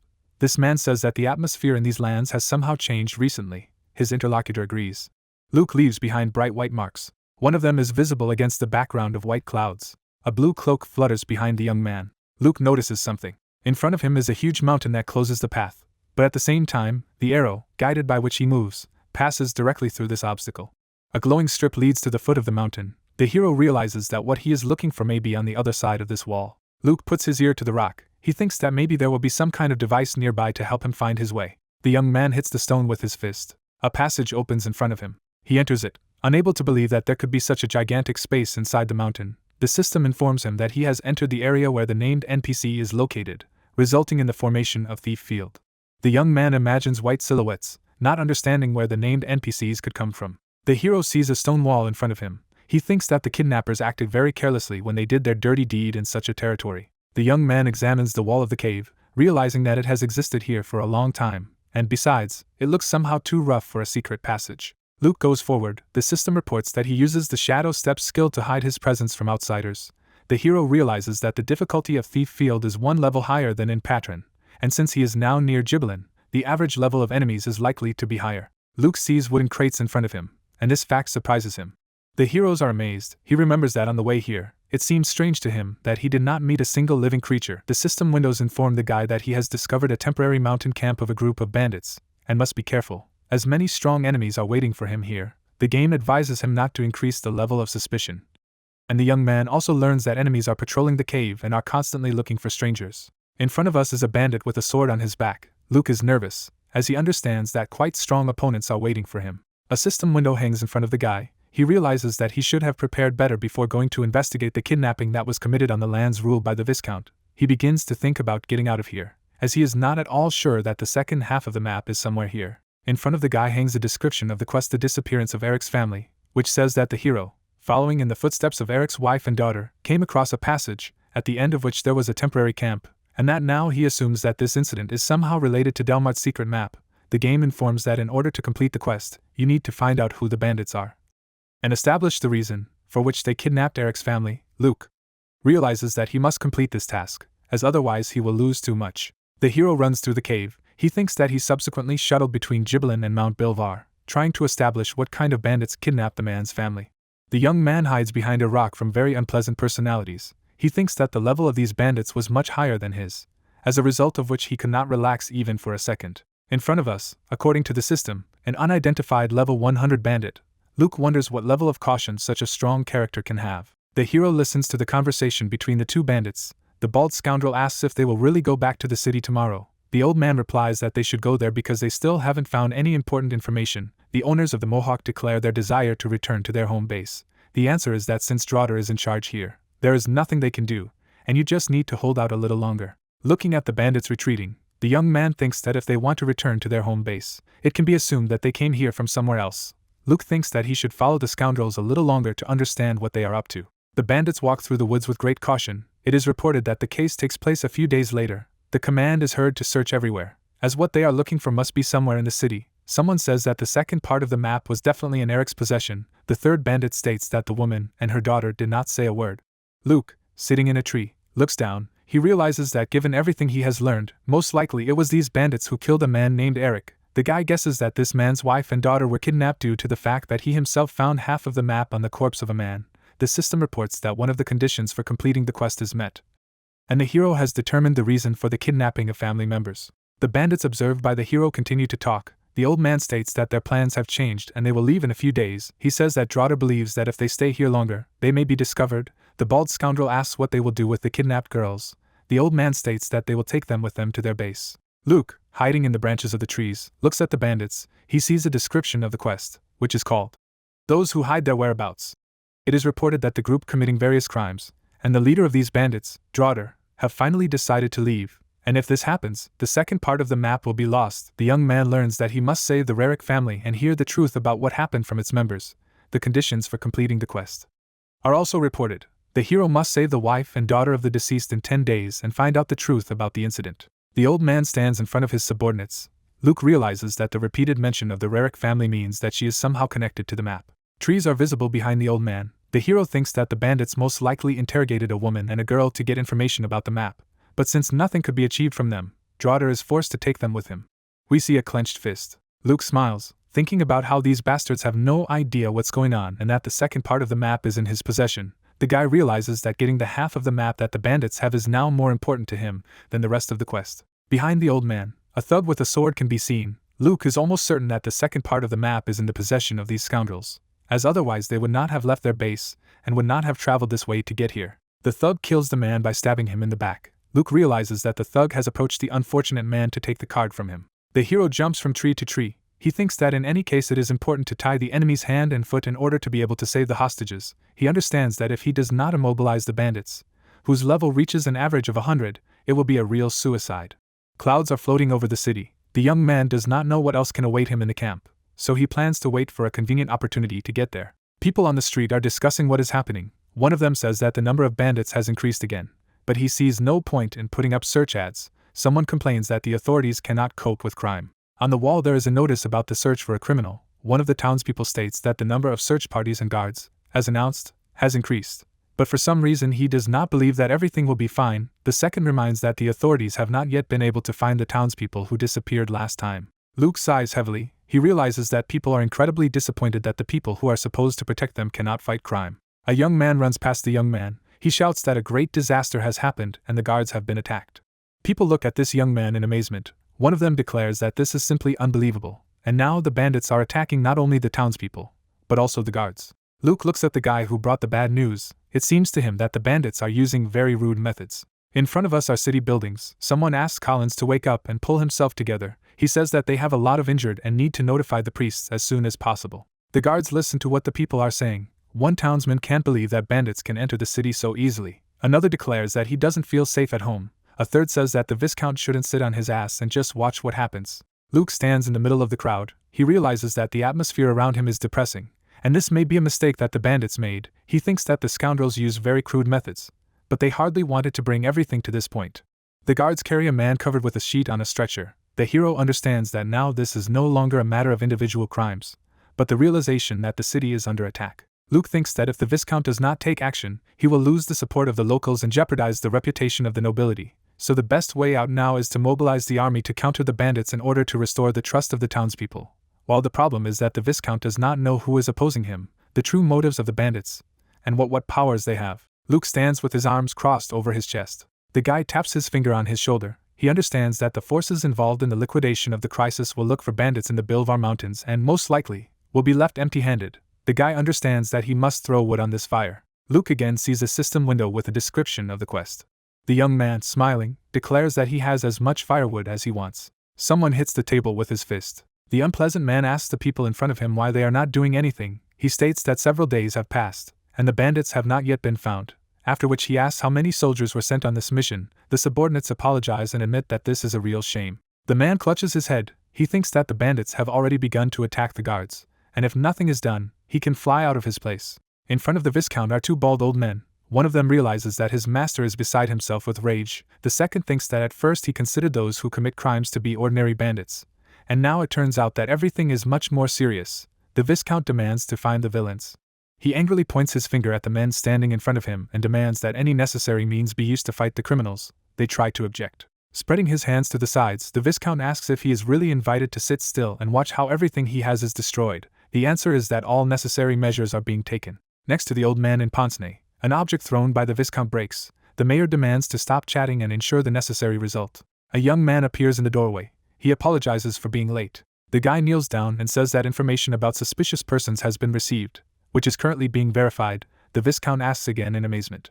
Rising from his seat, he asks if it could be a trap. The young man states that just in case, they checked the identity of the witness and did not find anything suspicious. The Viscount asks if there is evidence that the people the witness pointed out killed the soldiers and the townspeople. Two fighters follow the bandit. The young man tells the Viscount that he has seen a man who looks like the criminal from the wanted poster several times, but the investigation against him is still ongoing. The Viscount, clenching his fist, demands to give the order to mobilize. People are standing in front of the bulletin board. It is reported that rumors of mobilization quickly spread and caused an ambiguous reaction among the players. The young man is typing on a laptop. The hero thinks that most users did not take what was happening seriously. This can be seen from the correspondence presented in the public of the game Mangas.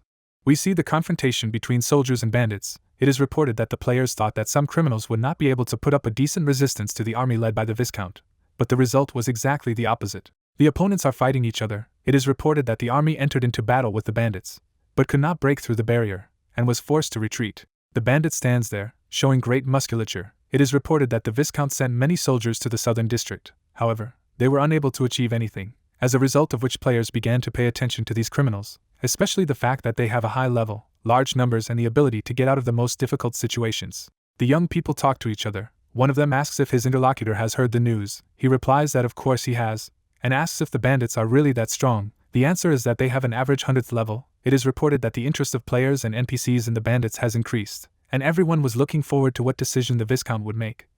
There were suggestions that he would ask for help from the kingdom or try to forge an alliance with other leaders, and he also had the option of hiring mercenaries or adventurers of the required caliber. The fighter is holding a sword behind his back. It is reported that there were those who wanted to fight the bandits, but in order to successfully resist criminals with a 100th level, it was necessary to have at least level 90, and the services of fighters of this level were very expensive.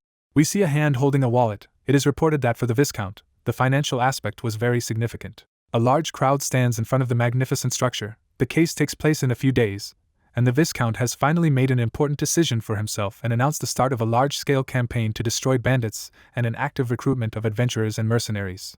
A head is visible in front of the game capsule. Someone asks the interlocutor if he has heard about the incident, after which he declares that if it were not a low-level district, he himself would agree to take part in this case. The answer is that the rewards there are very decent. A drink is poured into the glass. Someone says that the Viscount's subordinates have already contacted several promising newcomers. The question is whether we are talking about named characters. The answer follows that it is incredibly expensive to hire such players. The hero eats noodles. Looking at his phone, he thinks that the opinions of users differ. Luke thought that it would be very difficult for the Viscount's soldiers anyway, and after the first battle, another squad of very strong bandits appeared in the area. We see the characters with swords raised up, which we are talking about. A warrior with a fur cape towers over the silhouettes of ordinary fighters. The hero thinks that the newly arrived bandits quickly defeated common criminals thanks to advanced combat tactics and skillful leadership, and it became clear that these warriors are hardened in difficult battles. A young man is standing in front of a crowd. Luke is trying to figure out what level Draughter will have if it is about 100 for ordinary bandits, and about 110 for those who have recently arrived. Luke sighs heavily. He realizes that no matter how strong the state is, it may not be able to cope with such a situation. It seems to him that the easiest way out for him would be to directly join the Viscount's army. But the problem is that they accept players from level 90 to 120, and he, on top of that, also has a very bad reputation. Luke remembers a gray-haired old man who says that he gives a medal to the most useful fighter, and that if anyone doubts the young man's skills, they can simply show it. The hero lowers his chopsticks. A smile appears on his face. He realizes that he can still do something. The system informs him about entering the game Mangas. There are people standing in front of the magnificent castle. The young man thinks that it seems that all the experienced players in the area have gathered here, and he also sees characters who have come here from afar. The fighters on the square look around. The hero realizes that they all smelled the money and came to get it. Someone comes up to the audience. The young man holding the shield apologizes for being late. Someone standing next to him declares that if it is Baekun, then he can be calm, since he is a representative of one of the top 10 guilds. The blonde, folding her arms over her chest, declares that there seem to be a lot of people here. The crowd looks at a very spectacular girl. Someone recognizes Roxy and says that they just can't believe that the Viscount hired her, as it is probably just incredibly expensive. Someone suggests that the mayor spent all the money he has just on these two. There are two guys in front of us. One of them says that it's just unbelievable that the Viscount hired elite newcomers who are ranked first and third. There is an opinion that this quest turns into a competition between these two characters. The door opens. One of the players suggests that the bandits will concentrate their attacks not on Baekun, who is a tank, but on the girl, who has a support role. Someone else approaches the audience. They seem to recognize this person. The hero stands with his hands folded on his chest. One of those present exclaims in amazement that this is a man in an iron mask. The blonde looks at the hero in surprise, trying to figure out if she really sees the man in the iron mask. The hero is surrounded by other players. She can't believe that he is real. The girl looks thoughtfully at the laptop screen. She thinks that she accidentally learned about the man in the iron mask while gathering information about other newcomers and watching videos dedicated to the war for territory. In front of us are Kotaro and Kenny. The girl thinks that at first she wanted to know more about the two elite newcomers, but the way the hero defeated them seemed simply amazing to her. Sparks sparkle in the hero's eyes. The girl thinks that she saw a power that is difficult to express in words, so she began to analyze all the videos in which the man in the iron mask lit up. The girl looks at the monitor. She thinks that, quite naturally, over time she has become a big fan of this player. The hero looks over his shoulder. Roxy, looking at him from the crowd, thinks that if this is really the same guy, she wants to participate in missions with him and fight side by side with him. Luke, meanwhile, doesn't understand why everyone else looks at him so coldly. Someone says that in fact it could be a completely different person, who is trying to imitate a famous fighter. Roxy raises her clenched fist. She thinks there is no confirmation that she is facing the real man in the iron mask. Looking down, she thinks that she will have to observe the situation from the sidelines and not reveal herself. From the balcony someone says that he is very glad that so many fighters have gathered. He declares that he was looking forward to them all appearing here. An elderly man in a very original outfit, addressing the audience, declares that, as everyone present knows, in front of them is Valag Chainver, Lord of Jeremy. He declares that he is sincerely grateful to all those who came to his call, and that he really hoped that experienced fighters would come to his aid. The man says that there are really about 20 of them gathered here, including 2 famous newcomers. Looking at the hero below, Valag says that all the attention is still on the character who secured Calm Territory's victory in the recent war, namely the man in the iron mask. There is an impressive crowd in front of the palace. The players exchange emotions. Someone says that they do not believe in what is happening. Another declares that the appearance of the hero is just something amazing. It seems that only Roxy is trying to pretend that she is completely calm. The girl inwardly rejoices, realizing that in front of her is indeed the man in the iron mask. Bekun, standing next to her, joyfully exclaims that he could not even hope to see this man here, and that he is very lucky. Valag, looking at the jubilant fighters, wishes them good luck. Luke follows the members of his squad. He thinks that the medal he received during the war actually came in handy. The fighters who have gathered here seem to him quite strong, and all this seems to promise the success of the mission. The young man sees a description of the quest bandit clearing in Bilvar. It is reported that the hero received a personal invitation after showing the earned medal, and now he must destroy the bandits who have settled in the mountains of Bulvar. The conditions for completing the quest are the destruction of an unnamed number of bandits and an attack on the temporary base of the criminals. A line of warriors is visible in front of the players. Their commander says that reinforcements have arrived. In front of us is Alcarito, the commander of the Falcon Knights. He asks the arrivals if everyone is familiar with what is happening here. Then he informs us that the mercenaries will go into battle first. Luke notices the orderly ranks of the knights, who feel that they are well prepared for battle, which means that the mission is of great importance. The guy also sees very relaxed characters. He understands that these people most likely think that they are confronted by ordinary bandits. We see a cave bathed in red light. Luke thinks that everyone who takes things lightly will understand everything as soon as they face their enemies. Bekun comes forward. He asks if the members of his squad need to think in advance about how they will behave in battle. The guy warns that no one knows what will happen inside. One of the fighters says that this is a great idea. The second states that it will be a real competition between their squad and the knights. The third young man praises Bekun and remarks that even Roxy began to smile. Luke is standing away from his squad members, thinking that all the attention is still focused on Roxy and Bekun, and it would be nice if everything stayed that way. The young man, raising his left hand, addresses his viewers and declares that in front of them again is the most wonderful blog on earth, the real god of reporting, King Jindu. He reports that he is with the fighters who are going on an expedition to the Bilvar Mountains. The audience asks the guy a lot of questions, and to a particular extent they are interested in the man in the iron mask. King Jindu answers that he also sees Roxy and Bekun next to him. There is a remark that this is just a great lineup that will easily destroy any bandits. The hero thinks that because of this streamer, peace of mind can now only be dreamed of. A sword is lowered to the ground. Alcarito loudly declares that from today the eradication of the bandit scum begins. He shouts that no one should retreat and movement is only possible forward. The officer, raising his sword above his head, declares that they must defend the honor of the Lord of Jeremy. The fighters rush forward. The bandits notice their approach. One of the criminals raises his sword, and the other whistles, warning his comrades of the approach of enemies. The first clash occurs. A huge bandit throws his opponent so that he crashes into his own comrades. Bekun, smiling, parries the blow of a bald bandit. Viewers watching the broadcast note that the criminals are well organized and resemble a superbly organized army. Blood is spurting in all directions. One of the observers draws attention to the fact that the bandit he sees has a 100th level. The criminal kicks his opponent in the head. Commentators note the amazing teamwork of the villains, because if one of them is wounded, he immediately retreats to recover, and someone else takes his place. The battle continues. There is an opinion that there are real masters among the bandits. Someone asks why the knights have not yet entered the battle. He is told that they will come later, since this is an elite squad that should not immediately rush into battle. The warriors stand with their spears on the ground. Bekun lowers his shield in front of him. His weapon emits a powerful stream of energy. The young man uses the skill the Light of Judgment. A bright light floods everything around. One of the fighters shouts that he is cured when he touches this light. The viewers watching the broadcast are delighted. One of them says that the Viscount knew perfectly well which of the players to hire and who to pay such money. Roxy finds himself behind the bandit, who asks in bewilderment what is happening. In the next instant, he misses a very powerful blow and flies away for a huge distance.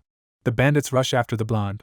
One of them shouts that she must be killed. Criminals strike, but hit an empty space. One of the viewers writes that Roxy is simply amazing. The girl hovers over the heads of the bandits. One of them notices her there. The commentator asks how she can cause such explosions, even if she is not a magician. A powerful flash occurs under the girl's feet, and it is explained that Roxy has the bombardier skill, so she does it. A huge fist can be seen next to the blonde. Someone writes that, as far as they know, she trained every day with fire enchantment and then moved to a higher level, becoming something of a dark swordsman.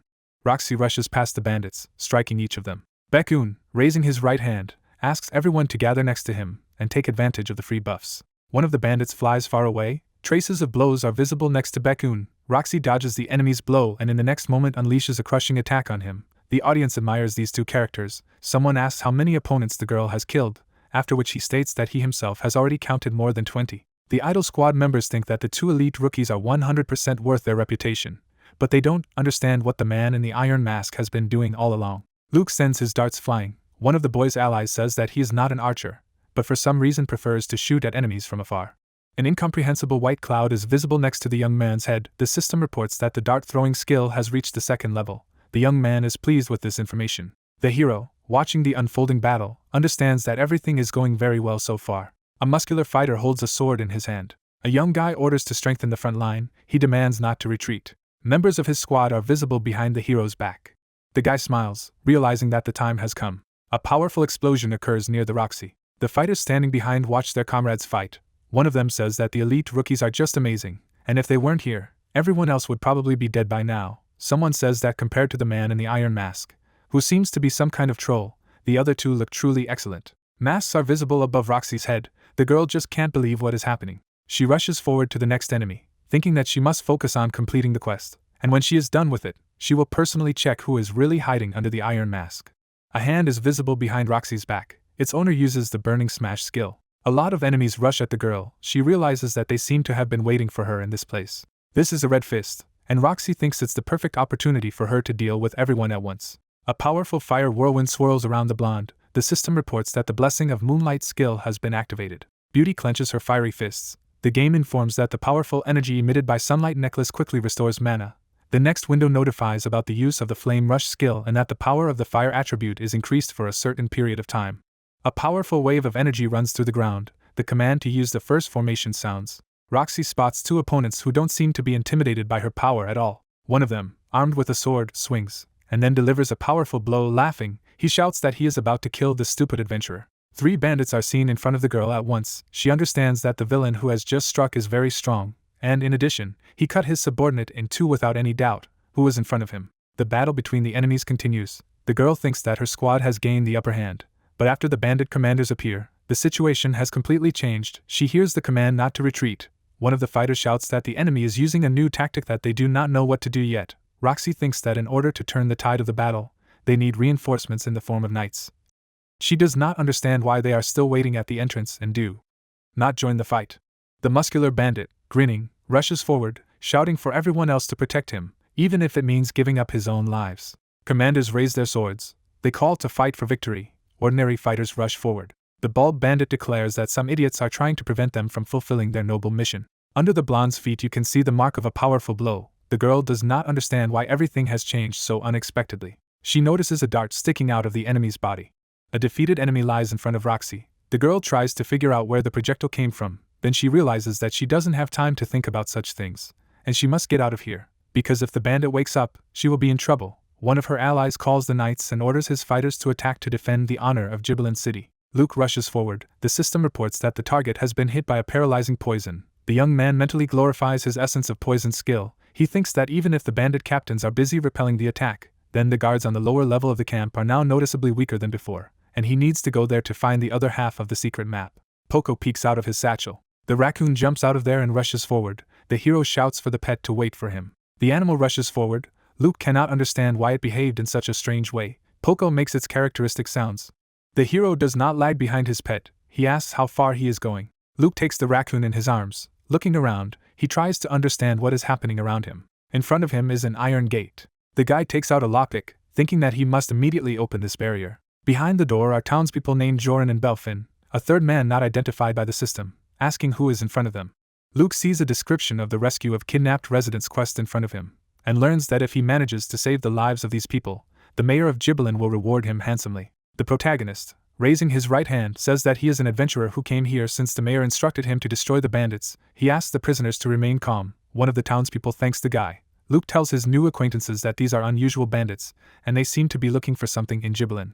A woman sitting in the corner sadly declares that these scoundrels wanted to get what belonged to her husband, and for the sake of a pathetic piece of paper they killed him. The hero realizes that he has found members of the Rick family. The guy asks what kind of paper it is. The woman, sobbing, states that it was half of the map, but she only knows that her husband accidentally found her. She asks that the adventurer avenge her dead husband and send to the next world at least the one who gave the order to kill him. Luke asks what the name of this scoundrel is. The woman replies that Draugr and the young man, apparently, he had already heard this name. The hero looks down. He now has almost no doubt that the other half of the map is in the possession of this same Draugr. The young man asks if he knows anything about this man. A fighter with a huge sword on his back looks at the city. It is reported that the case takes place at the top of the temporary camp. The bandit thinks that everything went wrong, and he did not even imagine that someone would be able to find this shelter and bring an entire army here. A blond man with a scar all over his face is going to remember the name of Viscount Valagchainver, and promises not to make a single mistake next time. Luke cuts off the bandit's head. He is approached by another scoundrel, who calls the young man a bastard and asks how he dares to do such things. The system informs him that the young man is using the shadow step skill. In the next second, he sticks a dagger into the throat of the enemy. The game informs that the revolutionary fighter has been killed.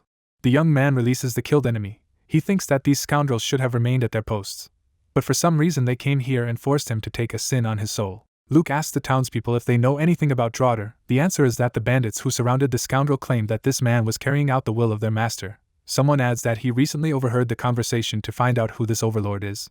Luke asks for information on who he is. The hero recalls the continuation of the conversation with the townspeople, one of whom states that the senior commander is a traitor whose name is forbidden to be mentioned in the kingdom, namely Delmart, who was once the Minister of Finance. Luke brings up the quest window. A description of the hidden quest Defeat the Revolutionary Forces appears, which reveals that the army of revolutionaries is carrying out the will of Delmart, and its goal is to obtain a secret map that will allow the legacy of the head of the army. It is reported that the hero must destroy the squad and get the second part of the map. He must also kill Delmart. Luke expected something like this, and it seems to him that this hidden quest is similar to the one according to which you need to destroy the Order of 10 Ancient Heroes. The guy kills another enemy. He thinks that he had one part of the map initially, so if he takes out the second one, he will hit the jackpot. The hero plans to clear the floor he is on as quickly as possible, and then go up. He moves away from the killed enemy, thinking that by clearing the rear, he will ensure a calm advance. We see the leg of a young man. The system warns that there is a named NPC in this area and advises to be careful, because if the hero is noticed, waves of enemies will immediately fall on him, and they will be in a state of berserker. Luke imagines an enraged horned enemy, and realizes that the number of enemies is not as scary as the state they will be in. Peering out from behind a pillar, the young man notices two fighters. He realizes that despite the noticeable difference in level, he can defeat them if he combines his skills with the effects of rare weapons. White footprints are visible in the air. Something flies up to the bandits from behind. Luke lands several blows. The system reports that he managed to deal critical damage with a surprise attack and, in addition, the enemy received additional damage due to his skill with the dagger. The young man learns that he managed to remain invisible to enemies several times. The hero's mask is covered in blood. The system reports that he is mastering the skill of stealth killing. The bandits lie on the floor in pools of blood. The hero thinks that a successful attack is very good, but it still does not hurt to get rid of the bodies. Corpses litter the dungeon. The guy understands that if he does not remove them, his presence will be revealed very soon. Luke realizes that a raccoon can help him. Luke brings up his pet's status window. Poco approaches the corpse lying on the ground. The system reports that the raccoon's strength is 9 points. Poco does not understand what the owner wants from him. In front of us is the second pass. A muscular fighter with a tattoo on his forehead walks through him. He thinks that he must work as hard as he can to fulfill the will of such a great man, and not a single rat should slip past him. The young man believes that the day is approaching when they will defeat the enemies and write a new history. The fighter calls out to his comrade named Maxid, who does not respond. The bandit goes forward. White streams are visible behind him. The guy this time calls for Pabu, and does not understand, does not hear the answer. Luke slits the bandit's throat. A raccoon pulls the corpse of a bandit. It is clear that the animal is having a hard time. The hero thinks that his guess was fully justified. Poco stacks dead bandits in a dark corner. Luke doesn't understand why the idea didn't occur to him sooner. Because if he doesn't have time to dispose of corpses himself, his pet, who has almost no restrictions, can do it. Poco hits his owner in the jaw. He tries to revolt. The system reports that the young man's bond with the raccoon has strengthened, as well as the affection for this animal. Luke says that the pet behaves as if he doesn't care, but in fact he likes to do what he does. Poco turns away from the owner, whom he has just beaten, who says that he needs to slowly move on. Above the heads of the bandits in the third corridor, jets of purple energy are visible. Luke deals with them and ends up behind them. The guy finishes off another enemy in the fourth corridor. Something similar happens in the fifth passage. The young man comes to the door. He realizes that he got where he wanted. It seems to him that there is a pretty good situation for a temporary shelter here. Luke wraps his hands in bandages. He thinks that Draugr is most likely behind the door, and that he has to kill this guy to achieve his goal. The hero takes hold of the doorknob. He realizes that after killing this person, the second half of the card will fall out of him, and he must do everything very quickly before his allies begin to gather here. The silhouette of a young man is visible in the door behind the leader of the bandits. The system reports that we have before us the leader of the Revolutionary Army, who has level 154. The hero is struck by the value he has just learned. Looking through the doorway, the guy tries to understand if this is a bug of the game, since it is impossible to compete in strength with a character of this level. Luke pays attention to the body of his potential opponent. He thinks that defeating him alone and completing the quest is completely impossible. The young man's eyes glow. He decides to use the scouting skill first. Draughter is standing with his back to the guy. The system reports that this person has the flag of the Revolutionary Army, superior health and mana potions, and an unidentified item. Luke is a little surprised, as he thought that due to the huge difference in levels, he would not be able to conduct reconnaissance. It seems to him that the unidentified object should be the second part of the map. The young man's hand glows. He plans to steal what he needs quickly and unnoticed. The game reports the identification of the object up to the level of 35%. Delmart's secret map and an excellent teleportation stone are visible next to the door. The system reports the successful identification of an unidentified object. Luke realizes that this bastard planned to use the teleportation stone to leave his subordinates and escape from the dungeon. The hero watches the enemy from behind the door. He sees that he is constantly looking around and does not dare to use the stone at his disposal. Luke walks through the door. He thinks Draughter doesn't have detection skills, as he still hasn't noticed anything. The hero sneaks up on the enemy. It seems to him that he must steal a secret map, as this is the easiest and simplest way to complete the quest. The young man's hand glows. He uses the steal skill. A glow can be seen around the young man. The system windows inform him that the theft failed because the security spell cast on the card was activated. The young man learns that the probability of theft is greatly reduced due to the effect of the spell cast. The young man mentally resents the fact that it exists in this world at all. Luke is alarmed, and Draughter strikes with his sword and knocks him far back. The commander of the Revolutionary Army stands with a sword in his hand. He thinks that all this is simply outrageous, since the best fighters of his detachment were on this floor. Draughter looks at the smoke-shrouded hero, trying to figure out if this guy really tried to deal with his entire army on his own, only to end up stealing the map from him. On the left side of the villain is an item that sought to get Luke. Draughter thinks that if the defensive spell had not activated, he would have already been left without a card. We see the hero. His opponent realizes that he is facing the man in the iron mask, about whom he has heard something. Draughter remembers that he is an adventurer who performed remarkable feats during the war between Damian territory and Calm territory. Draughter is standing with a sword in his hand near the wall. He guesses that this young man has been hired by the Viscount, and if he lets him live, he may regret it in the future. Draughter is wary. He looks to his left, where an object is visible in the air. The commander of the Revolutionary Army curses, wondering if someone has already penetrated inside. Above the blonde's head, an object similar to a suitcase is visible. Powerful jets of energy rise in front of him. Draughter stares sternly in front of him. He sees clouds of smoke and tries to figure out if the man in the iron mask was really pretending to be unconscious. The young man clutches the teleportation stone to his chest. He thinks that the hero most likely expects that the enemy will pursue him to the end, but he has a different priority, and must now leave Mount Bilvar and return to his home base. The stone glows brightly. Draughter promises not to forget what happened today and not to forgive the man in the iron mask. Then the villain realizes that he cannot activate the teleportation tool. He pays attention to the wound on his left arm, and realizes that the bleeding does not stop.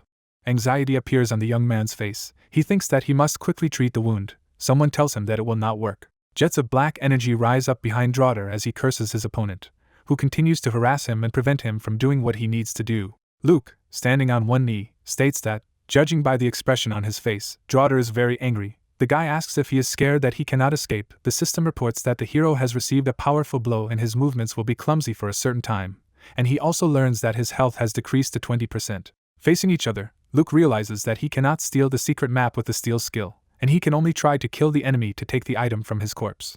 Traces are visible on the floor. The young man understands that if he buys a little time, then he will have a chance to win.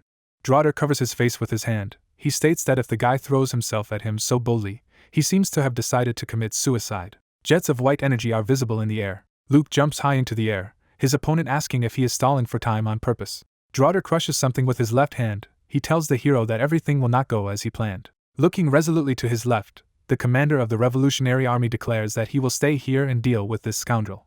Luke, looking down, declares that his opponent is simply bursting with energy. Draughter says that if the man in the iron mask wants it so badly, he will tear him apart and leave no trace of his body. The room is filled with waves of pink haze. The system reports that the Draughter is emitting a gigantic amount of energy, and its physical capabilities are increasing. The bandit, with his mouth wide open, rushes to attack. The hero understands that reinforcements will arrive soon.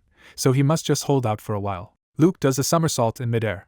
Draughter looks at the enemy, he lands a powerful blow, misses, and then begins to chase the elusive enemy. Draughter looks scared. A bright white flash occurs above his head. The hero realizes that reinforcements have arrived. Roxy stands next to the young man. She asks the guy if he is okay or he, after which she says that she has come to help him. Luke, who is holding a dagger, asks where everyone else is. The girl informs him that they will be arriving soon, and she herself is transported here using a teleportation device.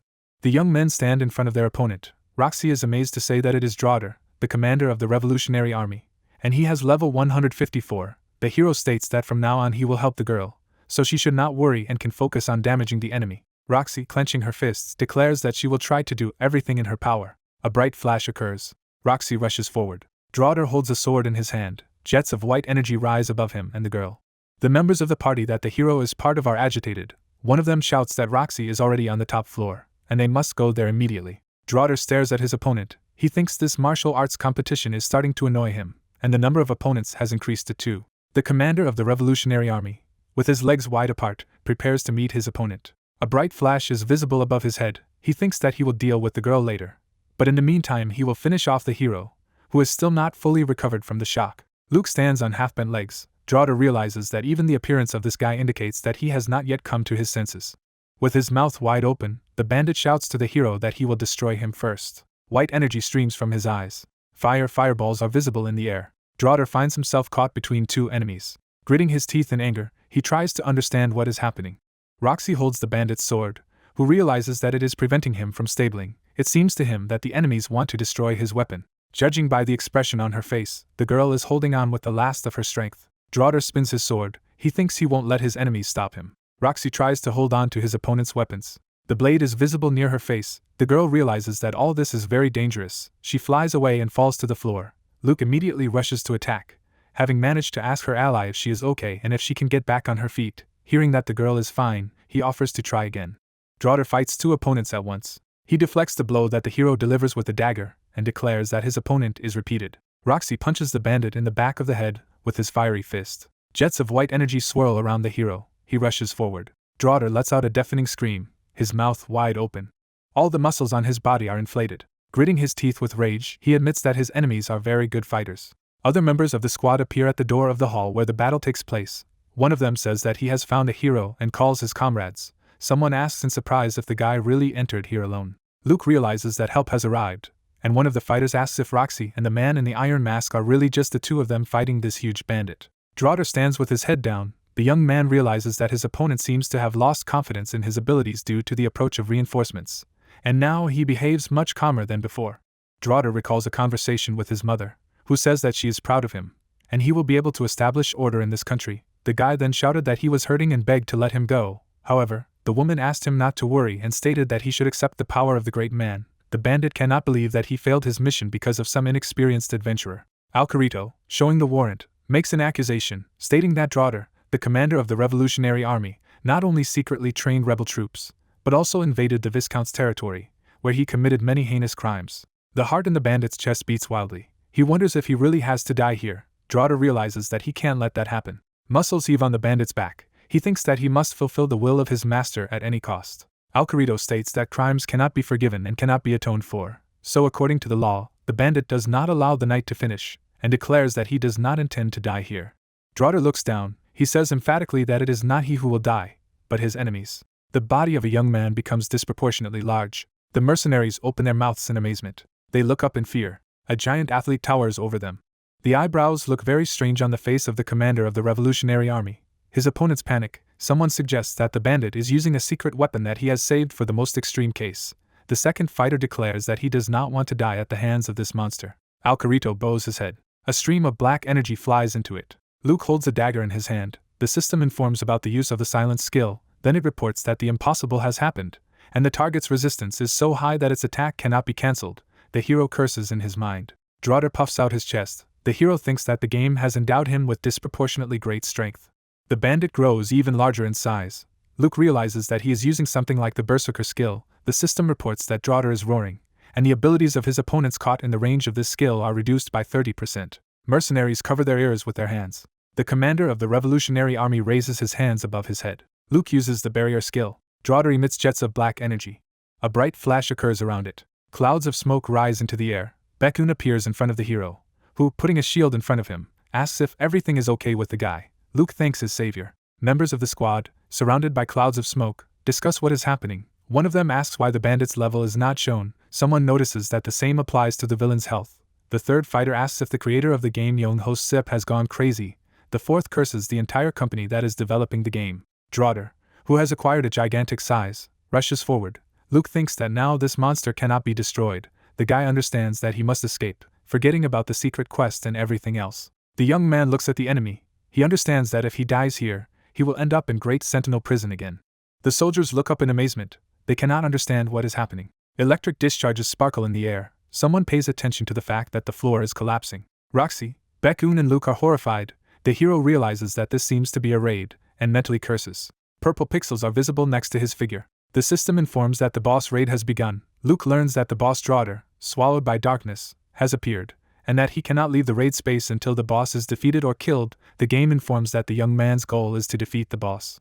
The fighters discuss what is happening in horror. One of them says that it seems that it will not be possible to get out of here. The second asks why the raid suddenly began. The third notices the barrier. Luke, clenching his fists, calls Young-ho Sip, the creator of the game, a bastard. He mentally asks this man how he could do something like this.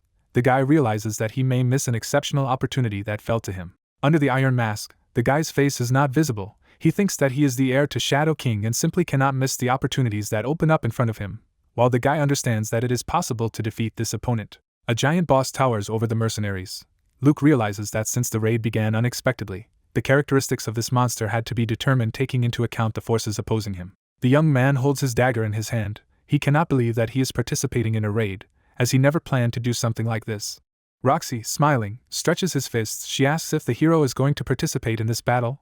Baekun, standing next to him, states that he is very interested in whether it is possible to tank against this boss. Luke, meanwhile, thinks that if he is destined to die, he will do it heroically. The guy resolutely steps forward. He tells the allies standing around him that he will personally defeat the boss. Draughter towers over his opponents. Someone shouts in surprise that the man in the iron mask has announced that he will personally destroy the boss. Another fighter exclaims in surprise that someone still believes in defeating this monster.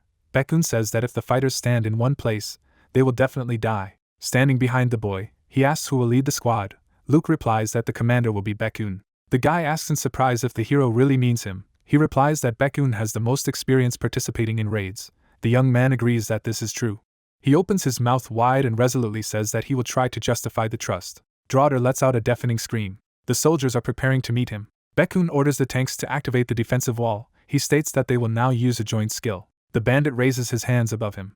He strikes. The fighters use the Legion's shield skill. Baekun shouts for the mages to bind. A magical formation appears in front of the representatives of the mentioned profession. The system informs them that the chant of binding skill is being used, as a result of which Draughter will be immobilized for a certain period of time. Jets of white energy can be seen around the boss. Baekun shouts that the time has come. Draughter tries to break free from his shackles. Baekun, raising his right hand, states that he should say something to the man in the iron mask, after which he informs that they must first analyze what the opponent is doing, since in this situation it is impossible to just blindly attack. Luke replies that they need to buy as much time as possible. The hero's ally looks back at the tired fighters. He says that it would be much better if the Viscount's army was also here, but it is not here, so he will have to cope on his own. The fighters fly away from the boss, who has already rushed to attack. Baekun states that Draughter is now moving relatively slowly and this should be taken advantage of. The hero says that they need someone who will distract the bandits' attention. Baekun agrees. According to him, it is very difficult, but the hero and Roxy can cope with this task. The guy looks at the back of the hero who is leaving him and declares that it is necessary to concentrate buffs and heals on those who will distract attention. The hero states that this can be forgotten, as it will not help much. The hero, looking at Roxy, asks if she is up to the task. The girl happily declares that, of course, she will try to do her best.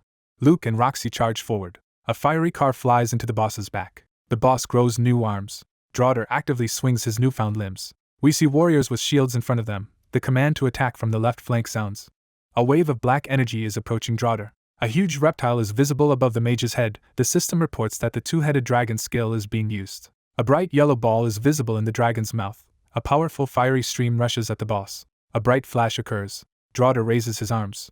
A fighter with a huge hammer is seen in front of the boss, someone yelling for Sogo to switch between yin and yang. On the hands of the boss you can see the traces of blows. Someone shouts that the time has come. A young man looks through the scope of a sniper rifle. What he sees seems to him truly impressive. The guy could not even think that beginners would show such a class. A green flash is visible next to the monster's left hands, and the sniper realizes that one of the newcomers is doing an excellent job leading a large squad. Baekun, commanding behind a shield, the shooter understands that this young man is incredibly talented.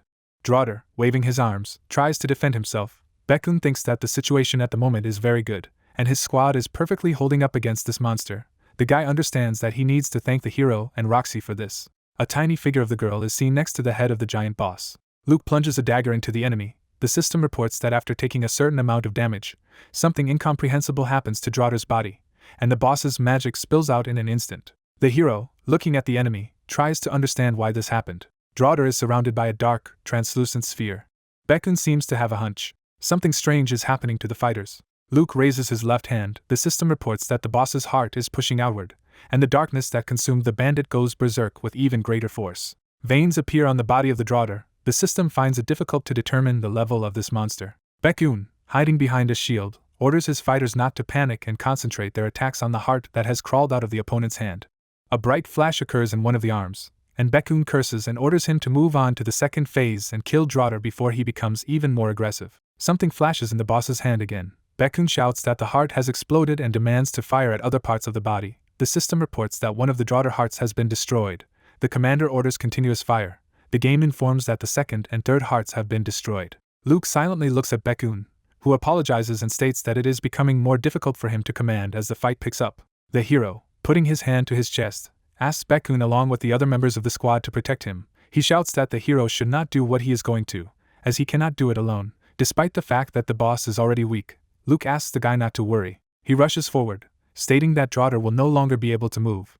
In front of us is the white eye of the monster. Luke, using the shadow step skill, appears above the enemy's head. The system reports the destruction of the 8th heart of the boss, and the fact that the last heart of this monster crawls out. White marks are visible around the body of the commander of the rebel army. Someone asks how the guy manages to deliver such blows while in the air. Luke realizes that there is one last heart left, and if he destroys it, he will get what he wants. Draughter, leaning forward, thinking that he must survive to found a new kingdom. The boss runs away, thinking that he has another purpose and he must fulfill it. The system reports that Draughter, who has been consumed by darkness, has regained his sanity and is trying to leave the battlefield. The hero learns that he must track down and kill the boss before he gets out of a certain area.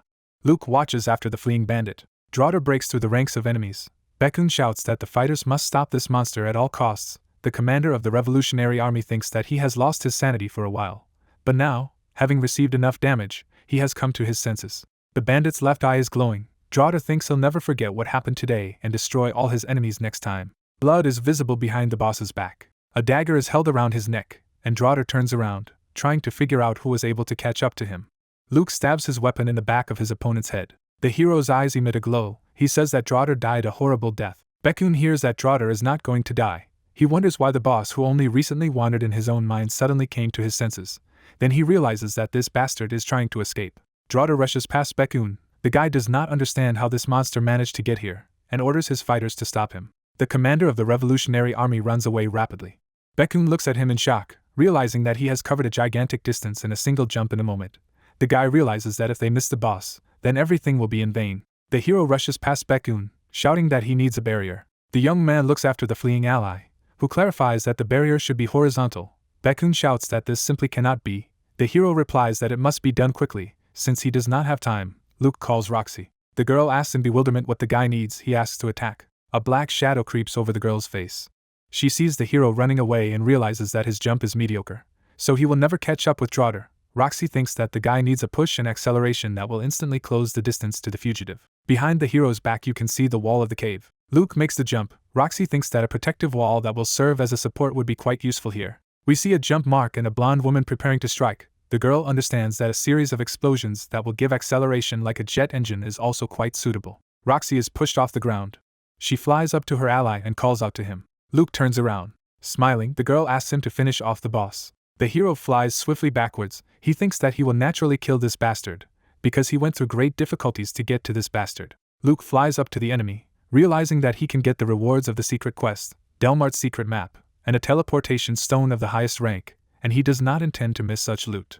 Behind the young man's back, a swirling whirlwind is visible. The system informs you that the opponent's current ability does not count as a skill, so it cannot be silenced. A bright white circle is visible at the bottom. The game informs that the hero will now cut through the enemy's defenses in an instant.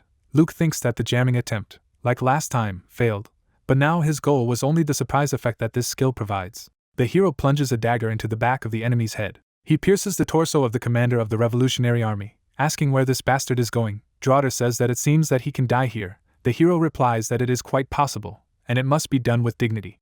The guy inflicts many stabs in the back of his enemy. The system reports that the resentment of Shadow's skill has been activated, as a result of which bleeding begins. After a while, information appears about the summation of effects and increased blood loss. Jets of yellow energy swirl around the Draughter. The bandit's eyes pop out of their sockets. It seems to him that his death has come. The hero strikes another blow with a dagger. The blade plunges directly into the ninth heart, and the system reports its destruction. Vague spots are visible next to the young man. Luke learns about the destruction of Draughter's last heart, as well as the disappearance of the power of the black cat that enveloped the bandit. The game informs that Draughter has been defeated and the conditions of the quest have been completed.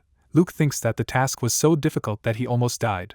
Black energy swirls around the hero's hand. The guy looks at his hand, trying to understand what is happening this time. It seems to him that this is some kind of hidden phase of the quest. There is a very bright flash. Luke falls on his back, blood gushing out of his mouth. The system reports that the guy was injured as a result of the fall, and his health dropped below 5%. It is claimed that this is a very dangerous condition, and the user must restore health very quickly. The young man, mentally turning to the game, declares that he understands everything, and asks to stop wailing. Luke tries to get up. He says that thanks to Draughter he avoided an instant death from falling. The system reports that the owner of the black cat's power is dead, and now Wicked Darkness is trying to find a new owner and absorb him. A cloud of black energy rises above the corpse. The system warns that the physical domination over the hero's body can be removed with the help of force.